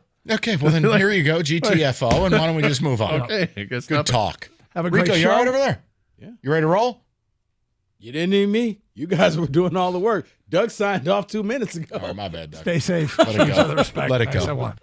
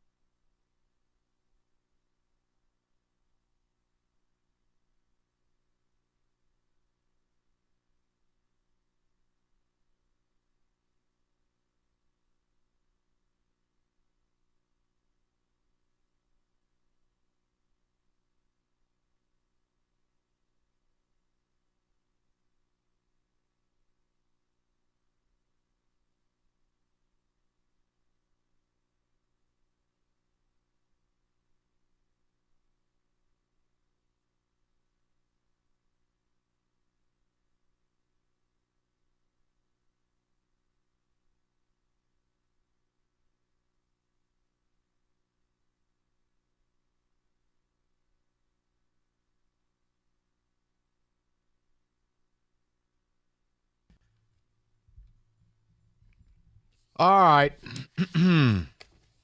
I don't have a great amount of excitement right now. No, the Lions won. I'm plenty happy about it. 6-2, mission accomplished. But I have to tell you, I'm a little bit upset. I'm upset because I'm worried. And I'm worried because we are sitting here at 2:04, and I'm worried we're going to do the folksy routine in this town. You know what folksy is. That's that low-rent, small-town mentality that takes over you, the fan, and our team sometimes because they don't act like big boys. Last night, I watched Troy Aikman almost become aroused on camera, talking about how good the Lions are, talking about how the NFC could run through Ford Field. Troy Aikman said that. The network did a great job of showing us and our city and the fans and the vibe, and there was no shots taken. None. Right. It really was the arrival of the Lions. And then I woke up today, and I go, all right, they did it. They won. It's trade deadline day. Show me Montez Sweat in a Lions uniform. Survey says he went to the Bears for a second-round pick. And I go, well, wait, A, what are the Bears doing? But B, where were the Lions? Now, okay, maybe they don't like Montez Sweat. But reports come out that Danielle Hunter could be had for a top 60 pick. Now, if one thing is very clear, it's that your pass rush is not very good. And if you call me bragging about the sacks last night, you're telling me you don't know anything about football. Because those sacks came by way of doing something that Aaron Glenn does not want to do, which is send 6 rushers, blitzing corners and safeties and linebackers. Do you know why you do that? Because you can't win with your front 4. All I want is to invest in Aiden Hutchinson, who's clearly not good enough to do it on his own. Although a good player, he's not a great one yet. He needs help. I wanted Montez Sweat or Danielle Hunter or some form of edge rusher who hasn't been mentioned. Why do I get to say the hasn't been mentioned part? Because the Eagles traded for a safety who's a 2-time All-Pro who had never been mentioned as a trade target. They went and landed Keith Byard. Not every trade has to be rumored by that useless cue card reader, Adam Schefter. Nice appearance on Monday night last night. Oh, hey, guys. Yeah, the Raiders aren't doing anything, and I don't think the Lions are either. All right, Adam. Well, F you. See you later. Why are you here? They could have had Schefter in his underwear eating Cheetos. Oh, Joe, how are you? Yeah, no, I'm over here scratching my balls. No, Raiders aren't going to do nothing. Have a good night. Click. Guys, if you don't believe you got one of the best teams in the NFC, I don't know what to tell you. You played your B- game last night, and you still won by double figures. It wasn't even close to being as close as it was. I need you to make a trade. I need you to stock the shelves, load the wagon. We're going to war. I cannot sit here and do radio and lie to you and say it's all going to be okay if Brad Holmes doesn't get somebody. You're not good enough to make the Super Bowl right now. You're good. You're real good. Right. But you know what you're probably not good enough to do? Win it all. And what I'm not going to do is get on the air and say, maybe next year. Troy Aikman was unzipping his pants on national TV last night. Fully engorged. Talking about how much he believes in you. The national media does not like us. They don't like the city of Detroit. We're the uninvited guest. Right. But the Lions have become the cute it team. Yes. But they went so overboard last night. It made me feel like, okay. Because for the first time in a long time, you see a real team. You don't see ineptitude. You don't see somebody shooting themselves in the foot. I do. I see number 9. The point I'm making is, I'll allow. You have to. More drops than catches for his career. What got me, and it bothered me, was when I saw that Sweat was dealt. So now I'm expecting to see, okay, the Cowboys went after him. some team, the Chiefs win. The Bears? You let the Bears. Okay. Let's say they didn't like Montez Sweat. They have the right to say we don't like a player. We like something else. What the Lions don't have a right to do is tell you, the fans, we're comfortable sitting right here. Don't do that. Don't tell me that every guy that's available is a bad apple. Don't tell me that your culture, no disrespect, you are not the Kansas City Chiefs. You are not the Philadelphia Eagles. Now, if you've gone to a Super Bowl, won a Super Bowl, made the playoffs 5 straight years, you want to talk about being very selective, go for it. The Eagles aren't. The Eagles acquire talent. Yeah. It is a talent acquisition business. Now, if they didn't like Montez Sweat, go get me Chase Young. If you don't like Chase Young, go get me Danielle Hunter. You don't like Danielle Hunter, go get me effing Santa Claus. But they need a pass rush. They need a defensive end to help them. Go do it. You're good enough, guys. Last night you did something you people don't even realize. You did something only the great teams really do. You played largely with your head up your ass all night and still beat somebody by double digits. Red zone play calling? Ridiculous. Hey, don't throw late to Marcus Peters' sideline. I swear somebody said that on the air yesterday. It was me. Pick 6. Oh, we're going to fumble at the goal line? Whee! Didn't matter. You played through it, and you still came out double digits better than an NFL football team. You're damn good. Let's go get someone. Yeah, in the NFL, you're not allowed to turn the ball over 3 times and win. That's a recipe for disaster. So let's go get somebody. Every team. Tell me I'm wrong. You're not. That's why I was a little upset when I said, okay, Montez Sweat trade, flipping through. Let's say Lions. Okay, not the Bears. Huh. Okay, hopefully, Brad, you got something cooking. Hopefully. I know. But guess what my fear is? This is Tigers trade deadline day. And by 4 o'clock, we're all sitting here saying, and that's all we got. Nothing. Okay. If they don't make a move by 4, I think fans reserve the right to be angry. Not disappointed, angry. You should, because last night showed that you were a good team. You're not a great team. Last night showed that you have warts. You have deficiencies. You got to fix these things. You're right. Because you won, because you beat the Raiders, and the Raiders are inept, we're not talking about, I don't even know what the double pass to St. Brown was supposed to be down at the goal line. Like, they played their B- game. Like, we don't need to even go through the postmortem. It was a B-, C+ game. Win by double digits. Guys, I need to know from you right now. To me, your ass is in the jackpot. You are tied for the second best record in all of football. Your goal is to chase the Eagles. And what you need to do, because your defensive coordinator does not want to do it, is you need to start winning with your base 4 rush. It's something you can't do right now. Go fix it. And you don't get to tell me the market was too expensive. Now, if they didn't, pardon me, if I have an issue, if you tell me, well, they don't like Sweat, Danielle Hunter, or anyone available. Bollocks. Stop. I'm not telling you to bring in a murderer. I'm not telling you to bring in a horrible guy. I'm not telling you to bring in the baddest of the bad. Like, I didn't tell you to go pick up Aldon Smith. I'm asking you to go get one of the 2 guys that's a Pro Bowl caliber edge rusher who apparently could be had for your second-round pick. Come on, man. Yeah, you got to make a move. You got to do something. You have to keep up with the Joneses. This is one of those things that you're now looking at the other teams in the NFC that you're potentially going to play in the playoffs, and I think everybody but Dallas has made a move.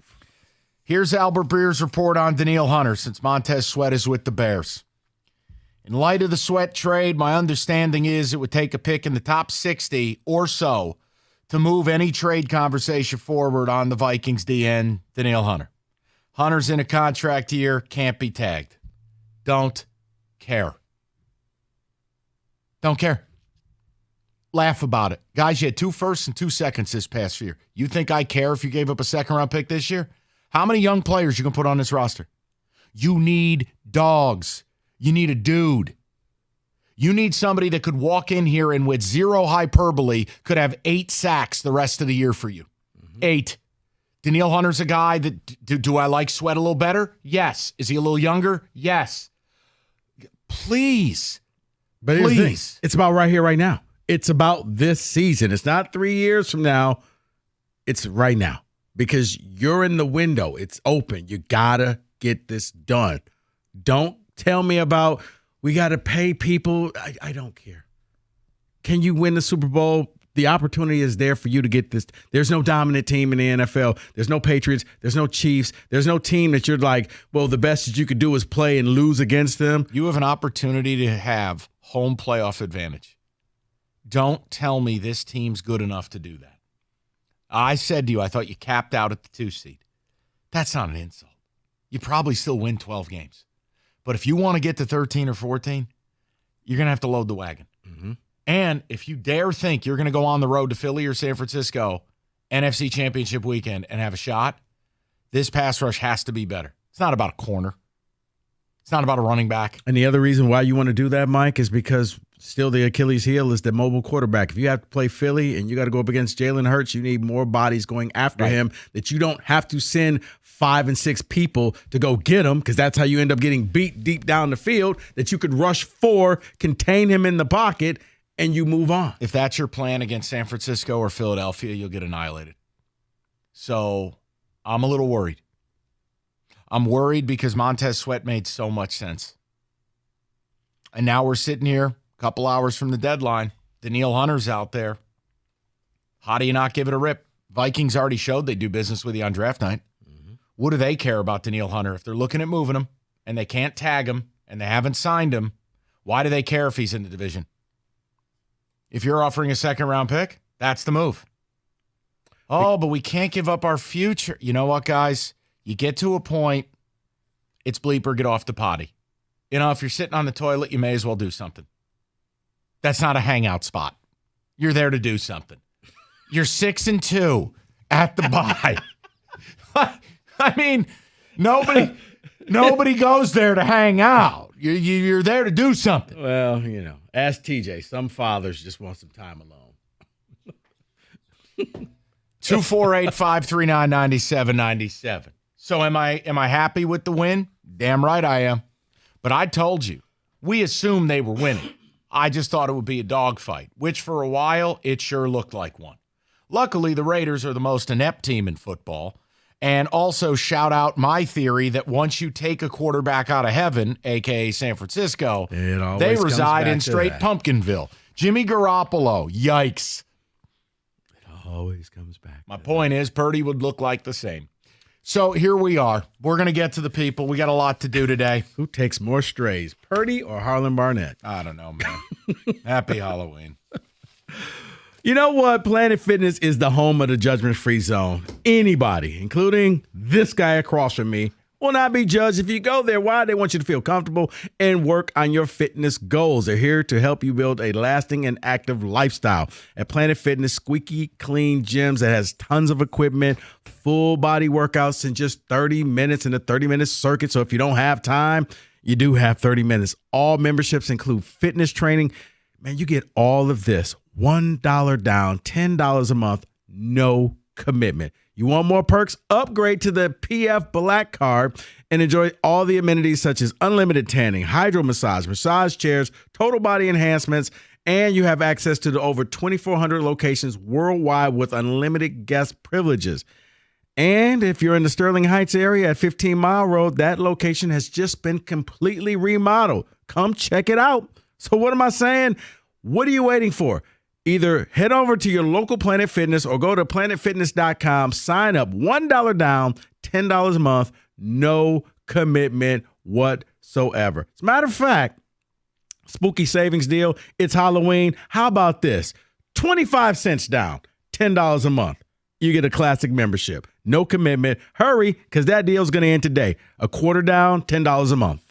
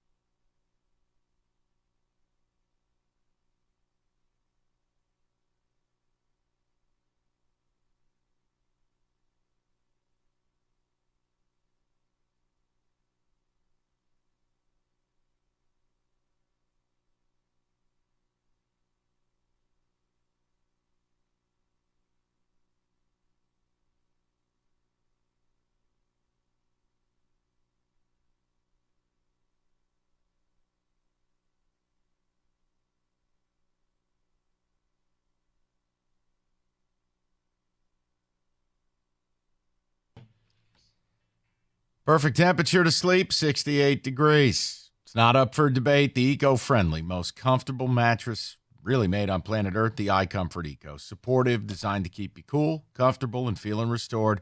Or Serta's Perfect Sleep for pressure-relieving comfort and support while maintaining a balanced sleep temperature. Serta, made in Michigan, have been for 110 years. Just go to Serta.com to find a retailer near you.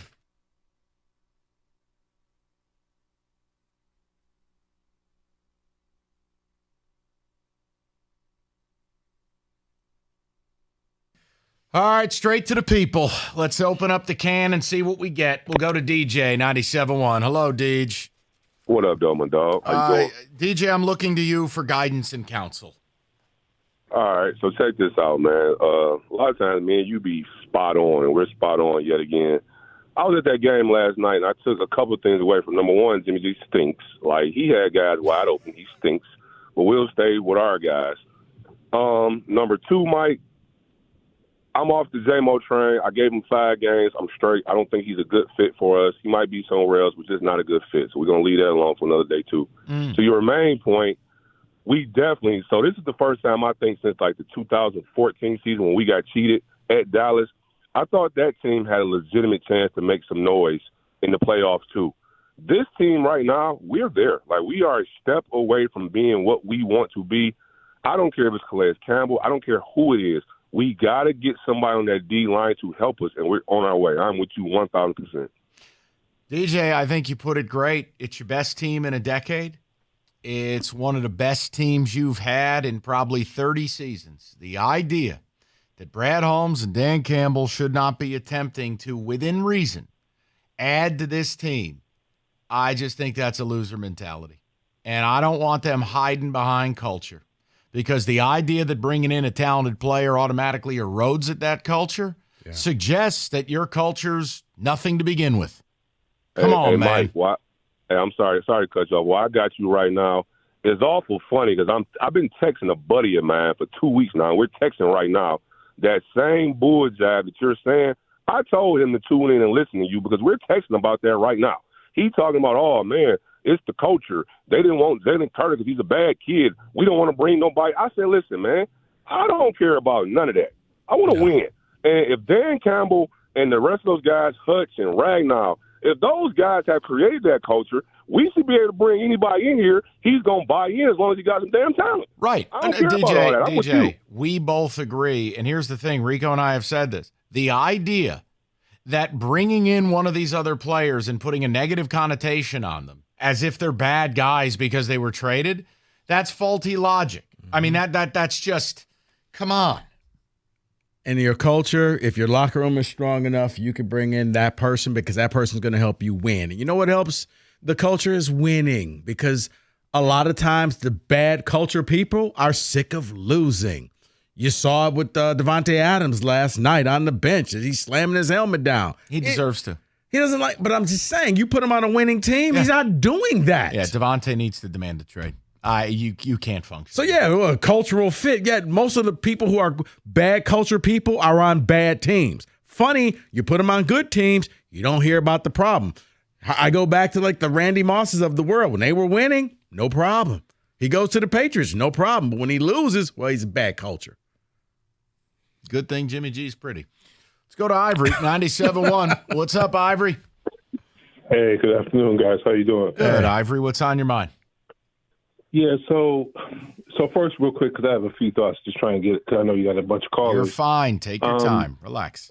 You know, I don't know, like, if angry would be the word if they don't make a trade. I would be disappointed because my thing is, you know, if we can get information, you know, that they try, like, because I don't know the inner workings of what they tried to do and didn't do. But, you know, my thing is, my fear is that I would still support them, and I think they can do good things. But my fear is that games like yesterday, while I'm happy they won, and I think they have a good culture, my fear is that the timing of that game and, you know, oh, they played good. It just shows you how bad the Raiders are, even still beating them with our B- game, C+ game.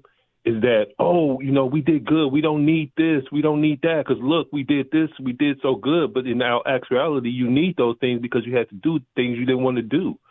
And so, and also getting Aiden Hutchinson, you want to maximize his time. And I've said this before on you guys' show when I called in, is Brad Holmes' number one job right now is getting someone opposite of Hutch, getting someone on that defensive line to loosen those double teams up. So Chase Young, Danielle Hunter, you need to get somebody, a running mate for him. You need to get somebody that can free him up. And I just hope that within the next hour and a half or so that we hear about something, or they get Young or someone, because that first round pick is going to be late. That second round pick is going to be late. You got 2/3. Do something. That's all we're talking about. This I think it'd be a real mistake not to do anything, because Aaron Glenn is not heating up these quarterbacks because he wants to. He knows he has to. And you're not going to get away with that against the elite guys. You blitz Pat Mahomes, you're going to lose. You blitz Aaron Rodgers, you lost. You blitz Jalen Hurts, you're going to lose. You need your front four to win. That's how. Now, you want to blitz on a 3rd and long? You want to heat somebody up, make sure you can get to them before they can get it down the field? Now we're talking something different. But yeah, you're not good enough right now. Yeah, you need to rush for, be able to drop 7, whether it's man-to-man, whether it's zone, to limit the – yeah. But if you're bringing the heat constantly throughout the game, that's the quickest way to get burned for big plays. David Ticket Text, what do you got? Talk to me. You can already print the copy of the press conference after the Lions don't trade for anybody. Quote, "We like our guys in the room, and we have a number of guys coming off IR that we believe in." Blow it out your ass. In Novi. I don't want to hear it. Lions about to be the smartest man in the room stuff. What a waste if they do nothing just to be rolled in the playoffs. I don't want to see that. Mike, it's clear Campbell and Holmes don't value the D-line and refuse to put resources into it. We prioritize a Bozo and Williams and a running back over Davis and Carter. What a joke. If you don't value the D-line, you're never going to win. I feel like that ticket texter's right. We're being sold smartest man in the room, culture. Like, what are we doing? But you can do that when you're winning, when everybody's on board. You haven't seen a team like this probably ever in your lifetime. You'll believe whatever they say. And they came out last week and said, we don't want to upset the apple cart. We're not bringing in somebody just to bring it. It has to be fit. It has to be that. And who's going to disagree with them? Yes. Is it smart? Absolutely. But, man, the hold they have over this city, 50% of the people are going to be like, hey, I believe in Brad Holmes and whatever they say. If I put Danielle Hunter and Aiden Hutchinson on the same team, who are you doubling? Because one of them's getting a free roll. And when James Houston comes back and you can move Aiden around and it's Houston and Danielle Hunter up front and now Aiden's standing up and you don't know where he's going to rush you from, guys, this is not sports radio blather. They could have had Montez Sweat. They made a decision they don't like him. All right, so be it. I wanted to sign Yannick Ngakoue in the offseason. I know he can't play the run versus nothing. He's a terrible run defender. All I said is bring him in on 3rd downs. Like, there are ways to address the pass rush. They didn't choose to do it. Well, now you're at the last way you can address it. And the fact that Montez Sweat is in Chicago, it doesn't make sense to me. So good. Go get me someone else. 248-539-9797. Northville Lumber, oldest company in the state, largest Trex decking outlet in the country. Nobody stocks more. Nobody sells more. It's Northville. They moved enough product to cover 26 football fields. They do it because it's all in their warehouse. No lead times, no wait times, no nonsense. No supply chain crying. They just get it done. It's Northville Lumber. And deck season, it's pretty much all year long except for that small, 90 days of true winter. The point is, they'll get it built for you. They'll introduce you to a Trex certified pro. So just call Northville Lumber today or go to northvillelumber.com. That's northvillelumber.com.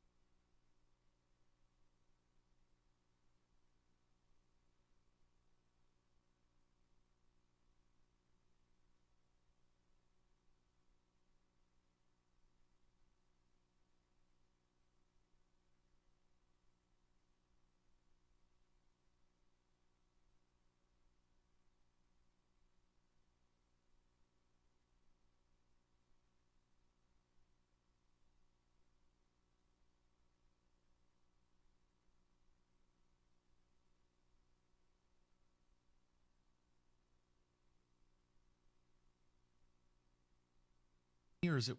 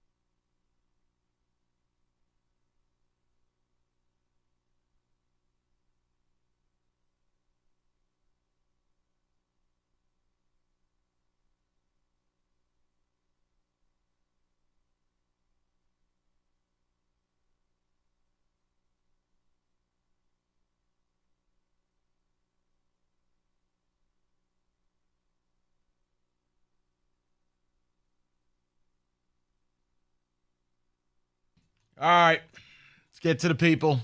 If you think our tone is off, no, it's not. We knew they'd win against the Raiders. I'm proud of the fact that they played their B-, C+ game and still won by double digits. I think there'll be some teaching points here into the bye week. But, guys, it's trade deadline day, and for me, I don't want this team hiding behind culture. They're good. They're real good. But I'm trying to win a Super Bowl. And with Montez Sweat getting traded to the Bears for a 2, nothing else, where were you?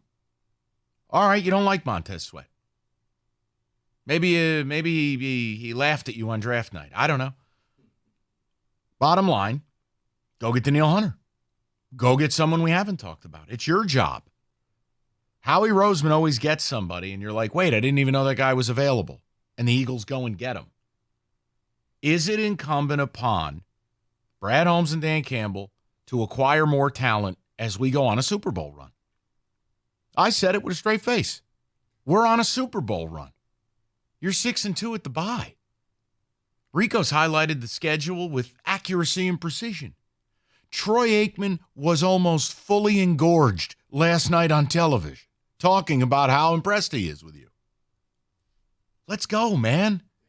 We've waited 10 years to have a team that was even good enough to talk like this. And really, it's been 30 years. Don't talk to me about next year. That's a waste of all of our time. Don't do that. It's right here, right now. Yeah, also don't talk to me about, well, we have to sign these people in a few years. Figure it out. I don't care. Cap's not real. The cap will be right. It'll be higher. Love is a myth. Yeah, they'll figure out a way to manipulate money and keep the people who they want here. Water into wine. Yeah. Same thing. See, guys, I think what the Lions are is a great example of things change. And I want fans to understand that. Things change week to week in the NFL. Things change quarter to quarter, meaning first 4 games halfway through the season. And before the season, Mike was on the train of, get this division. This is your division. Go get it. Well, things have changed now. Okay, the 49ers don't look that great right now. The Eagles are a little shaky right now.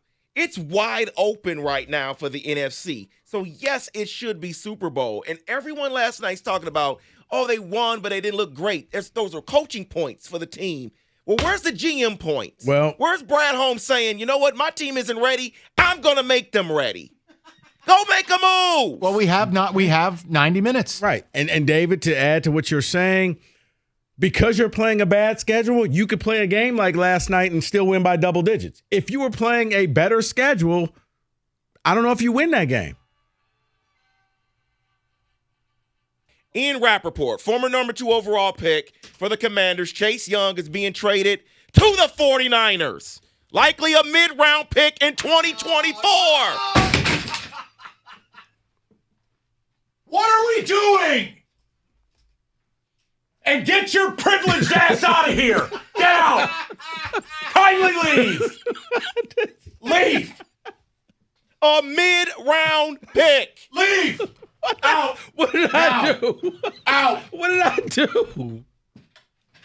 Get out. What did I do? Get out. I didn't do anything. Get out.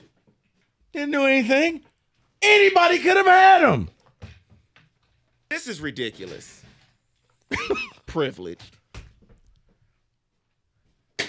Really? You guys are going to slander me for this? I'm not slandering you. I'm not slandering you, Rico. But this John Lynch is working the phone. This is another example, man. They know. Hey, guys, we're 5-3. We got to do something. We got to get better. They watched the game last night. We got to play the Lions. Are you still talking? Yes. Leave.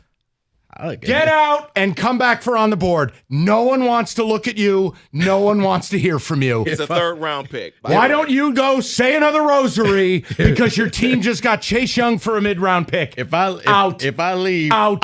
Turn his mic off tomorrow. It's him or me. A third? Turn it off. A third-round selection. A third-round selection.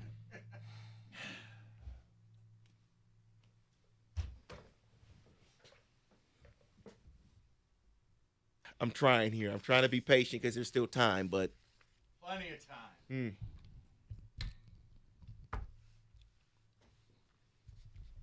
Hey, buddy. Go to hell. You spend all your time reading about it. You should know it well. Go there. Well, that's not going to happen. And look, we still have to wait and see. Maybe Danielle Hunter is headed to Detroit. Let's just let it play out. You can take a call. Yeah, there you go. Thanks, John. I quit. I give up, man. Come on, we're so close. What's the problem? All right, you don't like Chase Young's patella. Then what about Sweat? You don't like Sweat? What about Hunter? You don't like Hunter? Go get a guy that we don't even know he's on the block. That's what I'm saying. We still got to wait. We got another 80 minutes to see what happens. But I do feel like that Lions culture. I just saw Red when he said he got traded and it wasn't Lions. Where did he get traded to? Oh, wait, your team. And you're wearing red. It's my Halloween costume. So the Eagles, Seahawks, and 49ers have all made I knew this was Everyone in the NFC is loading the caravan. David, I knew this was going to be Mike. That's why I wore this today. We got 80 minutes. I'll allow this anger. Let's wait and see. Because if they come across and say they got Hunter, are you going to feel this angry? No. You're not. No, but I also have a feeling that the guy in the division will be tougher to get. He's the oldest of the group. Chase was 24. Sweat was 27. Danielle Hunter's 29. Can't be tagged.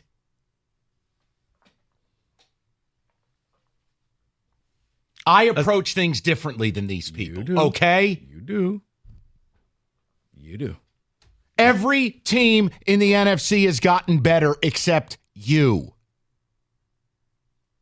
Your culture's not going to save you. Your culture's not going to help Aiden learn how to beat a double team. Come on. These people deserve it, man. I agree.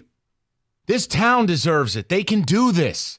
But the Eagles went out and got Byard. You got Randy Gregory and Chase Young. And the Seahawks got Leonard Williams, who is a good player despite my slander as a aggrieved Giants fan. What have you done? And the fact that you came out saying it has to be a good fit. I don't really care because what I wanted to hear was this guy's going to help us win. Don't care about the fit because worst case, you'll be here for half a season and then we'll jettison you out the locker room. We'll set you in the practice locker room if you're that bad of a person. I just need you to go out there, give us some plays, help out Aiden, win this thing. I broke the chair I liked. I'm really upset. We get the worst chairs in the industry, and I just broke the one I liked. There's the backup over there. I don't want it. Let's get it fixed. I don't want it. All right, we'll get your phone calls. Let's collect ourselves. Go on the board. Now? What? Are we good now? You know you can leave. I don't even want to talk to you. What did I? You just got Chase Young for a song. It's a third-round pick. Back-to-back years, you don't give up a first-round pick, and you get CMC, and Chase Young. What? John Lynch is on the phone in his office going, what do you want? Hey. Oh, a third? Don't forget. Oh, take the third. I'll take Chase Young. Hey! Because that's the same man that gave up everything for a quarterback who's not even on the roster. A third? Oh, yeah, it's like Wolf of Wall Street. Oh, a third? Sounds great. Let this deal serve as a bridge to future business.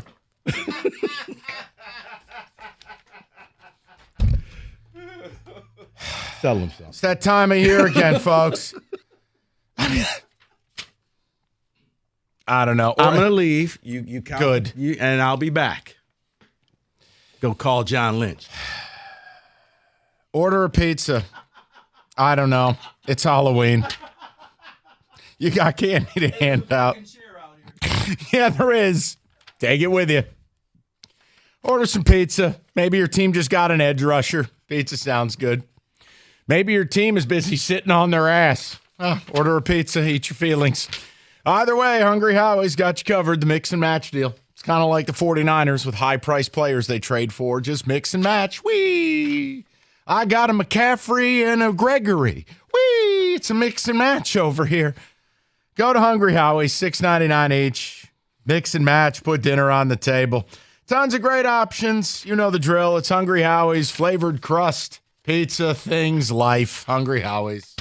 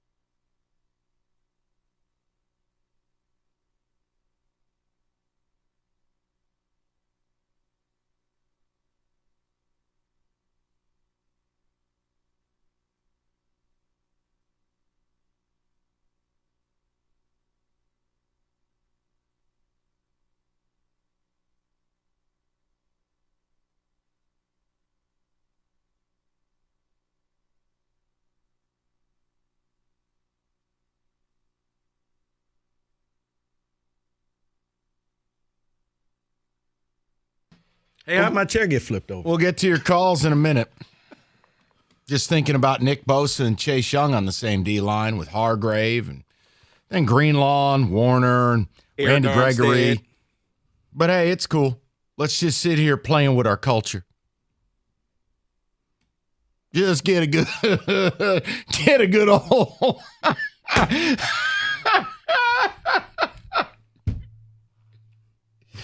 let's just get a good old fistful of culture, huh? I mean, come on, man. Get me Danielle Hunter by 4. Get me an edge rusher that's going to help Aiden by 4. Because Paulie Privilege over here, the Eagles have gotten better, the Seahawks have gotten better, the Niners have gotten better. And according to David, And the Bears, apparently, for some reason. It looks like they're going after a corner as well. So. Who? Niners. Hope you get hit by a bus. Let's go on the board. I hate everything. Hashtag culture.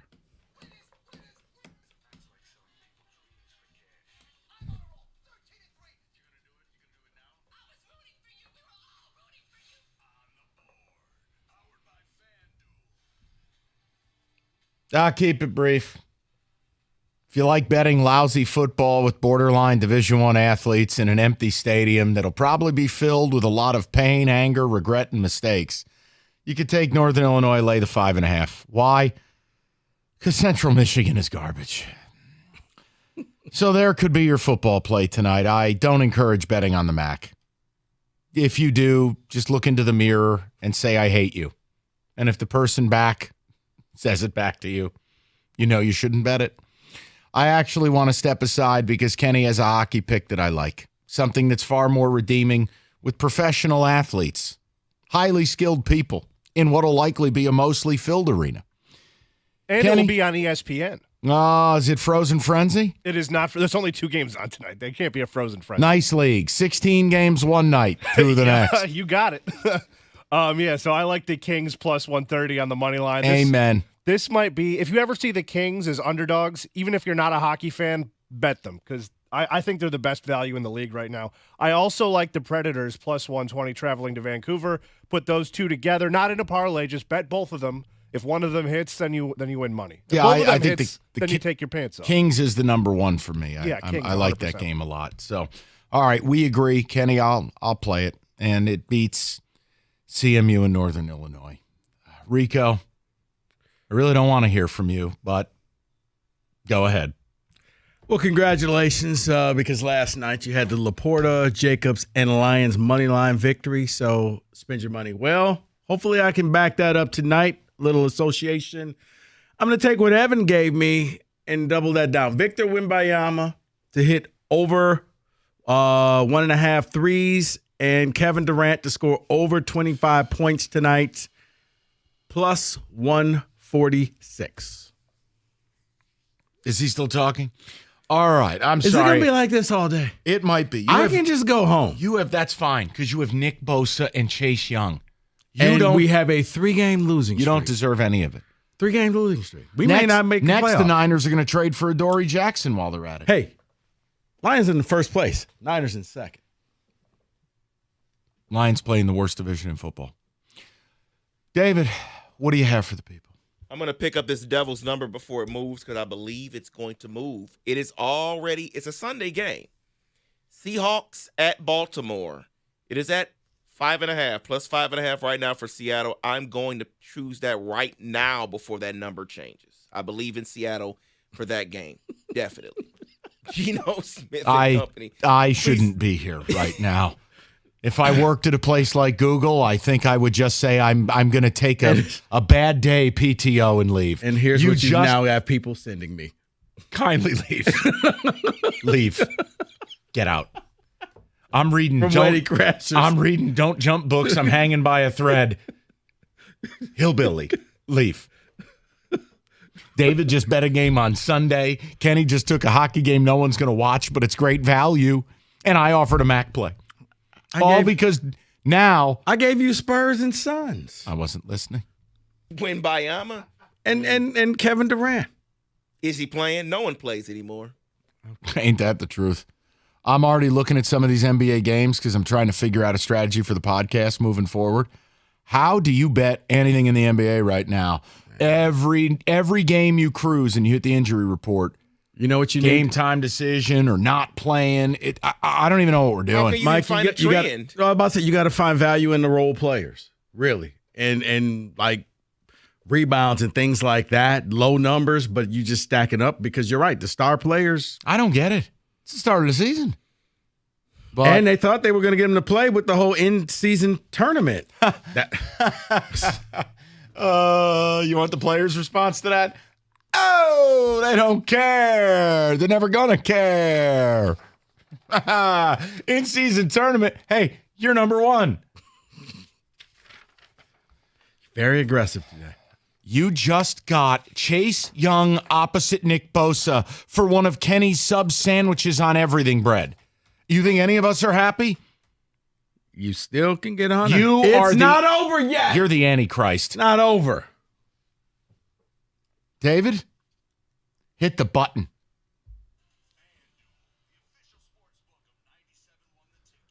Hey, buddy. Hey, buddy. It's NFL football. It's FanDuel, America's #1 sports book.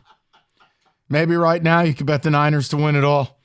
$150 in bonus bets with any winning $5 money line bet. So maybe you take that pick of the Kings tonight, you throw 5 on it, you get $150 in bonus credits. FanDuel, more ways to play. They do. I mean, it's insane. I mean, hell, even last night I was bored. I didn't play it, but I was fascinated. They had like live first half odds in an NBA basketball game. They got lots of stuff. I didn't do it, but I was like, that's kind of cool. Dude, they got dunks in the first 3 I know. minutes. This is how I win. Basically, they have the uncut gems section of the website. The point is, it's FanDuel.com/ticket. Kick off the NFL season. FanDuel, the official partner of the NFL. Probably not good to have kickoff in the script, being that it's week 9, but who cares, right? Must be 21 and up. Present Michigan. First online real money wager only. $5 pregame money line wager required. First online real money wager only. $10 first deposit required. Bonus issued non-withdrawable bonus bets that expire in 7 days. Rico's the Antichrist. See terms at sportsbook.fanduel.com. Gambling problem 1-800-270-7117.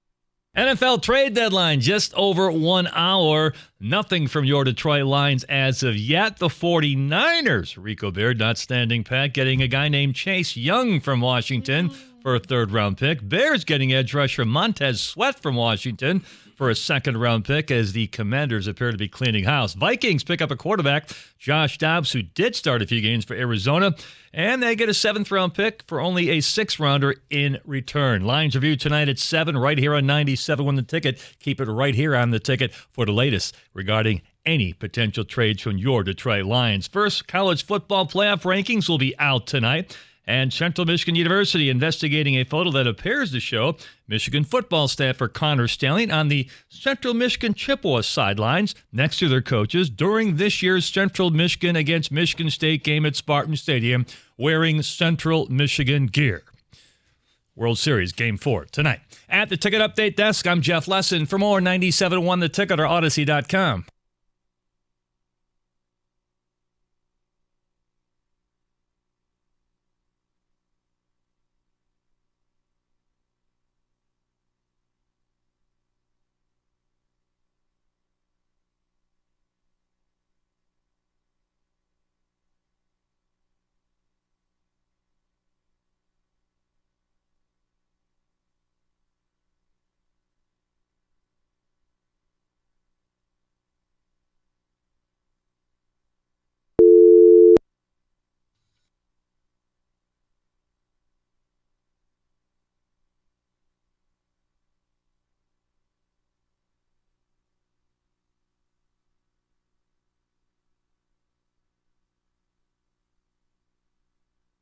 All right, that's enough. I can't. It's just too much.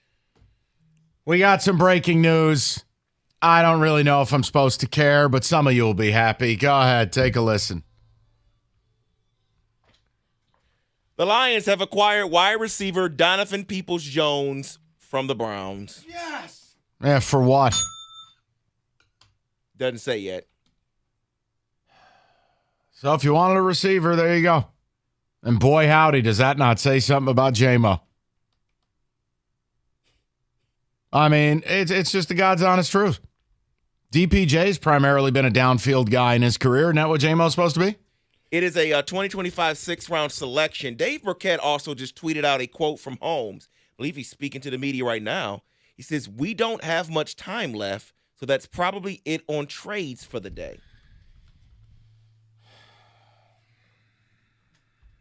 Well, Stoney just said something. He said they didn't say they were done when asked about the pass rusher. So they're not done. They're going to pass it along to the fellas. You got DPJ. David, you should be happy. Fellow Cass Tecker coming back home. I think that he could add to the passing game that you have. And, yeah, I do think it's a shot at a certain receiver who, as you so put, Mike, eloquently put, has more drops than receptions. Yeah, he stinks. Career. He stinks. So here we are at 3 o'clock. Beautiful fall afternoon. Little chill in the air. And what we've watched is Seattle get better up front with Leonard Williams. We've watched Philly stabilize the secondary with Keith Byard. And we've watched San Francisco do what they always do. Just flat get better. They just traded for Chase Young. Now, the Bears, for some reason, went and got Montez Sweat. Bottom line is he ain't here. And now Brad Holmes is talking to the media an hour before the deadline's up, basically saying, here, enjoy your DPJ edible arrangements. You've done nothing to address this pass rush. And if you call up on here and shake your ass talking about 6 sacks last night, you don't know anything about football. You were blitzing the hell out of Jimmy G because he's helpless. Aaron Glenn doesn't want to blitz. Aaron Glenn doesn't blitz. You could do it last night because basically you were playing your little brother in Madden. You were bringing 6 guys, 7 guys, you're blitzing corners and safety. That's not how you want to play. You don't have Steve Spagnuolo as your DC. You don't have Wink Martindale as your DC. That's not who you are. You need help up front. And I just can't believe we're sitting here and the Lions at the deadline while every contender in the NFC has made a legitimate move.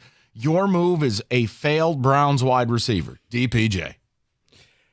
I'm not going to say failed Browns because that's actually one of the guys that I thought you can get on the list, like with Hunter Renfrow. Like, you could go get DPJ. It's not going to cost you a ton of money. It adds your wide receiver room. It gives you another weapon. Isn't that a direct strike on J-Mo? It is absolutely another strike against J-Mo, but it at least tells me that the Lions say, we're not going to sit here and coddle you. We're not going to sit here and try to make you better. Either you get better or you don't. Okay, you didn't. We got to get another receiver. We got to add to the depth in this room. I like the move. Probably didn't cost you a ton. You're bringing him here. I guess he fits the culture because he's from here, so he knows. Oh, you know what? I'm so tired of that bit. I don't care if he's from the moon. I want players. You want winners. And is DPJ going to rush the passer? No. Is DPJ going to get Aiden freed up for more one-on-one looks? No. Then I don't care. But you're giving Ben Johnson another weapon. Great. Enjoy it while he's here because you got Ben Johnson for 90 more days. Anything else you'd like to add?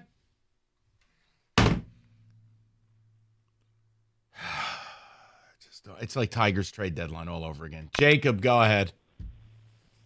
Yeah, I'm just on the verge of an existential crisis right now, man.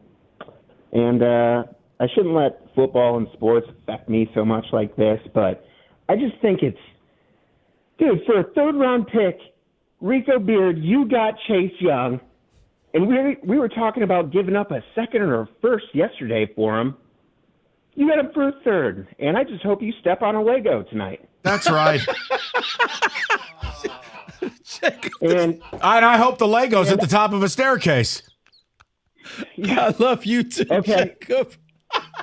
I just want one thing. Can I just throw a name out there? Sure. That maybe Brad Holmes could do his job and go get somebody. He's from Michigan. He's sober now. You played him last night.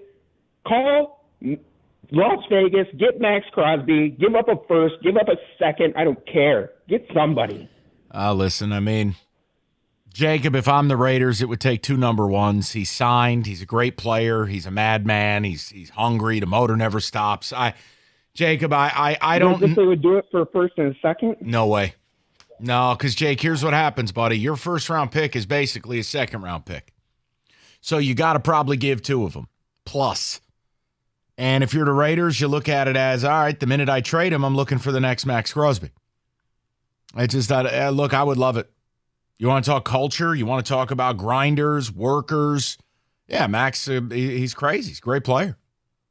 But if you're not willing to give up a third-round pick for some of these guys, what makes you think Brad Holmes is going to step to the podium in one of his fashion vests and give up multiple firsts? Unless they just really believe that, you know what, we'll get all the pieces that we need in the draft. That doesn't help me right now. I understand. I'm with you. I'm trying to get these people what they deserve. I know you think I'm the enemy, but I've been saying for the longest. You are. Your window is now. David, what's the Bible verse that describes Rico? Like, is there something about being a privileged fan in the book of Paul? Something about keeping your enemies closer. Yeah. Something about that. Ain't so that maybe the you're truth? keeping your enemies closer. I think it was right like, blessed are the meek, they will inherit the earth. That is very true. Sure. I'll go with it. Dave, 97.1. Hi, Dave. Hey, Mike. I know you're disappointed here about this trade deadline, but why don't you get me started off with a good afternoon? Anything you want. So, listen, for me, I know we're, like I said, we're disappointed with the trade deadline, but let's think about, what's going on the field. I think that this was, by far the most impressive win of the year for me. All off season, and even, up until last night, I've been hopeful for this season, but, secretly, behind my back, I've had my fingers crossed, just hoping, this wasn't just another illusion. 40 years of this team conditioning me to expect the worst. But last night, let me tell you what I saw that's going to open me up for some heartbreak again. Lions start off the game kicking field goals instead of scoring touchdowns. Move themselves down the field 3 different times, end up settling for a field goal. Then, just before the half, Raiders work their way down the field, score a touchdown, get it 7-9. And then we start off the second half. We throw the pick 6. We, work our way down the field again, fumble inside the 5-yard line, leaving a lot of points on the field, giving away points, to our opponents and doing it on a primetime stage. In years past, any one of these, traditional Lions failures probably would have been too much to overcome. Now, instead of this team collapsing, they end up dominating the game, right? They go ahead, they match that Raiders touchdown right before the half, overcome the pick six, overcome that fumble. That's the mark of a good team, Mike. And that's what I'm expecting from this team moving forward. Listen, I agree 100% on everything you said, but it has nothing to do with what we're talking about right now. You do not have a front four that can win consistently. You need to upgrade. Look, I know this town isn't, Dave, I'm not mad at you, by the way, at all. This town is not used to having a winner. I want to help you with something. If you study what your competitors do, they load up at the deadline. The Niners have added 2 critical pieces to an already dominant front. And you go, well, why? Why would they need more? Because more of more is good. I watched the Giants, who really didn't have much outside of 8 really good defensive linemen, win a Super Bowl. How'd they do it? Because every third down, they were doing what they called their NASCAR package. They would have 4 pass rushers on the field. They'd have like Justin Tuck at D tackle. They'd Osi Umenyiora. They would just overwhelm teams with their front four. They made Brady's life hell in that Super Bowl. Did they have a great offense? No. Did they have some great secondary? No. The Niners' defense is what it is because their front four is so good and so deep. The Eagles, it's the same principle. They don't need Fletcher Cox to play 50 snaps or 40. You rotate them in. Right. They go 8 deep up front.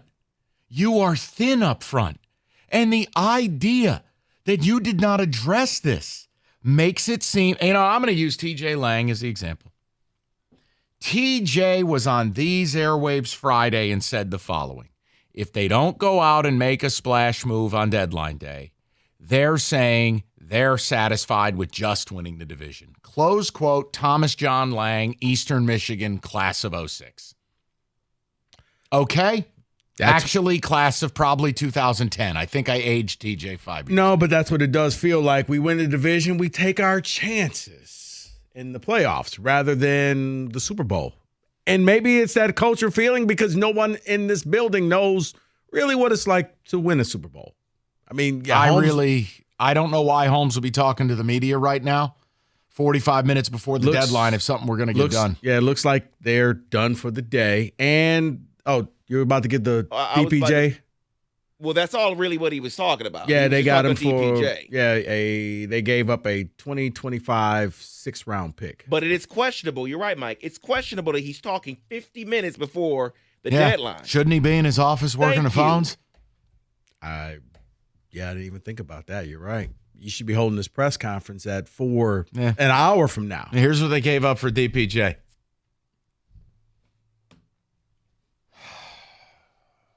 Well, Major wide. Look, I like bringing back DPJ. I don't want it to get lost. I think he's helping this wide receiver room. Yeah, I know people want the pass rusher, but one thing does not equal the other. No, I'm fine bringing DPJ in because it didn't cost you anything. Yeah. A 6th-round pick in 2 years? Yeah. Who cares? You could have given Cleveland a box of Tasty Cakes. It wouldn't matter. The whole idea is I'm trying to win now. Yeah, you shouldn't be doing your press conference right now. And second of all, newsflash, you traded for DPJ. The first question should have been, are you acknowledging that J-Mo stinks? Great question. Mike, 97. Hold on. Mikey, stay with me. I'm a terrible person. We're up against it. Mike, I'm coming to you on the break. Kenny, if I don't take Mike first, it's on you. 248-539-9797. Look alive, people. Gotcha. That what Mike just did, Radio Tease. You learn that? Specs at LTU. And then he has to deliver. We take Mike coming out of the break. You want to get into radio? Specs at LTU can help you out. TV, graphic design artists, Specs at LTU can help you achieve your goals. It's very simple. You just got to be curious. You got to go visit the website, ltu.edu/specs, to learn more about the broadcast media arts, your digital media arts, your graphics communications taught on the campus of Southfield in Lawrence Tech, right here And it's very simple, guys. You got to just go to the website to get started. ltu.edu/specs to learn more about broadcast media arts, digital media arts, graphics communications, taught by instructors who work in the business. Heck, I just had my class this morning. You could be in the next semester, but you got to go and do a little bit of work. Head to the website, ltu.edu/specs to learn more. And while you're there, make magic by enrolling in Specs at LTU certificate program today.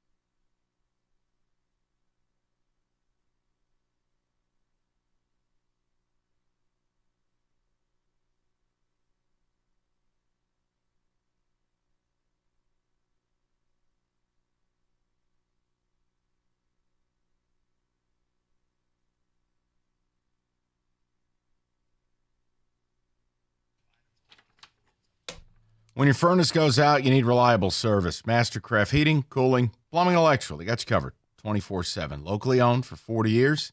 Going to back their work with a 5-year warranty. Mastercraft, your one-stop shop for heating, AC, plumbing, electrical. They got generators, too. So they can't get to you same day. They'll take $100 off that next day service call. All you need to do, visit mastercraftheating.com.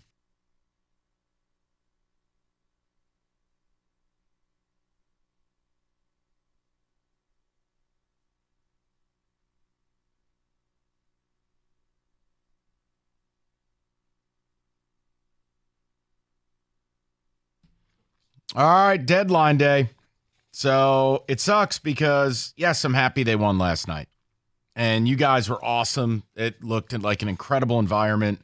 I thought ESPN actually was really, really very complimentary of the city, the fans, the team. I thought the coverage was awesome. Yeah, they even had the little digital wristbands that would light up upon cue. Right. But then I woke up today. That's the real problem. I woke up, and trade deadline day has been a complete disaster, and it borders on malpractice.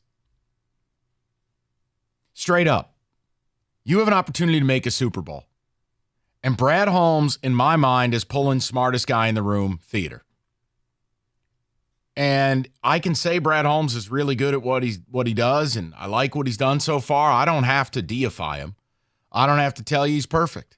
The idea that Seattle got Leonard Williams and the Niners got Chase Young and the Eagles got Keith Byard, and you sat here and brought in DPJ. I mean, it's malpractice. Chase Young for a third-round pick? Oh, wait, if Chase Young doesn't sign with the Niners, they're going to get a compensatory third. And they get the third-round pick Which back. means they gave up nothing. Danielle Hunter's out there. You going to do something about it? Montez Sweat went to the Bears for 2. The whole point is your pass rush isn't good enough. I don't care you beat up on the tomato can Raiders. You were blitzing to do it. The way you win a Super Bowl is your front four's got to eat. And right now, you don't have that. And I don't know what the hell they're doing, guys. You're good enough. You know what, Al? I'll just tell you what really chaps my ass. It's a problem. Why the hell is your GM talking when he should be working? Oh, well, Brad Hall. No. Here's how this game works. You tell the media when you're talking. Hell, teams decide to tell you when a press conference is and not show up for an hour anyways. If Brad Holmes said, I'll talk at 5 o'clock today, then the media's going to be there at 5 o'clock. Yeah, what are you going to say? No, you're going to talk now? Brad Holmes says he wants to talk 8 o'clock? Oh, you'll be there at 8 o'clock. Why the hell's Brad Holmes talking when he should be on the damn phone trying to make this team better? Because I think he thought, well, you know what? I'll just go ahead and announce the DPJ trade myself instead of reading it with Schefter or somebody else. But you should have just waited. Because it gives the illusion you're done. Now, granted, they can still make a move, but it's not good optics. I can't wait for 37 minutes from now when he doesn't get to say that anymore. That's when I'll really get upset. Hey, man, look, I was here for the Tigers trade deadline. Not a good thing. Go to Mike, 97.1. Mike, I'm sorry about that. I apologize. Welcome. Hey, no worries, guys. Hey, I'm going to change the narrative. A couple callers ago kind of stole my thunder a little bit. I honestly and truly believe, and I trust in Brad Holmes, that last night while he was watching Max Crosby basically rip us apart, he was on the phone talking to the GMs across in the other booth saying, hey, what is it going to take to get this guy here? What do we got to give up? J-Mo's probably gone. They could probably throw in Hendon Hooker because they don't have a quarterback. Nobody wants They could probably Hendon throw a first, a second, maybe a couple seconds, maybe another first. I don't care at this point. And then if that all falls through, you sign Hunter because I think that one's already done. I think he's holding to try to see if he can get Vegas to give up Crosby. To be honest with you, I know it's a bold-ass prediction, but I think what he saw last night, this guy's a frickin' everything biter. He didn't stop. He's a madman. If we got him and had Aiden at the other end, nobody's stopping that line. Nobody. Yeah, Mike, I hate to be that person, but they're speaking right now, and this is according to Brad Galley. Dan Campbell said twice today now, regarding trades, it had to be the right player, the right fit, and the right price. Trust me, Holmes did his work. We're good. We're where we're at. Saying that it had to be the right player means we're done. Why? I understand they're trying to build a culture. I get it. You know, I just, having played, I played back in the 80s in the USFL as a tight end, and I just blows my mind the moves that they don't make. I know. Chase Young was a steal. Yeah, Mike, Chase Young it's a is no-brainer, right? Chase Young is free. If they That let was him free. That was a go, gimme. they could get a That was a gimme. supplemental third. They didn't really give up anything. And so you roll the dice. Okay, so he may be a little bit of a malcontent.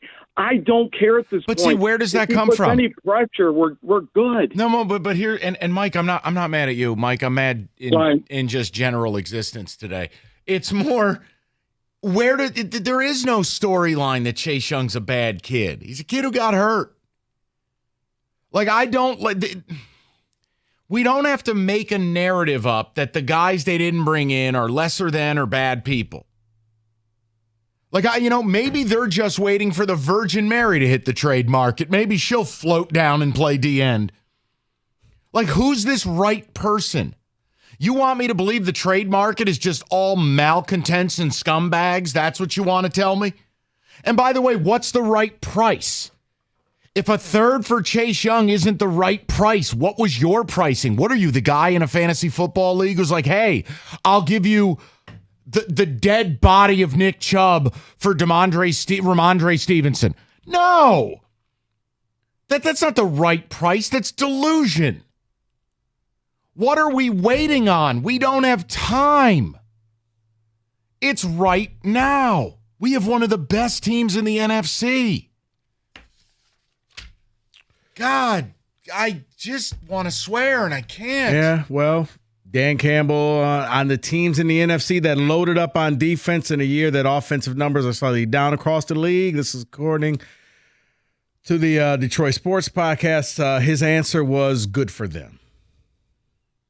Is your goal just to warm me up here? No, Mike, I'm just giving you information. I'm giving the listeners information about what's going on. Give me information that goes along with my opinion, or I don't want to hear it. Signed America 2023.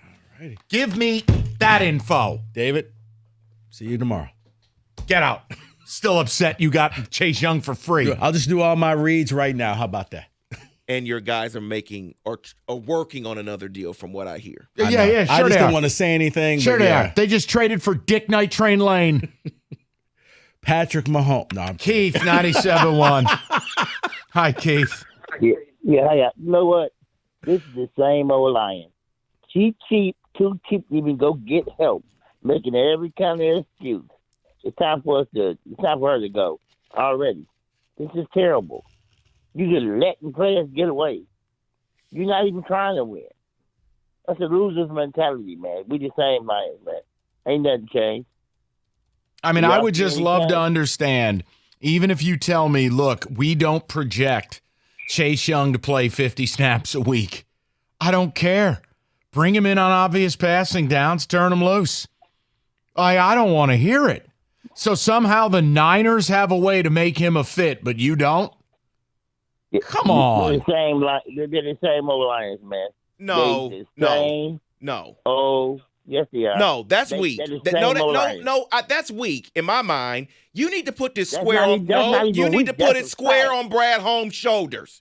You need to put it on him, not the organization, not the franchise. Hold on. Guys, let me say this. This to me shows that this is an organization that doesn't know how to win yet.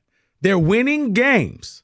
They'll probably win the division, but they don't know what it takes to take that next step to flat out win. David, you've seen it with your Steelers. Mike, you've seen it with your Giants. When you know you're in that window, you go the extra step because you don't know how long it's going to be before you get back. And Dan Campbell, he didn't get on my last nerve. He's another one of the, like you just said, don't know nothing about winning. You don't know nothing about it. Yeah, hold on. When they got some belts. Hey, listen, here's what a coach is never going to do, Keith. He is never going to get up to a podium and fart in the face of his general manager. If you think Dan Campbell's going to go up there and go rogue, you don't get how this works. I'm not mad with what Dan Campbell said. Dan Campbell didn't have a choice. And while Dan Campbell plays a big role in the process of acquiring players, let's be clear, Brad Holmes shops for the groceries. You think he's going to get up to the podium and impugn his GM? That's never happening. So just don't take that too far. Dan Campbell's done a hell of a nice job. But the reality is that as an organization, they didn't do what they needed to do. And now Eagles got better, Niners got better, Seattle got better. You didn't. And oh, by the way, the only thing you did today, and I don't think it's a direct vis-a-vis thing. Oh, I think it is. Okay, then you basically just admitted J-Mo sucks. And you brought in Donovan Peoples-Jones because you know what DPJ's good at? He had about 14 yards a catch last year. He catches downfield stuff. Mm-hmm. Well, what was J-Mo supposed to be? All right, you want to tell me it's a replacement for Marvin Jones. Guys, how many footballs are there to go around? I think we all know what it really is. Without calling out somebody, they called him out. You saw what we saw, and they saw what we saw. Last night, yeah, just not good. When he dropped the pass, it was like, God, not anybody but you just I want to say positive things, but that you know what also got lost in all of this? And then I'll let you, Jahmyr Gibbs. Congratulations. Fabulous. Great game, great coming out party on national TV. Mike, sell him something. If he let me know when he can rush the passer. Hey, it's Ideal You. I quit. John Jensen weight loss. You want to lose 10 or 100 pounds or, I don't know, anywhere in between, you go to idealu.us. That worked for John. How? I don't know. You'd have to call them. $200 Visa gift card when you sign up, but John lost 60 pounds. He's kept it off. You could be 15, 20, even 30 pounds lighter in 30 days with idealu.us. They want to get you on the road to success that they got John on. And John lost 10 pounds first 10 days, 63 overall to be exact.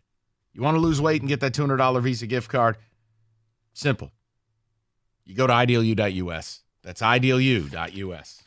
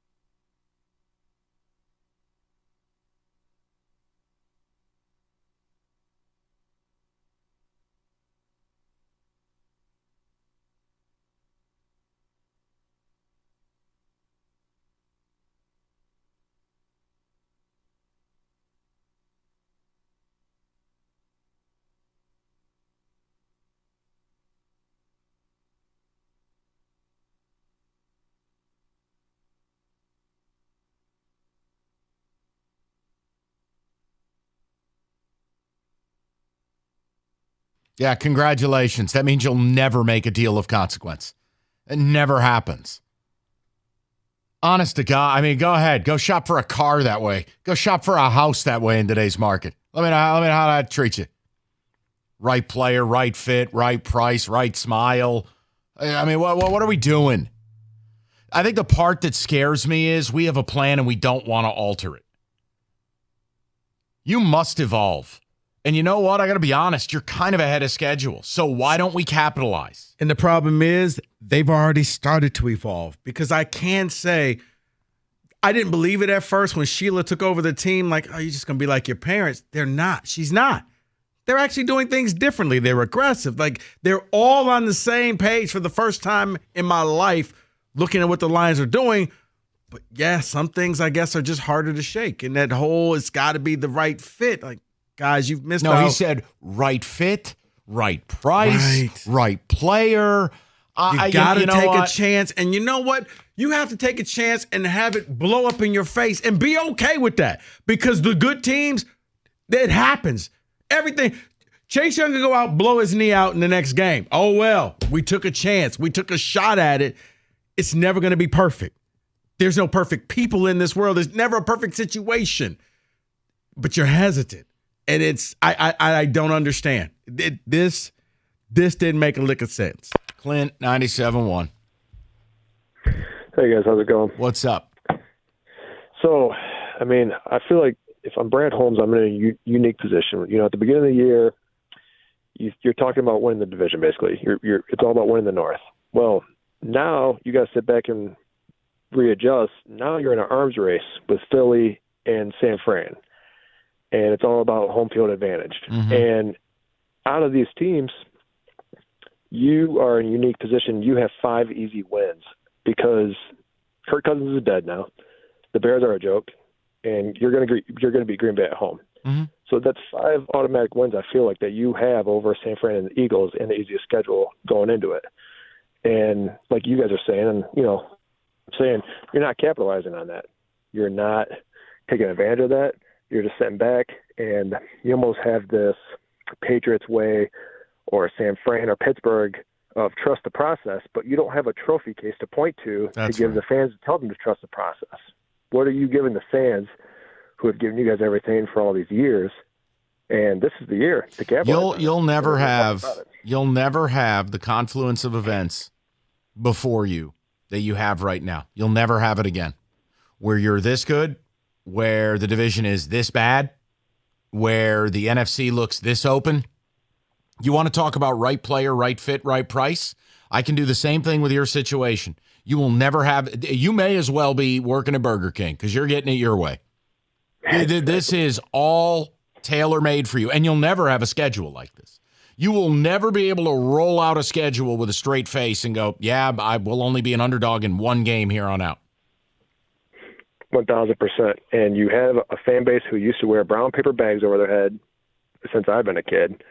They've done nothing to show for it, be proud of, and you're in a position now to be the guy. Brad Holmes, Sheila Ford, Chris Spielman, you guys have a chance to turn this thing around. This is the year. You have a chance to make a big splash in free agency to really take this over and host home field playoff games and go to a Super Bowl finally, and you did nothing about it. And again, your direct need is really primarily what's been moved at the deadline. You needed help up front.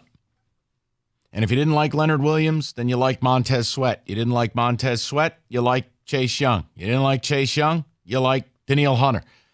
There had to be something there for you. And the Raiders have been getting besieged with phone calls for Max Crosby. Now, again, I can't tell you I'd do that deal. Because a guy signs a 4-year, $94 million deal, A, there's got to be a restructuring process, and B, that's going to cost multiple first-round picks, and even I would side with Brad Holmes on this. I'm not sure I want to go there. But any of these other players, it was second- and third-round draft capital. It makes no sense to me not to bring in a defensive end to help this pass rush and help Aiden Hutchinson and fortify what you're building. Yeah, I mean, not to add to your pain and misery, but yeah, Chase Young costing you a 3rd-round pick that you could possibly get back if you don't re-sign him means that he truly was just a free rental player. Somebody outside? Yeah, you. Get out. Go to Robert, You know what? 97.1. You'd miss me. Robert, how are you? Frustrated, very, very frustrated. Like a lot of listeners, I'm 51, seen one playoff win. We all know the resume and the history and everything like that. And to your guys' point, I 1,000% agree. Every year in the NFL is so different, so you got to strike when the iron's hot. Of course, they're ahead of schedule, and this is my name that I wanted to bring up is Brian Burns. He's in the last year, I believe, of his rookie deal as well. You know, and they're not negotiating apparently with the Panthers on a contract. He's just, just focused on playing and everything like that. I would think similar to Chase Young, they bring him in, expiring deal. If it doesn't work out, I mean, not a culture fit, whatever the heck that is, and then they would get a compensatory pick for him too. I'm so disappointed and so frustrated because it's like, to your guys' point, yeah, the North is down. It can't be that terrible next year. It just can't. Everybody is ripe for the picking. Philly just seems off this year. They just seem out of kilter or whatever. And like we've all said, like the mobile quarterback thing, you've done nothing to rectify, to improve that situation. It's just so frustrating. And yeah, James Houston's coming back. Is he going to come back at 100%? Who the heck knows? But here's where I'm at. I want to be clear, Robert. Yeah. I like James Houston, but do you know? I do too. Do you know what would make me love him? If he's a rotational edge. When 100%. When you can ask less of people, give me more on fewer snaps. You never wear out. You become a dominating team in the fourth quarter. Robert, how could they approach this and not address it? I can't figure it out. The only thing I can think of is and maybe this is this silly hope at this point. With 17 minutes left or whatever, we'll hear your breaking news soundbite thing because it's so. And the other thing that's last week before I go, the thing that's so confusing too is Holmes is like this magician during draft day. If you watch those inside the den things, he's moving this cheat. Oh wait, we'll give up this pick and that pick and that. He's so aggressive. He's so creative, and he took a chance on J-Mo, which was blown up in his face, but. How can you be that aggressive with all that sort of thing? But right now you're just sitting on your hands. It's so that's the other thing about it to me is like, and Dan Campbell's like, he's not going to, like you said, he's not going to go get up on the podium and be like, we're making a mistake. Ultra competitor, ultra aggressive. It's just so confusing and so frustrating. I'm just like sitting here going, this is the year to put some chips in the middle of the table. And it's just, Now, Robert, I got to be honest with you. It's what TJ said last Friday. Hey, you don't have to respect me. Maybe you respect the guy who played more. I don't know. Well, TJ won a Super Bowl. TJ's been a multiple-time Pro Bowler, and TJ's a pretty honest dude. And TJ sat in that chair over there to my right and just said straight up, if they don't make a big move to address this defensive line, then they're saying they're just satisfied winning the division. So if you don't like me saying it, maybe you'll think differently with a guy who, works for the team. Well, he doesn't work for the team, works for the station. I don't even care who pays TJ. Whatever, it doesn't matter. TJ works for fun. I'm pretty sure they pay TJ in Zins. What? I'm sorry. I'm projecting. You are. All right, FanDuel, NFL. Hey, look, it's the Titans and Steelers on Thursday night. What a blessing. Same game parlay. You'll need to bet a same gamer to watch that garbage. The NFL same game parlays, a nice way to boost your bankroll, give yourself a shot, especially with these lousy Thursday night games. Visit FanDuel.com/ticket. Don't miss out on that chance. No sweat same game parlay.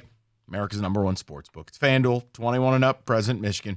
Refund issued, non-withdrawable bonus bets that expire 7 days after receipt. Max refund $5 unless otherwise specified. Restrictions apply. See terms. Sportsbook.fanduel.com. You got a gambling problem, 1-800-270-7117.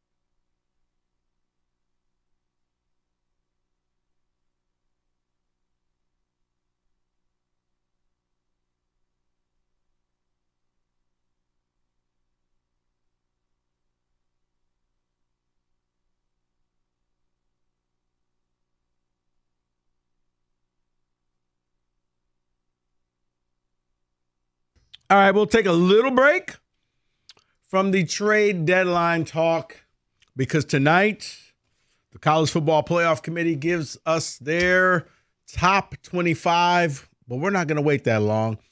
I'm going to give you my top 10 power ranking right now.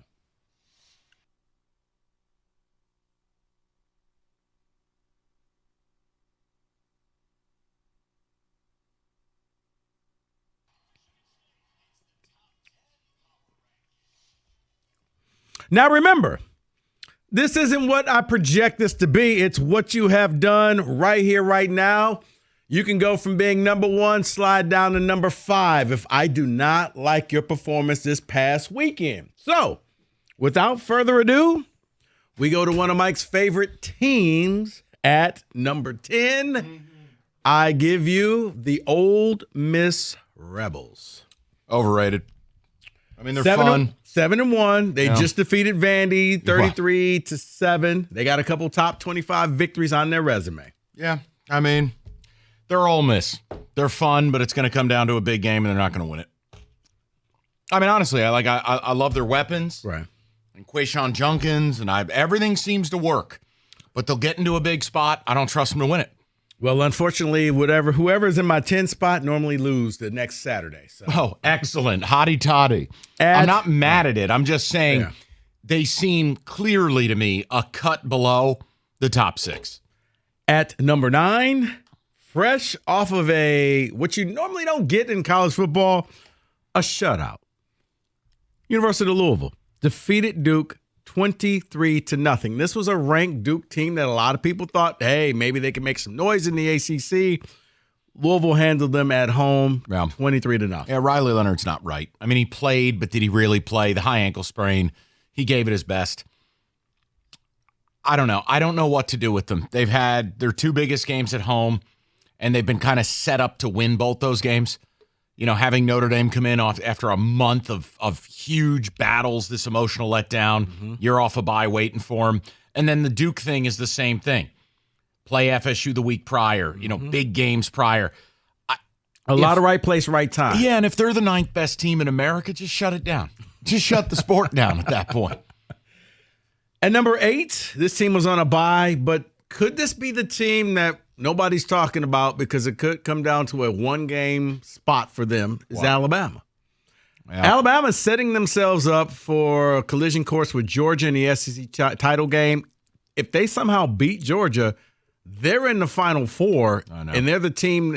This may be the worst-looking Bama team that you've seen in a long time. It is. Now, they took apart the Ole Miss team you talked about. Look, Bama's good. When we talk about Bama and we slander them, it's based on being a victim of their own success. But this is not some great Bama team. I have no problem with you putting them there because, frankly, they beat Tennessee and beat Ole Miss.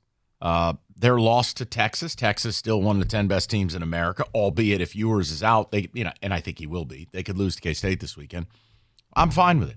But again, Rico, there is I think, a hard line of delineation drawn between that top 6 or 7 and everybody else. Well, Mike, you brought him up at number 7. Malik Murphy. Awful. And the Texas Longhorns. Yeah, look, Quinn Ewers is out for a couple more weeks. 2nd-degree sprain of the AC joint. Dropping a bomb on BYU is one thing, but they got to take on K-State this week. I think they could be in some trouble. Malik Murphy was throwing 80-mile-an-hour fastballs at running backs 3 yards away. Big yikes. They get the game at home. Yeah, but K-State, that's as buttoned up an operation as they're in under Chris Kleiman. They got Will Howard. They got Avery Johnson, the little rotation at QB. This Avery Johnson's a problem. Dude, he is a distinct problem. He's Taysom Hill. It went from being a gimmick to, wait a minute. This is real. This is like Philly in the brotherly shove. Like, I don't think they could stop this guy. No. So, look, I think it's not about ifs and buts. Texas does not have Quinn Ewers, and no one's going to feel sorry for him. So, they might not be on this list next week. I'll be impressed if they beat K-State with a backup QB. At number 6, probably the best 7-1 team out there because their only loss, well, it's to a top 5 team in my opinion. Bo Nix and the University of Oregon, they go on the road. They defeat Utah. They destroyed Utah 35-6. Well, for fun, they'd be my number one team in the country. And Bo Nix is my favorite to win the Heisman. All that team does, they played a difficult schedule. They took a road game at night in Lubbock in the non-con. They went out to Seattle to take on Washington. They dropped a bomb on Wazoo before the clown car fully crashed. And then this week, they went into Rice-Eccles where nobody really wins. And they didn't just win. They painted the town red. And Bo Nix, go look at the numbers. Another 4 touchdowns, another big day. Oregon is multiple. They're diverse. They can get physical. Bo Nix should be the Heisman frontrunner right now. He's mine. Bo Nix would be 1, Penix would be 2, and I don't know, maybe Maserati 3. It would have been Bowers, man. Kenny, don't be mad at me. He got hurt, buddy. I can't give the Heisman to a hurt kid. But the point is, Oregon, I'm high on them based on merit, but I understand why they are where they are. But I think if they play Washington again, no, they'll crucify that team. Yeah. At number 5, fresh off of a bye, don't really know what to do with them, but they've destroyed the teams that they played. But now we don't know how they destroyed them. The University of Michigan. So let me help you, people. Rico's not being disrespectful. He's being sensible. It's October 31st. If you beat Penn State, you're in the top 4, and you beat Ohio State, you'll go into the playoffs as number 1. But in the here and now, your best win is Rutgers. Basically, all you've done is go out and steal little kids' wheelchairs. So I'm okay if he puts you 5. Hell, I'd be okay if he puts you 6. And that's before we bring up a scandal. Yeah, honestly, I thought about it, but I'm like, you were 8-0. Oregon was 7-1, so I gave you the benefit of the doubt of being undefeated. At number 4, the University of Washington. They've been struggling the last couple of weeks. They look, just say it, they look awful the last 2 weeks. I think they've been getting drunk off their own Kool-Aid. Non-bowl eligible Arizona State 15-7. Okay, fine. You had a bad day at the office. Then what is your explanation for that game against Stanford? Right. Now, Penix is great. He don't play defense. That's a distinct problem, Rico. Yeah. Now, I still believe there are 3 teams. If I took Bama, Michigan, Oregon, and Texas, if they have viewers, I think they'd all beat UW. They have to be. It's the who you play and the how you play, and right now the how you play is a problem. They're not playing well. And we're about to learn about them. They have USC, Utah, Oregon State, Washington State, and if they survive that, then they'll have Oregon again. They don't want Oregon. I think the Oregon is what now. This USC game. This is where Michael Penix jumps back into the Heisman Trophy race because USC plays 0 defense. Anything less than 5 touchdowns, Penix should be eliminated from competition. I was going to say 6. Okay. No, seriously, though, why are they only favored by 3 in that game? Oh, really? Terrifying. Keep going. At number 3, Kenny, your University of Georgia, flat out destroying on the neutral site the cocktail. Is this still the cocktail party? For now. Okay. 43-20. I got Georgia sitting there at number 3. No, that's wrong. Top 2. I'm not even being a homer. You guys said that you wanted to see what this team looks like without Brock Bowers. You did that. They dismantled Florida in a rivalry game, neutral site. So I demand they be at number 2. They did. Florida wasn't ranked, so that's why. I don't care. Okay. I don't care. It doesn't matter. It's a rivalry game on a neutral site. You said you wanted to see what they look like without Brock Bowers. They were just fine. Delp looked like mini Bowers. Okay. At number 2, falling from the number 1 spot because their win over Clemson is looking worse and worse as the year goes on. The Florida State Seminoles. They beat Wake Forest 41-16, but a lot of their quality victories not looking so quality now. Clemson, no argument. Yeah, they're done. By the way, it would behoove you to find Dabo Swinney melting down on his own radio show. I don't know if you heard that. Yeah. Caller Tyler really, whoa, Dabo. Got under his skin. Take a listen to that if you like college football. And number 1. At number 1 is The Ohio State University. They went on the road to Wisconsin. They won 24-10. And I think every team Rico listed would beat them. I swear to God, on merit, I have no issue with Rico putting them number 1. But today, if Oregon and Ohio State played, I take Oregon. If Michigan and Ohio State play, I take Michigan. I don't get it. What are we doing? But they keep winning, but they're not good. They have the 2 best victories. They got 2 top 10 victories. Not right good. You watch them. You go, this is not good. Understand. All right. That's it. That's the power rankings. 97-1.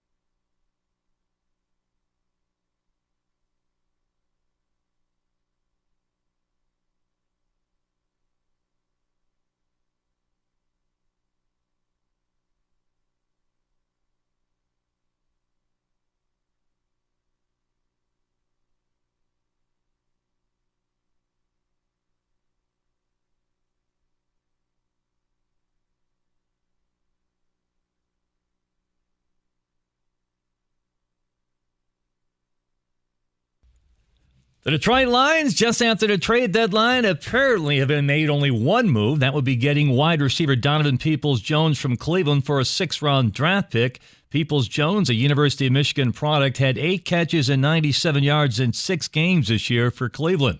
49ers getting defensive end Chase Young from Washington for a 3rd-round pick. And the Chicago Bears getting edge rusher Montez Sweat from Washington for a 2nd-rounder. Vikings get a quarterback, that's Josh Dobbs from Arizona, and a 7th-round pick in exchange for a 6th-rounder. Lions Review tonight, 7 p.m. right here on 97.1 The Ticket. First college football playoff rankings come out tonight. That's also this evening. As Central Michigan University investigating a photo that appears to show Michigan football staffer Connor Stalions on the Chippewas sidelines right next to their coaches during this year's Central Michigan against Michigan State game in East Lansing. World Series Game 4 tonight. Texas leads Arizona 2-1. At the Ticket Update Desk, I'm Jeff Lesson. For more, 97.1 The Ticket or Odyssey.com.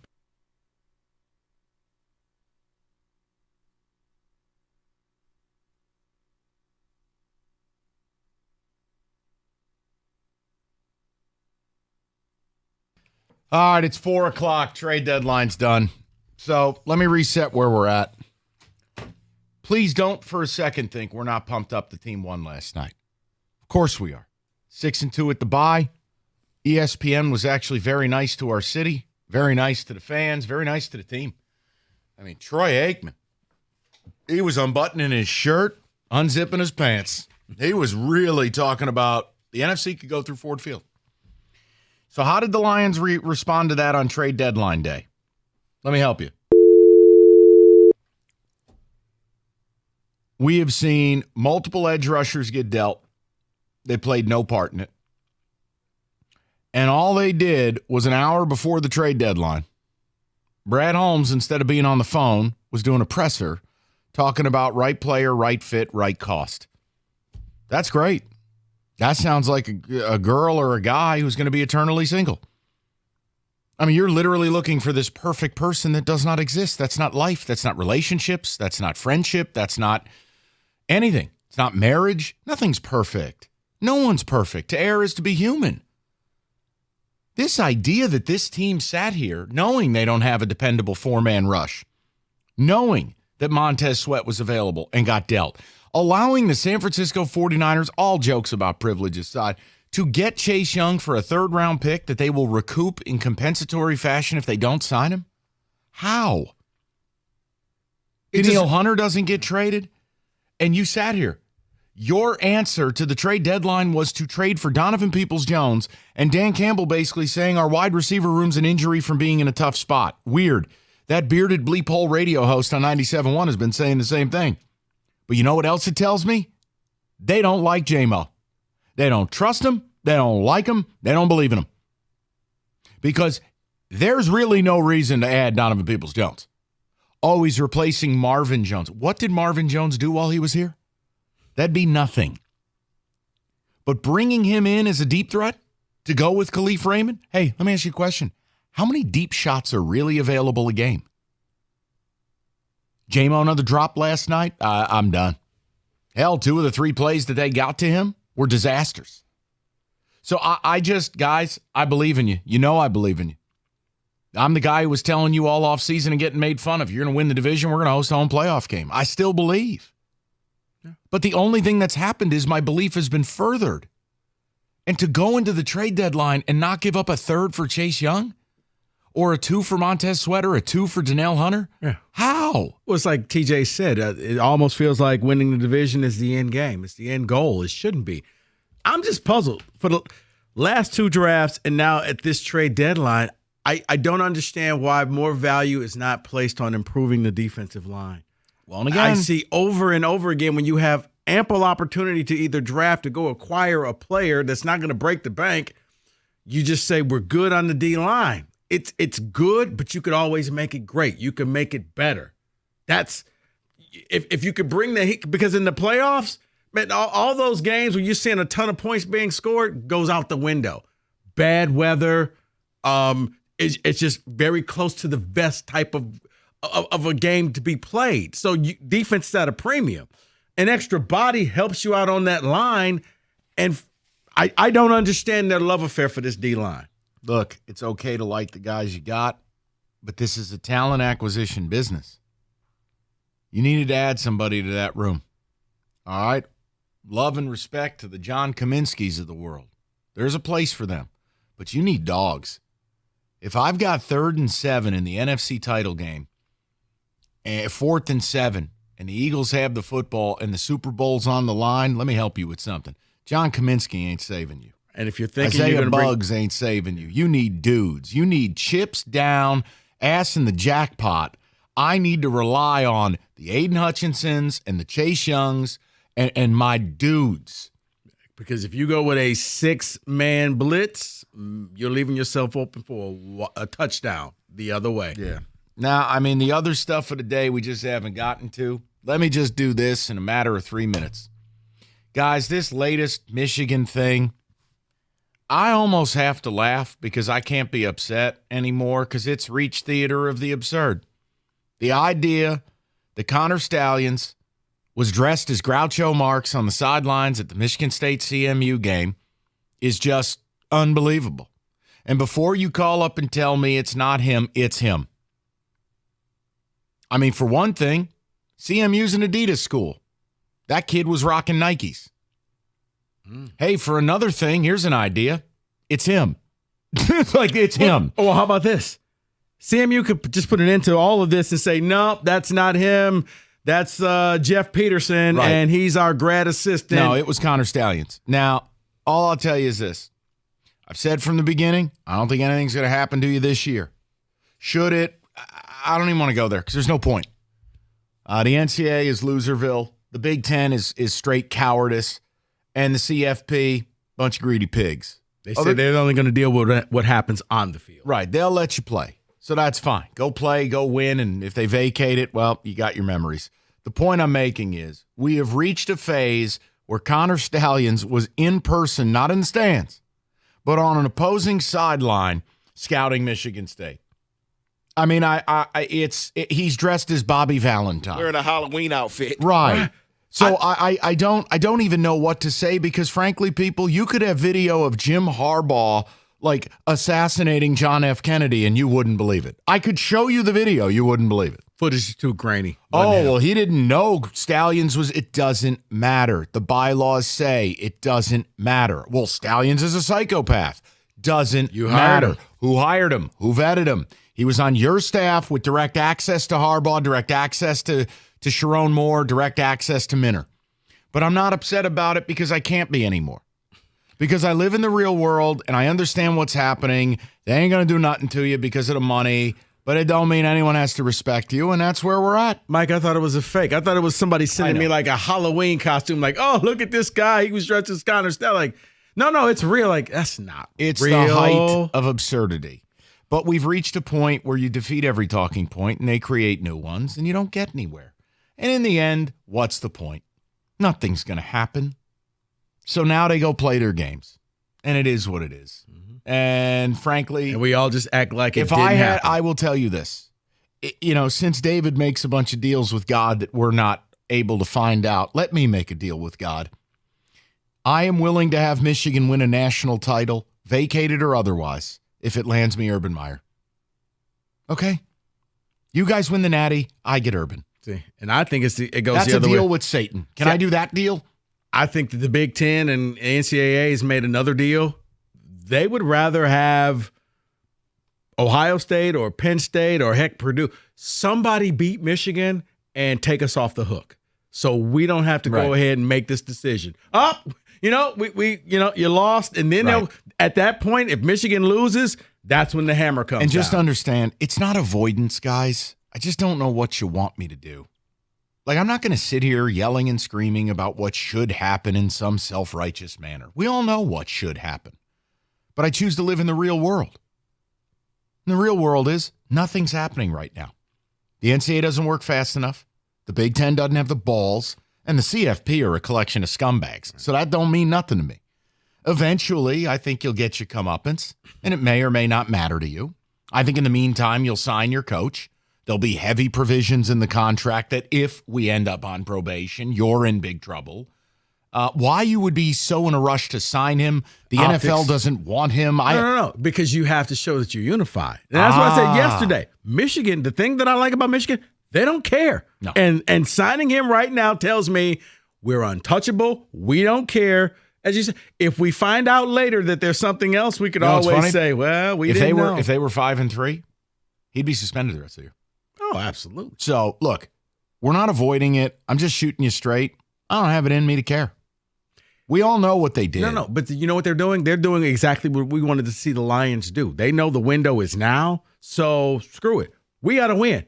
At all costs, we got to push all the right buttons. And that's what they're doing. We'll worry about next year. I'm more than willing to have my rival win it all if it lands me a conversation-changing, paradigm-shifting coach. So now, we'll save that for later in the week. Soul? What'd you say, buddy? You're going to sell your soul? Okay, I really don't like how you said that, David. Well, I offered my soul to your church, and you didn't want it. I really don't like how that. So are you saying you'll sell your soul? Right, I offered it to Got you. this contract for you, Mike. Right, we talked about, like, you could save a soul, but you're not a real preacher anymore. You're David, selfish. You did pass. You passed. You're a feature, a fake preacher. You're like, you know what? I may as well have Dionne Warwick producing my show. Oh, stop Yeah, it. why don't you start a prayer network? That's how real you are. All right. I offered to become like a bishop at your church. Next I was thing going to you be a know- major donor. Next thing you know, Dave is going to be selling holy water on Channel 20. That's right. Dionne Warwick. D-E-O-N. Hey, David. D-E-O-N, Dionne. Get some of this David Hull water. Get some of these Greater Life prayer beads. Stop it. We got Greater Life biscuits. But yeah, I'd co-sign Michigan winning it all if I got Urban. That's fine by me. So yeah, the NCAA can't Hell, I got do a anything. 50. I got a 50-50 shot that title will get vacated anyways. I just want my coach. Yeah. But the NCAA has a 90-day window, so even if they can't, Michigan gets a chance to respond, so nothing's going to happen. The Big Ten is toothless. The Big Ten's a joke. This they- Terry Petiti, I can't believe. They've been told to say nothing. Just whistle past it. And Oh, you're talking just wait to BTN see- again? Yeah. Just wait to see what Oh, happens. the BTN's a joke. It's Kremlin news. And then, it's college football playoff. They're saying, well, we only care about what's on the field. And, oh, by the way, one of the committee members happens to know firsthand what's going on, and he's still there, and that's Ward Manuel. Okay, good. So there, we covered it in 4 minutes. And back to the Lions, because that's where I'm at. Because I can't bring myself to care. Connor Stallions is Groucho Marx on Michigan State sideline. We've reached that point. Right. He really pulled the Bobby Valentine. Tell them all about it, Rico. All right. Well, you know what? Yesterday was a day where all of the major sports were happening in one day. So you need fast internet to keep up with all the action, and that's me. Xfinity connects me to more of the great games that I love, and with Xfinity Internet, I get the speed I need at a great price. No more frozen screens or pixelated videos, just pure, uninterrupted streaming bliss. Xfinity Internet is built to handle all your digital demands with speeds that'll make your head spin. You can enjoy all your favorite apps all in one place with the Flex 4K streaming box, all with Xfinity Internet. It allows you to stream all your favorite shows and all your favorite games without interruptions. It means you can get the latest scores as they happen, latest injury updates, the fantasy stats, trade deadline. Choose from a variety of speeds depending on your needs, including gig speeds up to 1.2 gigabits per second, and enjoy reliable internet on all your devices. To get started, call 1-800-XFINITY, visit Xfinity.com, or stop into a local Xfinity store today for more details. Maximum download speed of 940 megabits per second when hardwired via Ethernet. Actual speeds vary and not guaranteed based on Xfinity's fastest available download speeds.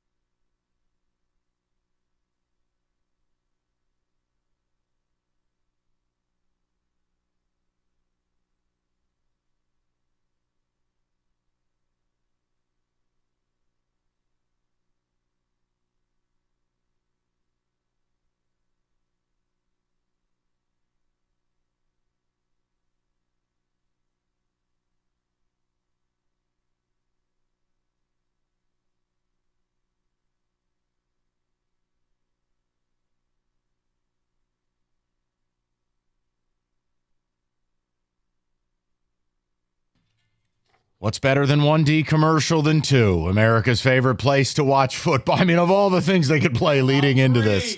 How about 3? It's the D Las Vegas Circa Resort. Let's talk about that. Stadium swim, 6 pools, 3 different levels, plenty of acreage for Connor Stallions to scout out opposing plays.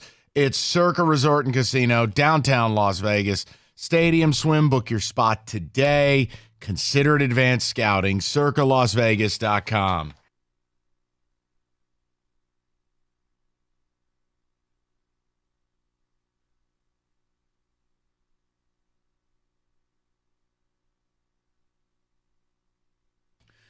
David on the ticket text on what is a giant wet fart of an NFL trade deadline for the Lions.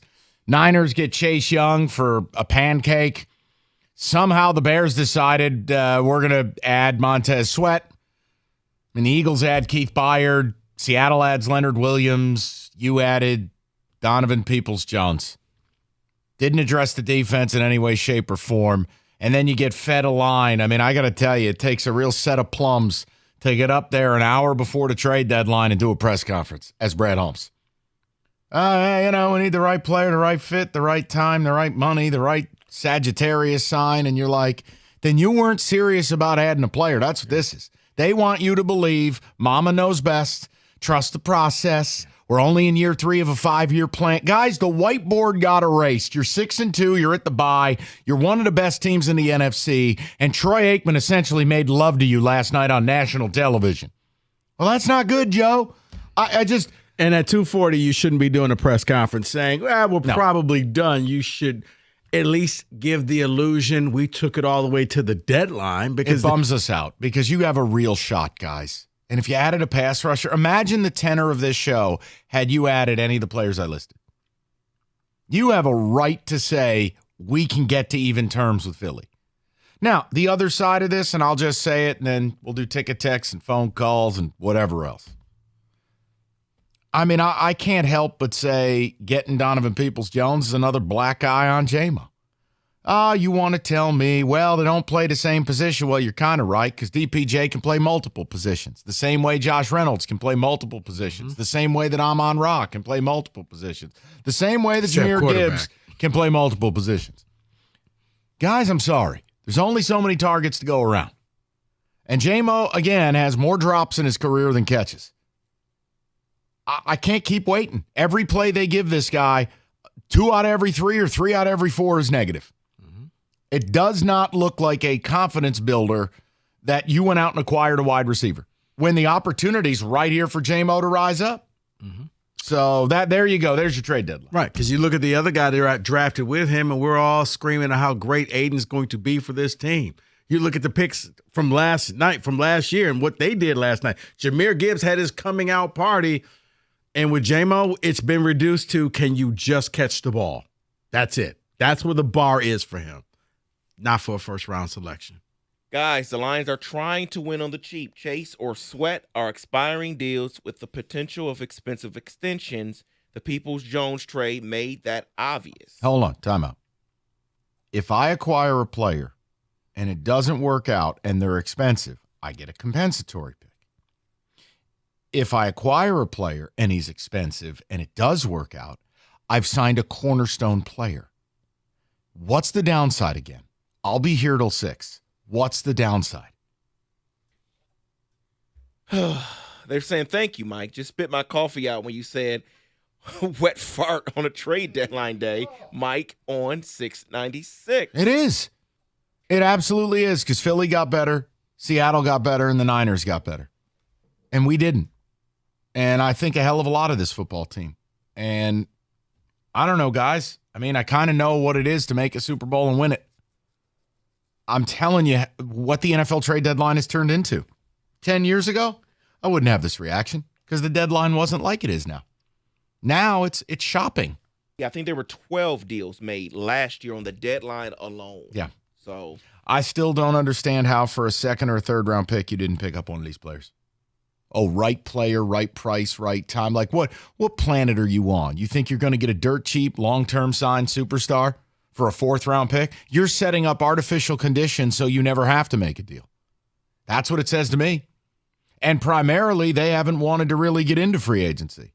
Now, they did a tactical job with this secondary, and I saluted them for it. But they didn't draft a defensive lineman, they didn't sign a defensive lineman, and they didn't trade for one. Which means they believe in this D-line. Exactly how it is, and they don't want to upset the apple cart. But if you believe in it, you wouldn't need Aaron Glenn to break his tendencies and start blitzing like Wink Martindale. That's not what Aaron Glenn or this team wants to do. Not yelling at you. I'm just very upset today. No, you've been yelling at me all day. That's not true. Only when Chase Young went to the Niners. Now, that audio will prove I yelled at you. The Eagles 49ers know that there is no guarantee you are back here next year. The Lions need to understand that. It's too late now. When you add depth, injuries will happen, and you already have the replacement people in case. And if they don't, David, you just rotate a ton of good players in there to keep them fresh the entire game. Because like I said, when it comes to the playoffs, as you know, the divisional playoffs, the championship round, and the Super Bowl, you got to have a defense because it's going to be a struggle. You're not going to see a shootout. It's probably the first team to hit 24 wins the game. I have to remember that we have a light schedule and we'll get Houston and Gardner Johnson back by the playoffs. But, man, does this feel like a missed opportunity. Feels like a huge missed opportunity. And again, I cite the Buffalo Bills as case in point. They entered this year loaded, ready to make another run at a Super Bowl. It was taken away from them with 3 critical injuries to every level of their defense. Dayton Jones, Tre'Davious White, Matt Milano. They're dead. They are not winning a Super Bowl. Full stop. You don't. Apollo Creed said it best. There is no tomorrow. Just come on. Who gives a rat's ass about a third-round pick when you're 6-2 at the bye, looking like a shoo-in to win 12 games? You have the highest odds to win your own division in the entire league. Vegas is saying you are a mortal lock. How many years are you ever going to have the rest of your life where at the halfway mark, the division is over? You have the easiest schedule in the league. Because Josh Dobbs ain't saving the Vikings. You're very healthy. And you decide, I'm not going to do a thing at the deadline. That's not right. It's not right for these people. I'm not telling you that you make decisions as a GM exclusively for fans. That's a road to getting fired. I know that. But I'll be damned. You have to be aware of the history of this team and how rare it is to be here. And I know we're probably a year away from being a real Super Bowl team, but damn it, the opportunity's now. Act like it. Get someone for these fans. Yeah, the only thing that can help this thing out is you can only lose probably one more game and you get number 1 seed throughout the entire NFC. Everybody has to come through Ford Field. Let me read this text. You can react to it on the other side. Holmes has made it clear he has taken this team as far as he can. What? The ticket text. Okay. Well, I don't know how to respond to that. Well, take the break and think about it. May just take the break and leave. Northville Lumber, oldest company in the state of Michigan. Largest Trex decking outlet in the country. Nobody stocks more, nobody sells more. It's Northville Lumber. They moved enough product to cover 26 football fields. How did they do it? It's having it in stock. I mean, we're not curing cancer here. Okay, we're going to need Rico to leave. I mean, he is just an instigator today. Northville Lumber, they'll introduce you to a Trex certified pro. Everything's in stock. It's in their warehouse. No supply chain, no nonsense. They got you covered. So stop on in. Call Northville Lumber today or simply go to northvillelumber.com. That's northvillelumber.com.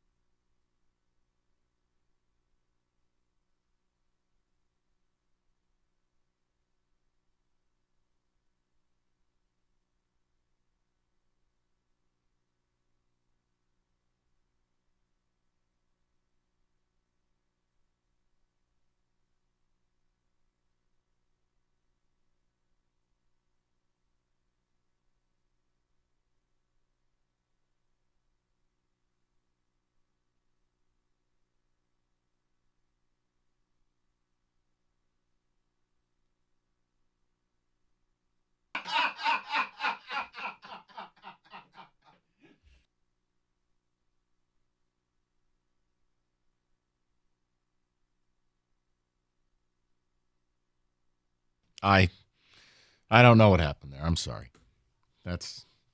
I'm still sad. I like that chair. I just walked into the room to give you some reads the other break, and I just see like 4 wheels just scattered around the table. Kenny, I've even offered to put the wheels back on, just, you know. Yeah, and I told you where to put them. So this is not an apology from you? No, hell no, it's not. I mean, I feel bad. I acted poorly. I'm upset. Said some mean, hurtful things. You told me to leave. I meant those. No, everyone's tired of your act with that whole San Francisco privilege. We can't do it. Wait, the fact that they've lost 3 in a row, you guys have openly mocked me. I've said, and yet you okay. Look, here's the bottom line. I've waited my whole career for this team to be this good. I accept your apology. I wanted them to do more. I feel like this is smartest guy in the room syndrome, and I don't like it. You know, Howie Roseman might be the best GM in football, and John Lynch might be number 2. And the one thing they don't do is play smartest guy in the room. They go out and acquire talent. That's all this really boils down to. And there was talent to be had at this deadline for what we deem to be a pretty decent price. No one's telling you a 2 is free or a 3 is free, but it's fair. There's no reports of teams strong-arming and demanding a 1, which is often the line of delineation between doing and not doing a deal. How Brad Holmes and Dan Campbell didn't go out and add something to that D-line. I can't figure it out. Do you know what the tenor of this season is if you added a Danielle Hunter? Even if you said, Mike, I don't believe in Chase Young's patella, no problem. Don't sign him, play him 25 snaps a week, obvious passing downs, and let's go get the quarterback. And you get a compensatory third in the offseason for next year. There's just no rationale. But I get it. They like their guys. Rico keeps repeating it. And unfortunately, guys, you're good. I think obviously you're going to win this division. I think you got a shot to win a playoff game. But there's more. You're not good enough to win a Super Bowl. And okay, all right. Let's just. I don't. Do we really need that as a drop? Yes, we do. Go ahead, hit it again.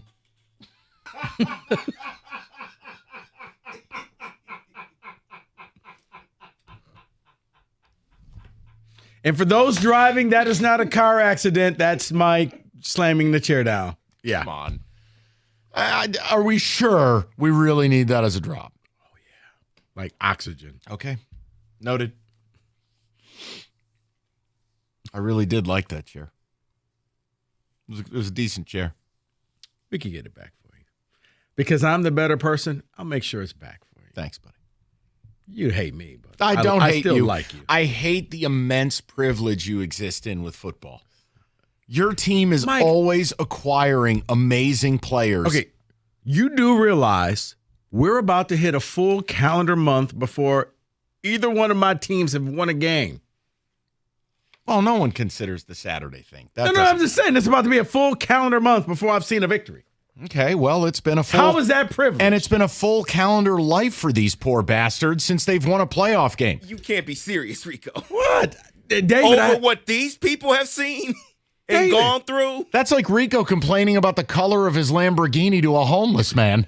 Lions fans are like, I don't have any pants. You just won a game on primetime last night. The world was watching. Jahmyr Gibbs said, hey, hi, I'm Jahmyr Gibbs, and I'm the man. But every time they go to Monday night or Sunday night, they got to go back to 1991 to show great highlights Not anymore. when the Lions were doing something. Not anymore. You got Jahmyr Gibbs. Those are the highlights you'll run now. So there. Come on, man. All right, well, you guys do what you got to do. I don't. Kenny can't control himself. What's the? You know what? I'm going to the people. Can't even answer the phone. That might be my favorite drop of the year so far. Kenny, come on, Kenny. We may have to stack the deck when it comes to the contest we hold. Yeah, the tournament's gonna be stacked. So wait, this of year. all the new stuff we've added, hold on. Nope. Hold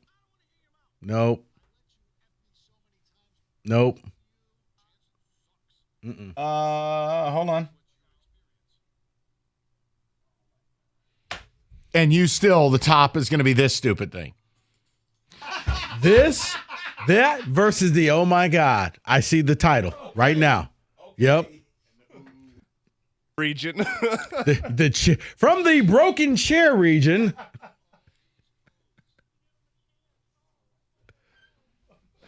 It's going to be a great tournament.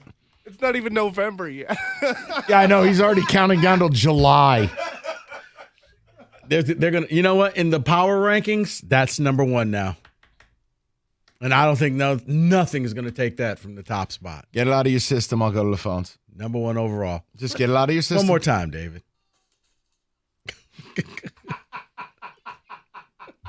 He can't stop. I didn't realize it went that loud over the air.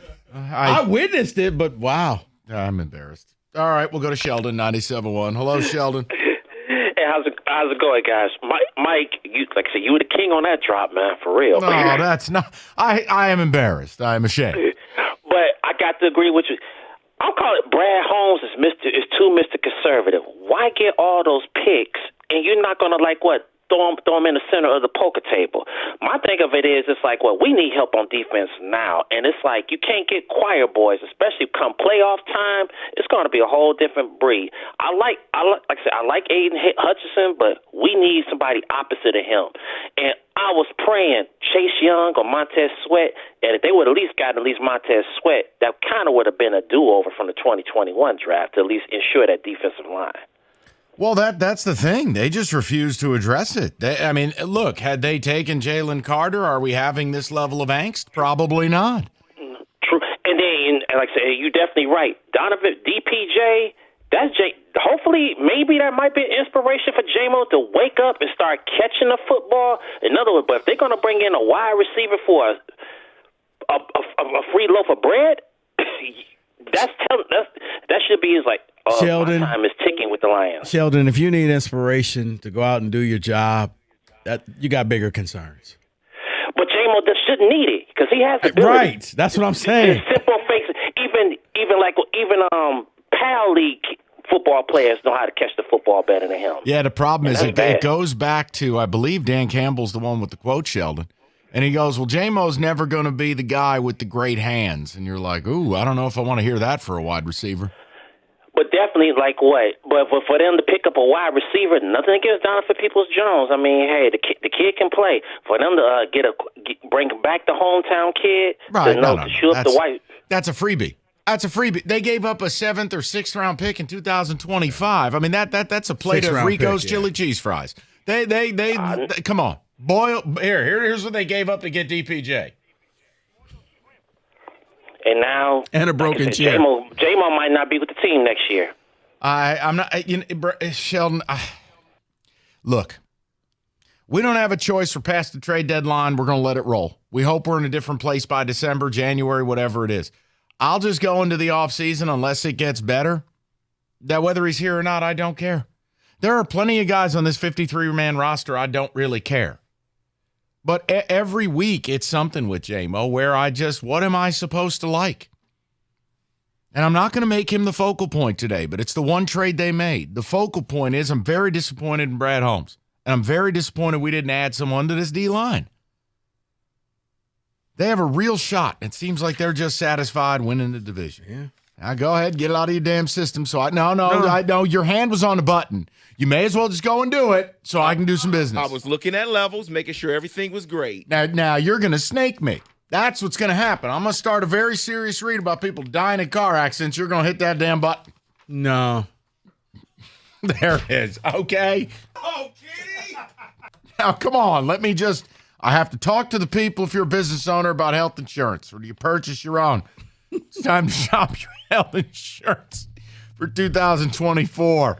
Call Mike Papura National Benefit Plans. Now, you'll call Mike. He ain't going to slam a chair that way. Mike's going to do business. He'll make sure you and your employees get the best bang for your buck.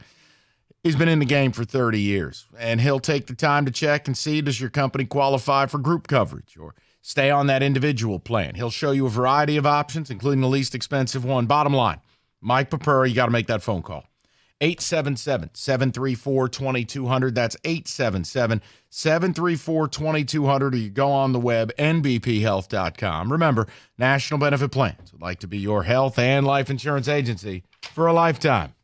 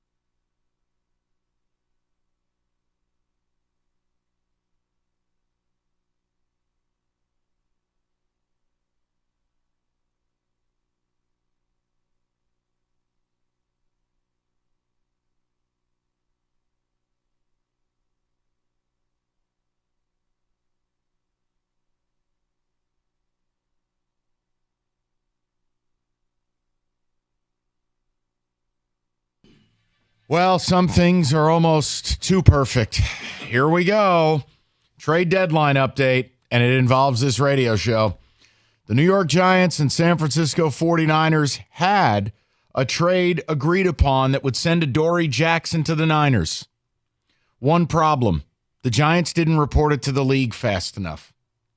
The deal is void. How is that possible? How is that possible?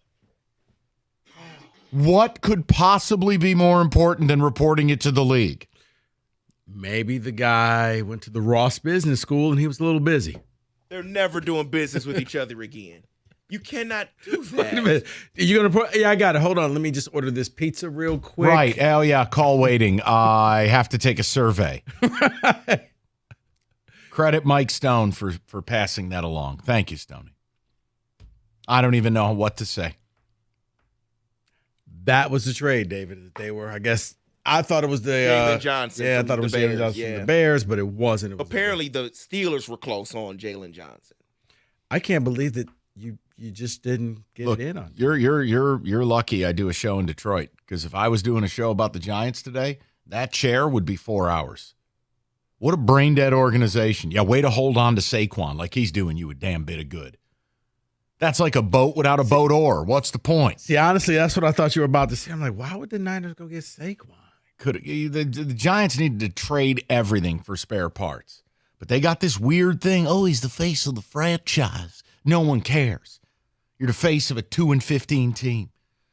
So sorry. We can refocus on the Lions. David, some ticket techs. You play to drop. Do whatever you like. Can't believe I got that mad. But you know what the problem is? That wouldn't happen if I got to swear. If I got to curse on the air and be linguistically creative and liberated, then that wouldn't happen. But in the moment, I got very upset, and the chair was right there that I was sitting in, mind you, and I didn't calculate that real well. And then I sent that chair into orbit, and now I'm in this low-rent chair, and I get what I deserve. You know what? I talked to Jimmy David. Mike can have 3 minutes where he could just say whatever he wants because nobody's listening anyway. Go ahead, Mike. Be creative. Up next, it's Rico Solo. Go ahead. Someone says, that drop is king. No. Way to go, Mike. Another person says, nope, I am picking that drop as the champ now, calling my shot. You can't do that. Oh, man. Damn it. All-time drop. Oh, boy, I love that one. No, come on. Oh, Don't take the cheese. Back to the trade. I'm not going to play it. Lack of a trade tells me one thing. Brad Holmes does not believe this is the year to go for it. The locker room will probably figure it out. No, players don't see it that way. Players have a different mindset. All players on any team that's in remote contention believe they can win it all. Mm-hmm. They're not going to let this impact them. And when you bring in another player that they deem as quality, they welcome him with open arms. Okay, we got help to do this. Let's go. Someone's saying, I wonder if J-Mo can catch a kicked ball, because that's all he'll be doing from now on. Okay. Listen, I mean, they're hitting the bye week. You got to tear up what happened in the first month of J-Mo's return, and we'll start the post-bye week and go, all right, here's your next month to try to pull your head out of your ass. I don't know what to tell you. It's just going to get to a point where if I'm Goff, I'm not throwing him the football. And you know what that means. Can't play.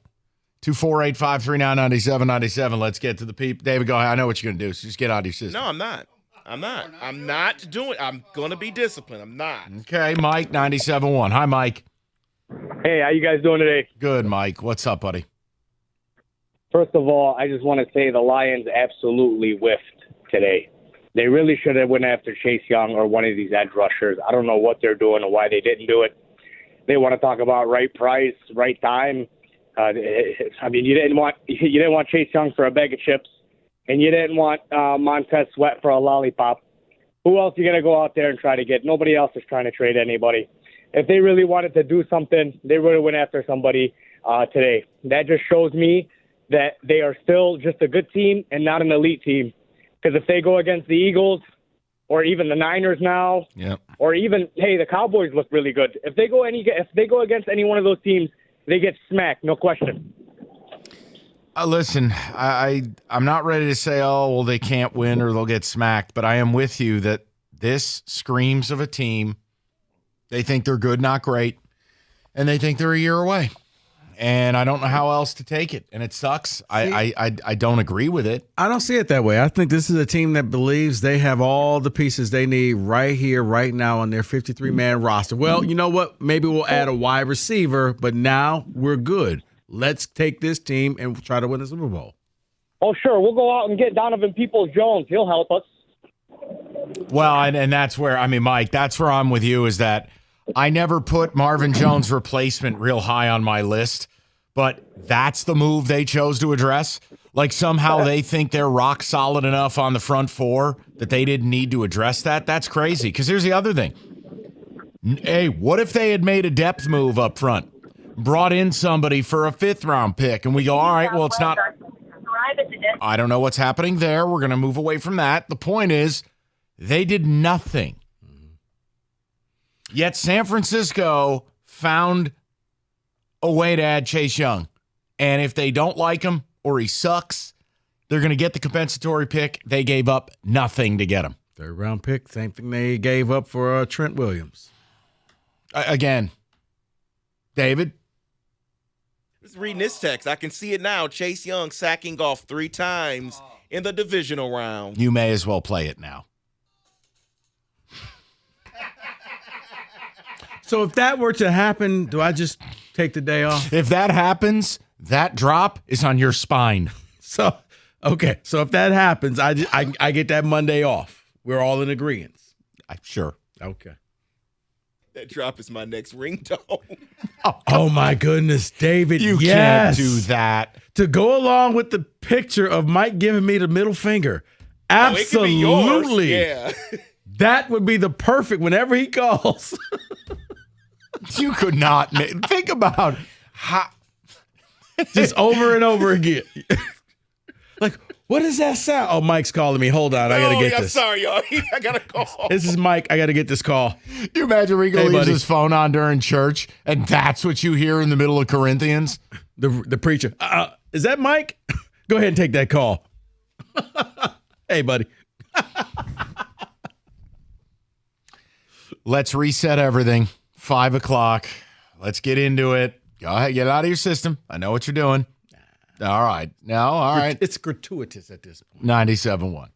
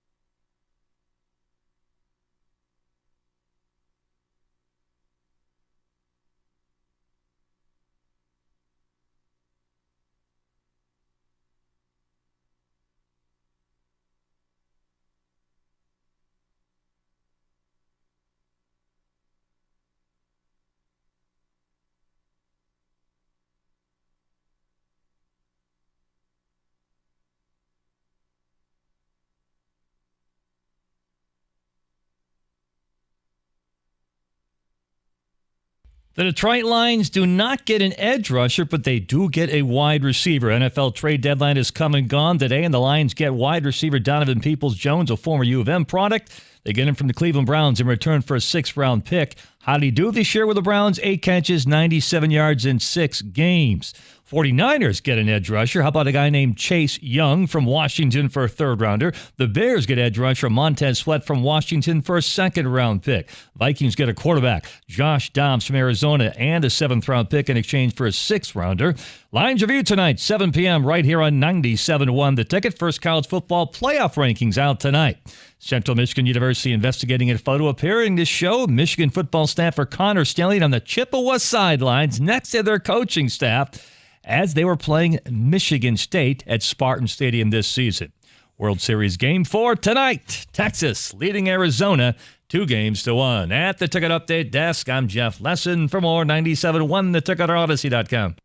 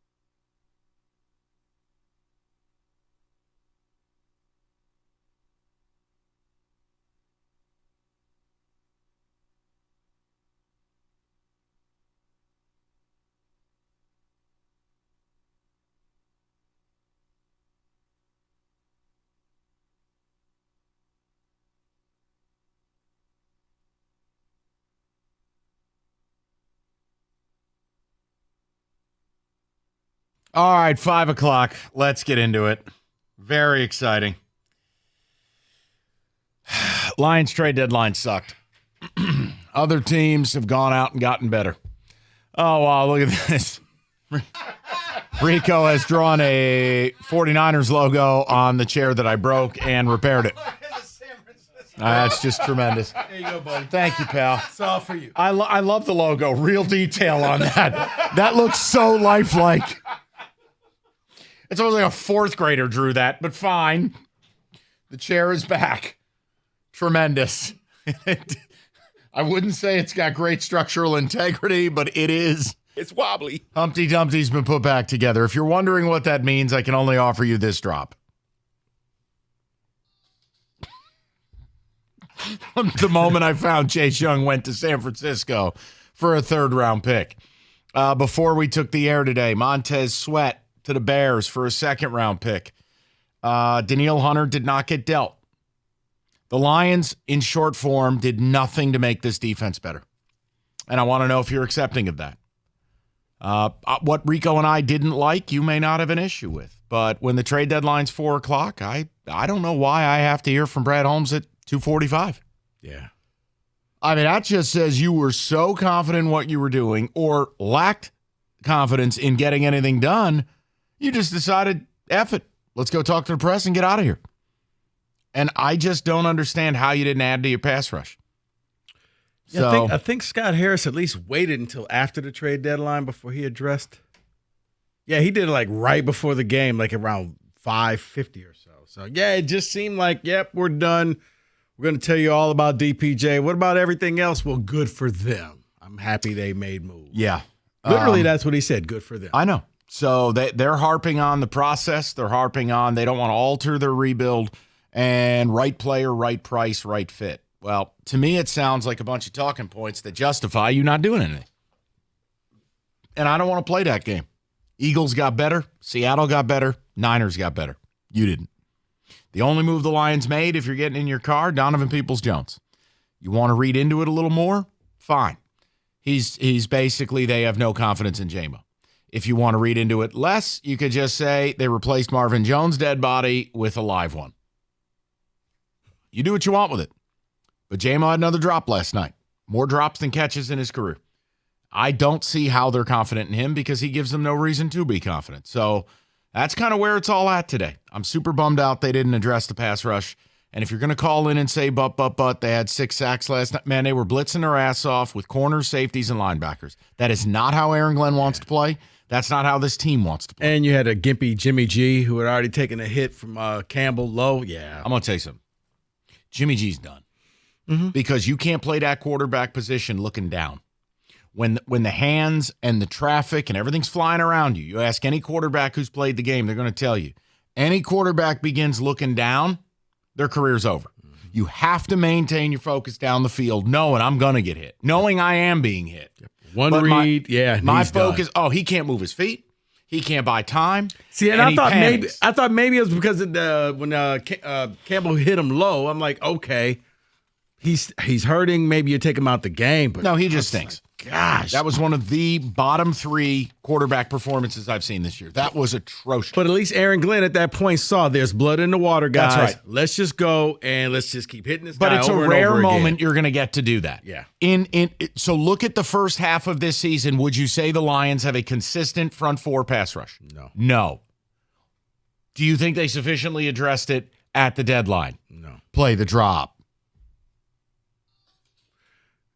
Because it didn't help you when you got to play the mobile QBs and you're able to contain the pocket. You're able to bring the pressure, which is forward, and have 7 people back there defending them. That's a problem. David, the ticket text, what do the people have to say? And then we'll get to the callers. Yeah, someone says Brad Holmes is essentially saying we'll take the wind. Fisher in a 2. Someone else says this does have a smartest guy in the room feel, which is concerning for the future of the Detroit Lions to me. Austin says Brad Holmes clearly did not take the F them picks philosophy from the Rams. I don't need him to. Mm-hmm. Guys, if you add a Montez Sweat, a Danielle Hunter, a Chase Young, you're adding them with the opportunity to sign them. Now, I hate to break this to you, but when you're picking 26th in the first round, there's going to be 7 pass rushers already off the board. They didn't think enough of Jalen Carter to take him. I'm worried that this culture thing, while it's going to help you become good, I don't know if it's going to allow you to be great. You need to acquire talent. There has to be exceptions. Now, I don't think Chase Young's a bad kid. I don't think Montez Sweat's a bad kid. Ooh, he got kicked out of state for smoking weed. No one cares.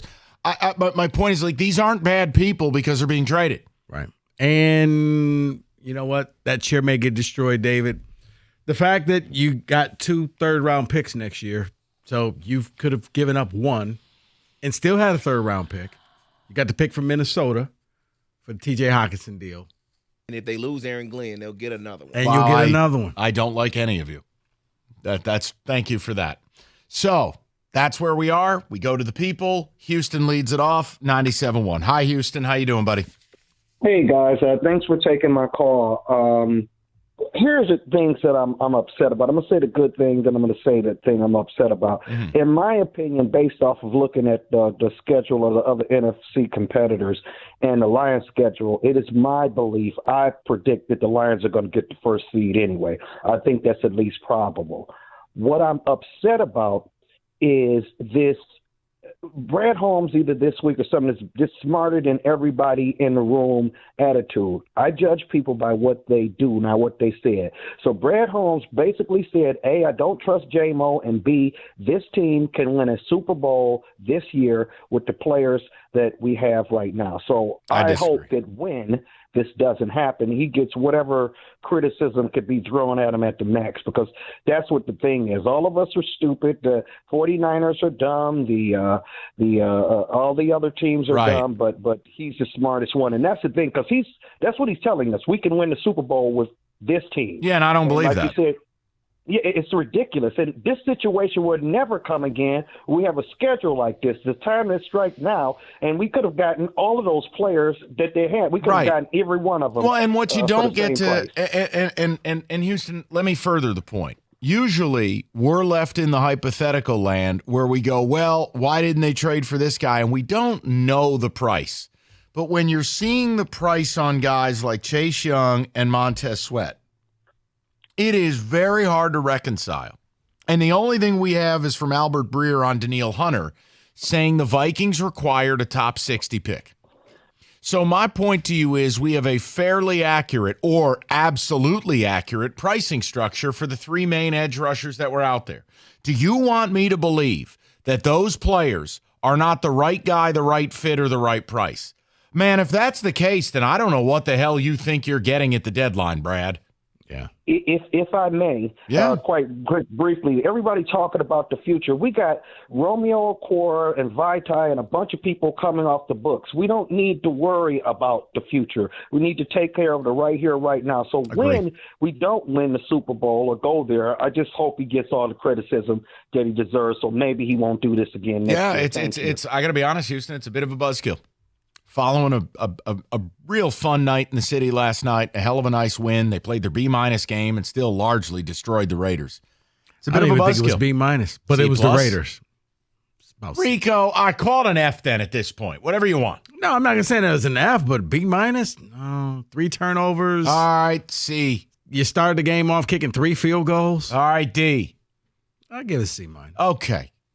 The point I'm making is, it's kind of a buzzkill to be. They're 6-2 at the bye week, and you feel great. And we had expectations for the trade deadline, and you're like, how could you not add to that front with these prices? How? Like, what are these guys? Worship Satan? What are these, the worst 3 people on the planet? You didn't add a thing. And I told you from the beginning, I didn't want a corner. Right. The wide receiver thing was a luxury. Fine, they added DPJ. It was all about the D-line. Right. Help. And people kept saying, well, you got to give up a first and this. And I'm like, guys, you don't have to give up a first. You probably can give up a second. The only guys that required a first-round pick or picks was going to be Brian Burns and Max Crosby, and I still have no evidence either guy was really available. So I can't sweat them, no pun intended, for not going out and getting those guys. And I also said to people, I can't say to my listeners with a straight face that it is a good idea to trade 2 first-round picks. No. It probably isn't. But for these I other look players. I got to look at Montez Sweat, and I'm like, hey, talk to your agent. Would you rather go to Chicago or come here to Detroit? You got a chance of winning now, or you go to a team that's even worse than where you are. The Bears. I mean, he's got to be pissed. Like, wait, Chase went where? And I'm going to Chicago? No, the Lions could get him in free agency. But that's next year. Right, that don't help you right now. And that's the problem. I felt like they were an edge rusher away from me being able to say, you know what, guys, you can go to a Super Bowl. And I can't say that with the current front 4.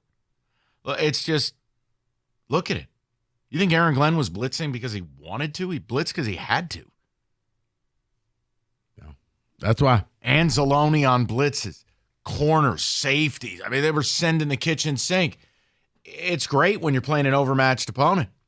But the secret to the Niners always being in the dance, they can rush 4, drop 7, and get to you. Now, the Niners pass rush hasn't been as good this year. They address the need. This is what John Lynch does. Oh, we're 20th in sacks and we're 24th in pressure rate? All right.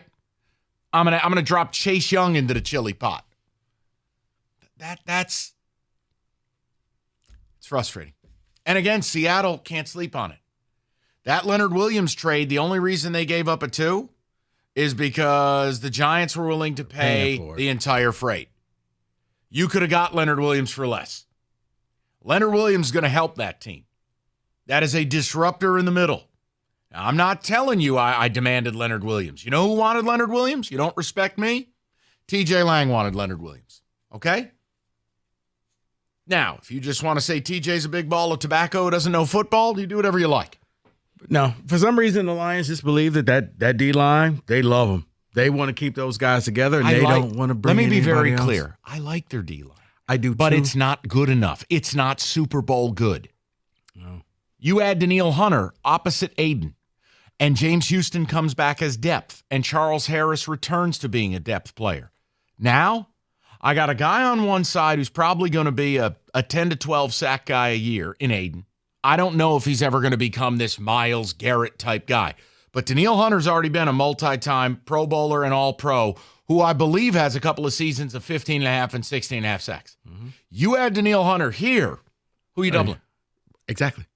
Because you got to look at your competition. It's not the Vikings. It's not the Packers. It's not the Bears. It is the Niners. And with Adding Chase Young, their D-line is now Nick Bosa, Chase Young, Javon Hargrave, Eric Armstead, Randy Gregory, Javon Kinlaw, and Drake Jackson. Play the drop.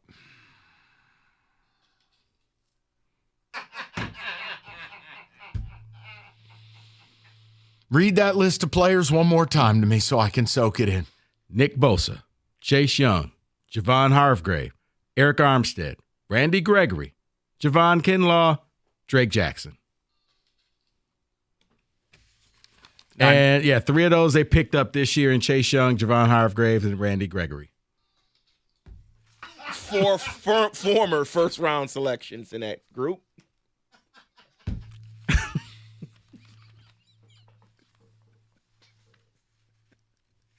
$97,100. Let's talk about the Chevy dealer in the area that's been leading the way. Hamilton Chevrolet and Warren. Andrew and the sales staff want to be your Chevy dealer, and they will guarantee you the lowest payment on your next Chevy, period. They're going to find you every discount, rebate, and incentive to save you money. Hamilton recently received a large delivery of new 2024 Chevrolets that are ready for immediate delivery. The selection is best right now, including the October Rico deal. Yeah, this is the last day for it. A new 2024 Chevy Equinox for $299 a month for 24 months. You walk in there with $995 down. You drive out with 10,000 miles a year. Yeah, you heard me right. A brand new 2024 Chevy Equinox for under $300 a month. You know what I say? The best deals are found at 14 Mile and Mound. Stop in to see my guys at Hamilton Chevrolet. You tell them Rico sent you. You make Hamilton Chevrolet your Chevy dealer. Visit HamiltonChevy.com. That's HamiltonChevy.com. Chevrolet, find new roads.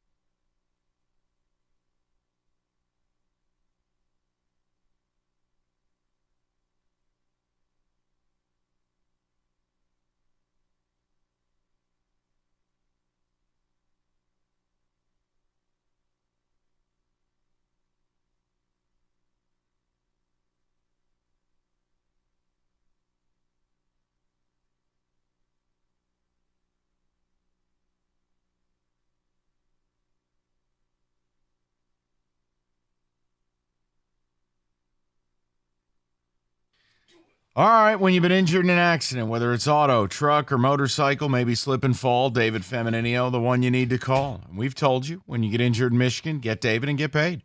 David personally makes sure you get every dime you deserve. And David doesn't take a fee until you get paid. So again, if you know someone who's injured, tell them to call David Femininio, 855-65-CRASH, or go to that website, getdavidgetpaid.com.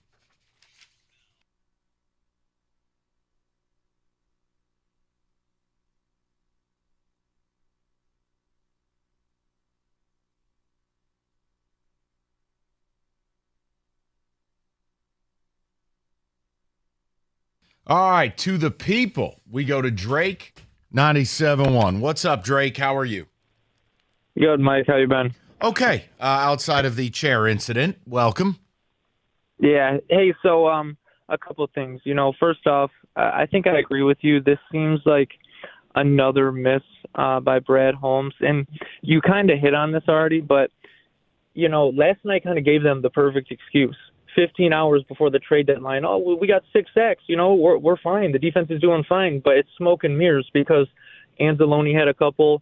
They were blitzing. The defensive line needs help. So, and as you said, last night, it's not always going to be like last night. No, and I think the thing is they've got 3 games where they have the vast majority of their sacks. And then there's the other 5 where they really haven't been able to create pressure. So all I'm trying to do is reinvest in a major investment, which is Aiden, and try to get the most out of him by helping him. And I don't understand why you would say, hey, let's wait till next year.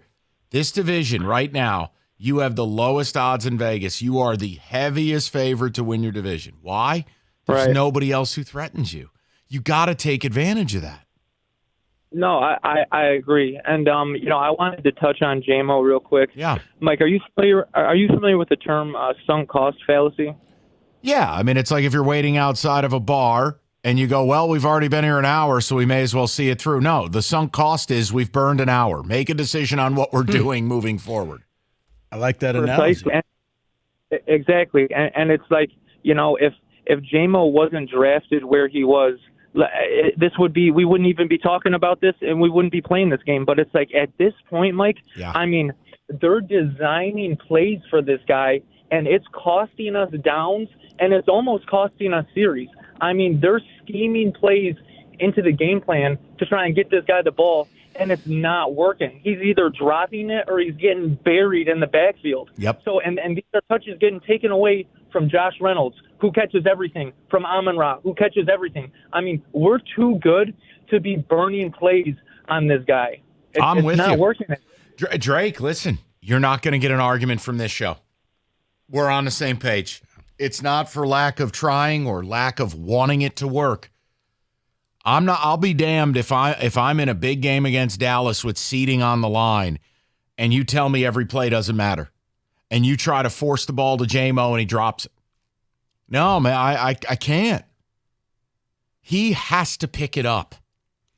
Yeah, because at some point you're going to start to see it's going to become mental to him where he's now going to start overthinking everything. And I think that's what you saw last night with like Davante Adams. He's so unhappy that a surefire first down, he just flat out dropped it. You could see the frustration. Davante Adams on a double move, 15 yards to the clear open, and Garoppolo threw it to the guy selling roasted almonds. Davante Adams has a right to be mad. Drop aside. Adams is one of the elite receivers in this league. He did not sign to play with Jimmy Garoppolo. No. And this offense is a clown car. Jimmy Garoppolo did something I didn't think was possible in the NFL. He finished a half of football not completing a ball to a wideout. Now, I will give full credit. Lions played really well, but, let's be clear. Oh, no, the double move, yeah, he was wide open. I mean, how do you go a half without completing a ball to a wide receiver? That was absolutely incredible. I was like, did they just say not a single wide receiver? Davante Adams on the sideline. Right. Chucking his helmet, yeah. He has a right. Because honestly, as big a diva as wide receivers can be, Davante Adams is one of the hardest workers in the league. Right. But but what I'm saying is this going to start to become mental for JMO, where now he overthinks things because he's dropping passes. Now he's, instead of just being natural about it. I don't know. It's a great point, but I mean, because the bar is just Hey, can you catch a pass? That's it. That's where we are right now. Go to Nick, 97.1. Nick, how you doing, buddy? Oh, Mike, I wanted to say that, that drop, it made my day. Considering how this trade deadline has gone, I know you don't like it, but, man, I just thank you so much. Oh, sure. I'm glad I could help. I mean, my God. Where do I start? This whole thing about the trade deadline, I've been saying, Mike, me personally, I've seen it since week 2. We've all been saying, when they couldn't, rush Geno Smith, you need to fix this pass rush. It's not good enough. You need someone opposite of Aiden. And I'm glad we also agree that James Houston, he's great, but you can do better than James Houston. And I'm going into this, after last night, I'm watching Jahmyr Gibbs burn the Raiders defense. It's a 2010 touchdown, black guy. I'm like, it's the greatest game I've ever seen. And then I'm like, we go into this trade deadline. I'm like, okay, we're going to get this edge rusher, right? We're going to get this edge rusher. And I'm seeing guys go off the board. And I'm like, oh, and then I hear Brad Holmes come on here and say, we need the team culture. Team culture? Culture? Brad, this team hasn't won anything in 30 years. What culture? You've been irrelevant for 10 of them. Culture? I don't want to hear about that. We needed an edge rusher, and you gave me Donovan Peoples-Jones? Donovan Peoples-Jones? Do we basically Marvin Jones Jr. or Jameson Williams with a different jersey number? He's nothing. Great. I might as well just load him up onto a trebuchet along with Jameson Williams and catapult him into the Detroit River. Wow, if you had Come on, man. Great use of trebuchet. Wow. If you had that on your bingo board, you win today. No, Nick, believe me, Mike, I've been thinking about this call for a while. I understand. And Nick, I Not understand. catapult, but Nick, that's the problem is everyone assumes that next year is guaranteed, and it's not. Live in the now. I thought the pricing was fair. You have 2 third-round picks. Can I say one more thing? Yeah, go ahead. So this whole they got to stop with this team culture thing, man. If I have to keep hearing this, they're touching Brad Holmes and Dan Campbell are touching their nutsack over here, about all the way to a happy ending, about team. All right, Nick, I got to do it. I can't. You're going too far. You're getting too emotional. Touchdown, black. Yeah, you know what? Here, Nick. Touchdown, black guy. Around the league. Trebuchet. Well, I know, but the last part of that call I couldn't air. Yeah. Nick's going to get everyone in trouble now. 248-539-9797. David, how about a couple of ticket texts, shall we? Oh, who is the GM in Washington? Martin Mayhew. Maybe he's sticking it to the Lions for firing him. CC in Toledo. Okay. Mike in the car. I don't think Holmes is sold on Goff, and he's not sacrificing picks he needs as ammo to replace that ball. Oh, you mean like drafting a dude with a peg leg in the 3rd round? For all the people who are like, right player, right price, right time, why did you draft a dude on a peg leg in the 3rd round? Because he's going to be the future quarterback. No, he's not, because all Goff has done is go out and play Pro Bowl level football. Hendon Hooker will likely never play a down here. You must never listen to the midday show or listen to your cash or ticket partner. Or your cash or ticket partner. Draft and stash. That's not really a thing. Well, it's not. Understand. It's not like the NBA where I draft some dude from Latvia and stash him away for 2 years. That's not a thing in the NFL. This idea that I'm going to draft a quarterback, develop him, and it's like an acorn that turns into... Wait, no. Whoa, is that Russell Wilson in his prime? You draft him, and then he spends 2 years with the Michigan Panthers. There you go. There's your draft and stash. Overpaying with draft capital or money in football seems risky with the high rate of injuries. I'm okay. The Lions not doing anything crazy, and you're not going to win it. No, but what's the overpay? Who's walking away from the Niners getting Chase Young for a 3rd-round pick and saying, oh, my God, John Lynch got fleeced? No, actually, it's the other way around. Like, wait, that's how much? It's like you find out, wait, they were selling Bentleys for $500? Really? Now, again, I think Montez Sweat has been a better football player with a higher level of availability, and he cost a 2. If you want to tell me I wasn't giving up a 2 for Sweat or the team didn't like him, respect. But you don't get to say you didn't like any of these people or that none of these people could make you better. The fit, the culture. Oh, the Lions. With the culture. All right. Let me take care of some business. What? Tell you Just about don't break a chair. David, hit the button. Just do it. I don't care. Okay, there you go. Now, look at Kenny's like a wind-up toy. You play the drop, he can't stop laughing. New customers get $150 in bonus bets with a $5 money line bet. $150 if your team wins. If you're thinking about joining FanDuel, good time to do it now. Hockey, look, we talk about it. You got to bet money line in hockey, and preferably bet underdogs. So if that sounds like something interesting to you, FanDuel might be right for you. It's FanDuel.com/ticket. Got to be 21 and up, present in Michigan. First online real money wager only, $5 pregame money line wager required. First online real money wager only, $10 first deposit required. Bonus issued is non-withdrawable bonus bets that expire 7 days after receipt. See terms, sportsbook.fanduel.com. Gambling problem, call 1-800-270-7117.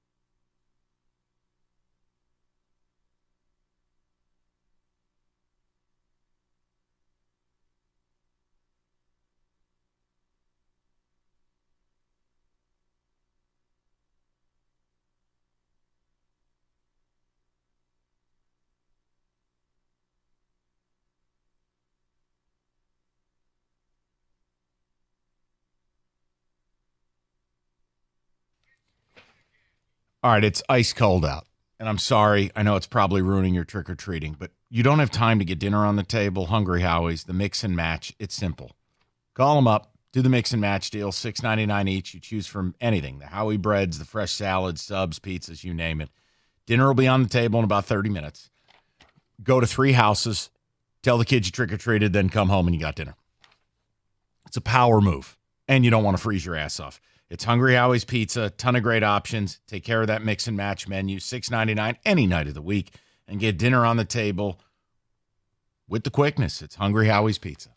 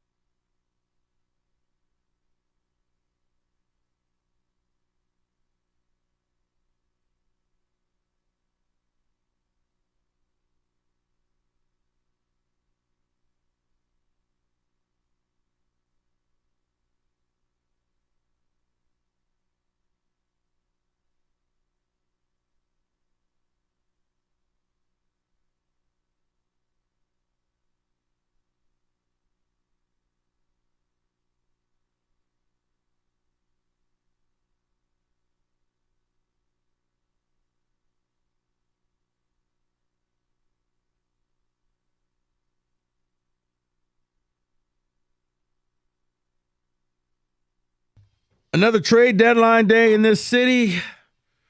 Another, well, letdown, so to say. Oh, by the way, it's snowing outside. I look up and, wow, we got snow going. So, yeah. David, give us the drive of the week.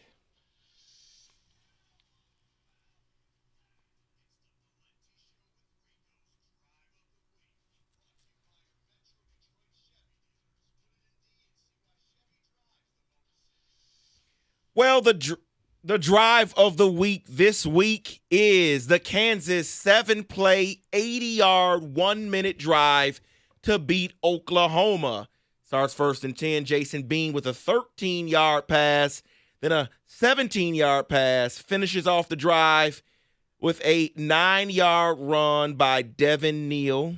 2-point conversion failed, but it didn't matter. They beat Oklahoma with the 7-play, 80-yard, 1-minute drive. Yeah, everybody in the Big 12 is just fraudulent. You saw this coming. You knew Oklahoma wasn't going to stay undefeated. That's your drive of the week. A couple ticket texts, and then we hand this thing over to Wojo. Dan. By the way, Wojo is yelling at me. Why? He asked me a question about Urban Meyer. I give him the answer, and he proceeds to like lecture. And I'm like, what are we doing here? No, he tried. I just flipped the table, and he had nothing to say when I gave him my answer. I'm like, dude, what are we doing? Carry on. This is from Dan. He's a little confused. He says, why does Chicago want Sweat? They're dead. They Why view couldn't we Montez make it? Sweat, getting him in the fold, having him play, that somehow it'll give him an advantage to signing him. Yeah, they have like $100 million in salary cap next year too. That and the fact they got the draft picks, they're thinking, okay, you know what? Let's think ahead. We'll write this year off, but man, starting next year, we may have something. And if we can get rid of Fields on top of this, the other problem for them, they spent all that cap space on off-ball linebackers last year, and their D-line was terrible. It made no sense. So now you're giving up capital to get D linemen that you didn't draft. Look, the Bears, that really bad. That's a really bad organization right now. And Ryan Poles has had a couple successes, but man, has he had some swings and misses. Remember, Ryan Poles gave up a second-round pick for Chase Claypool. Never forget that one. This in from Anthony says, I don't mind the Lions not making a move. I don't think they are a true Super Bowl-ready team, so a move would be premature. When do you become a Super Bowl team? Like it's not all of a sudden you get a letter in the mail saying congratulations, you have officially become a Super Bowl team. You are now pre-approved for a Super Bowl team trade allowance. Like the AARP letter that you get. Yeah, you just are. All of a sudden, you start winning. You're there. Next year, not promised. Heck, the second half of this season is not promised. But right now, you're one of those teams. Wait, can I sit in this thing? Yeah. Are you sure? Well, we put it back together. Are you sure it's put back together? It doesn't look like it. It doesn't have the greatest structural integrity, but you can give it a shot. Oh, okay. All right. It didn't collapse. Work. Oh, gee. I was positive that was just about to happen again. Positive. It was So, Mike, you didn't use my line on the Lions trade maneuvering, deadline what maneuvering. Was that? It was the right move. You really think it was? No, I would like to see a defensive guy. But I do get there's one thing your public, like, of course you want your fans to be excited, but you also do still have to be realistic with yourself. I don't think that they necessarily think they're a Super Bowl team this year. And if you go for it this year, you somewhat might damage the chance to go for it next year. But how? Let's think about it. Realistically, I have 2 third-round picks. I trade one for Chase Young. If I don't like him, he's a bleep hole. He plays terrible. His patella falls apart. I let him go, and I get a third-round compensatory for the next year. How did I spend anything? Well, if you believe in the system that they have and what they do, and you may think it's hokey, but if you believe in the type of players that they want, and they do, it does seem to matter because they are winning without like Pro Bowl players everywhere. I know that. If you believe in that, I think they get a chance to show it this year. Yeah, but then it tells me you're kind of believing that the schedule sets up, you're beating a lot of bad teams. You're not beating teams with winning so records. they're not going for false hope or false gold. But it's almost Fool's like gold. I wonder if you believe you're a little better than what you really are because you got this 6-2 record. You just destroyed Oakland. I mean, Vegas last night on Monday Night Football. And you just said, yeah, you know what, we're good. But the draft the last 2 years, I've been Get a defensive lineman in the Oh, first no, round.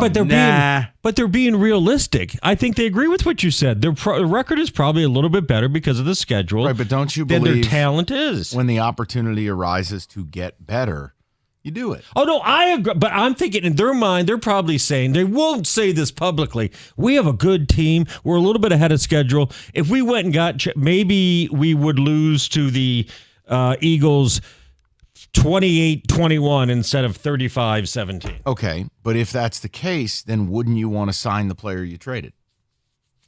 Wouldn't you want to retain them? The one that you traded? Traded for. Traded for. Unless he's a turd. I Okay, mean, but- indications out of Washington are he's a turd. Which one? All of them. Chase Young. And Montez Sweat? I don't think And Montez Danielle Sweat Hunter? is what. No, I would do Danielle Hunter. The Vikings weren't trading him, apparently. Well, listen, all we saw was a top 60 pick was what it would take to move the conversation forward. Are we really arguing over a guy who has had injuries, was the number 2 overall pick in the draft, and didn't get the 5th year from the team that drafted him? I'm arguing that for a third-round pick that San Francisco will recoup exactly a third-round pick compensation, Bob, I just think you could bring him in and give it a spin. I'd give up a third-round pick. I would. I'm Like just telling James you. A Houston's third not round pick coming you're back. guaranteed to get back, or he blossoms and you keep him. And remember, I wanted Montez Sweat. Availability is a skill. I think he's a more complete player. Right. I'm good with it. But Chase Young's come back and played well. I haven't had a problem with it.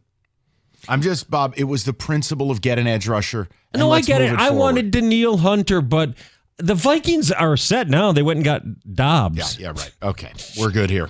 Oh, my God. All right, you're going to talk Lions? Yeah, Lions. Lots of Lions stuff. All right. Yeah, trade deadline. Is it 97. over yet? Is it passed? Is it gone? What? What? The deadline? Yeah. Yeah, it's done. Yeah. 97. About Okay.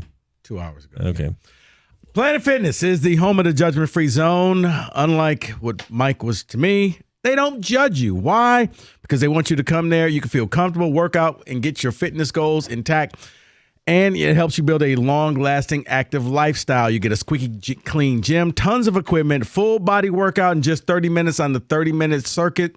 And all memberships include a fitness training. And you know what? Because it's Halloween, because it's snowing outside, 25 cents down.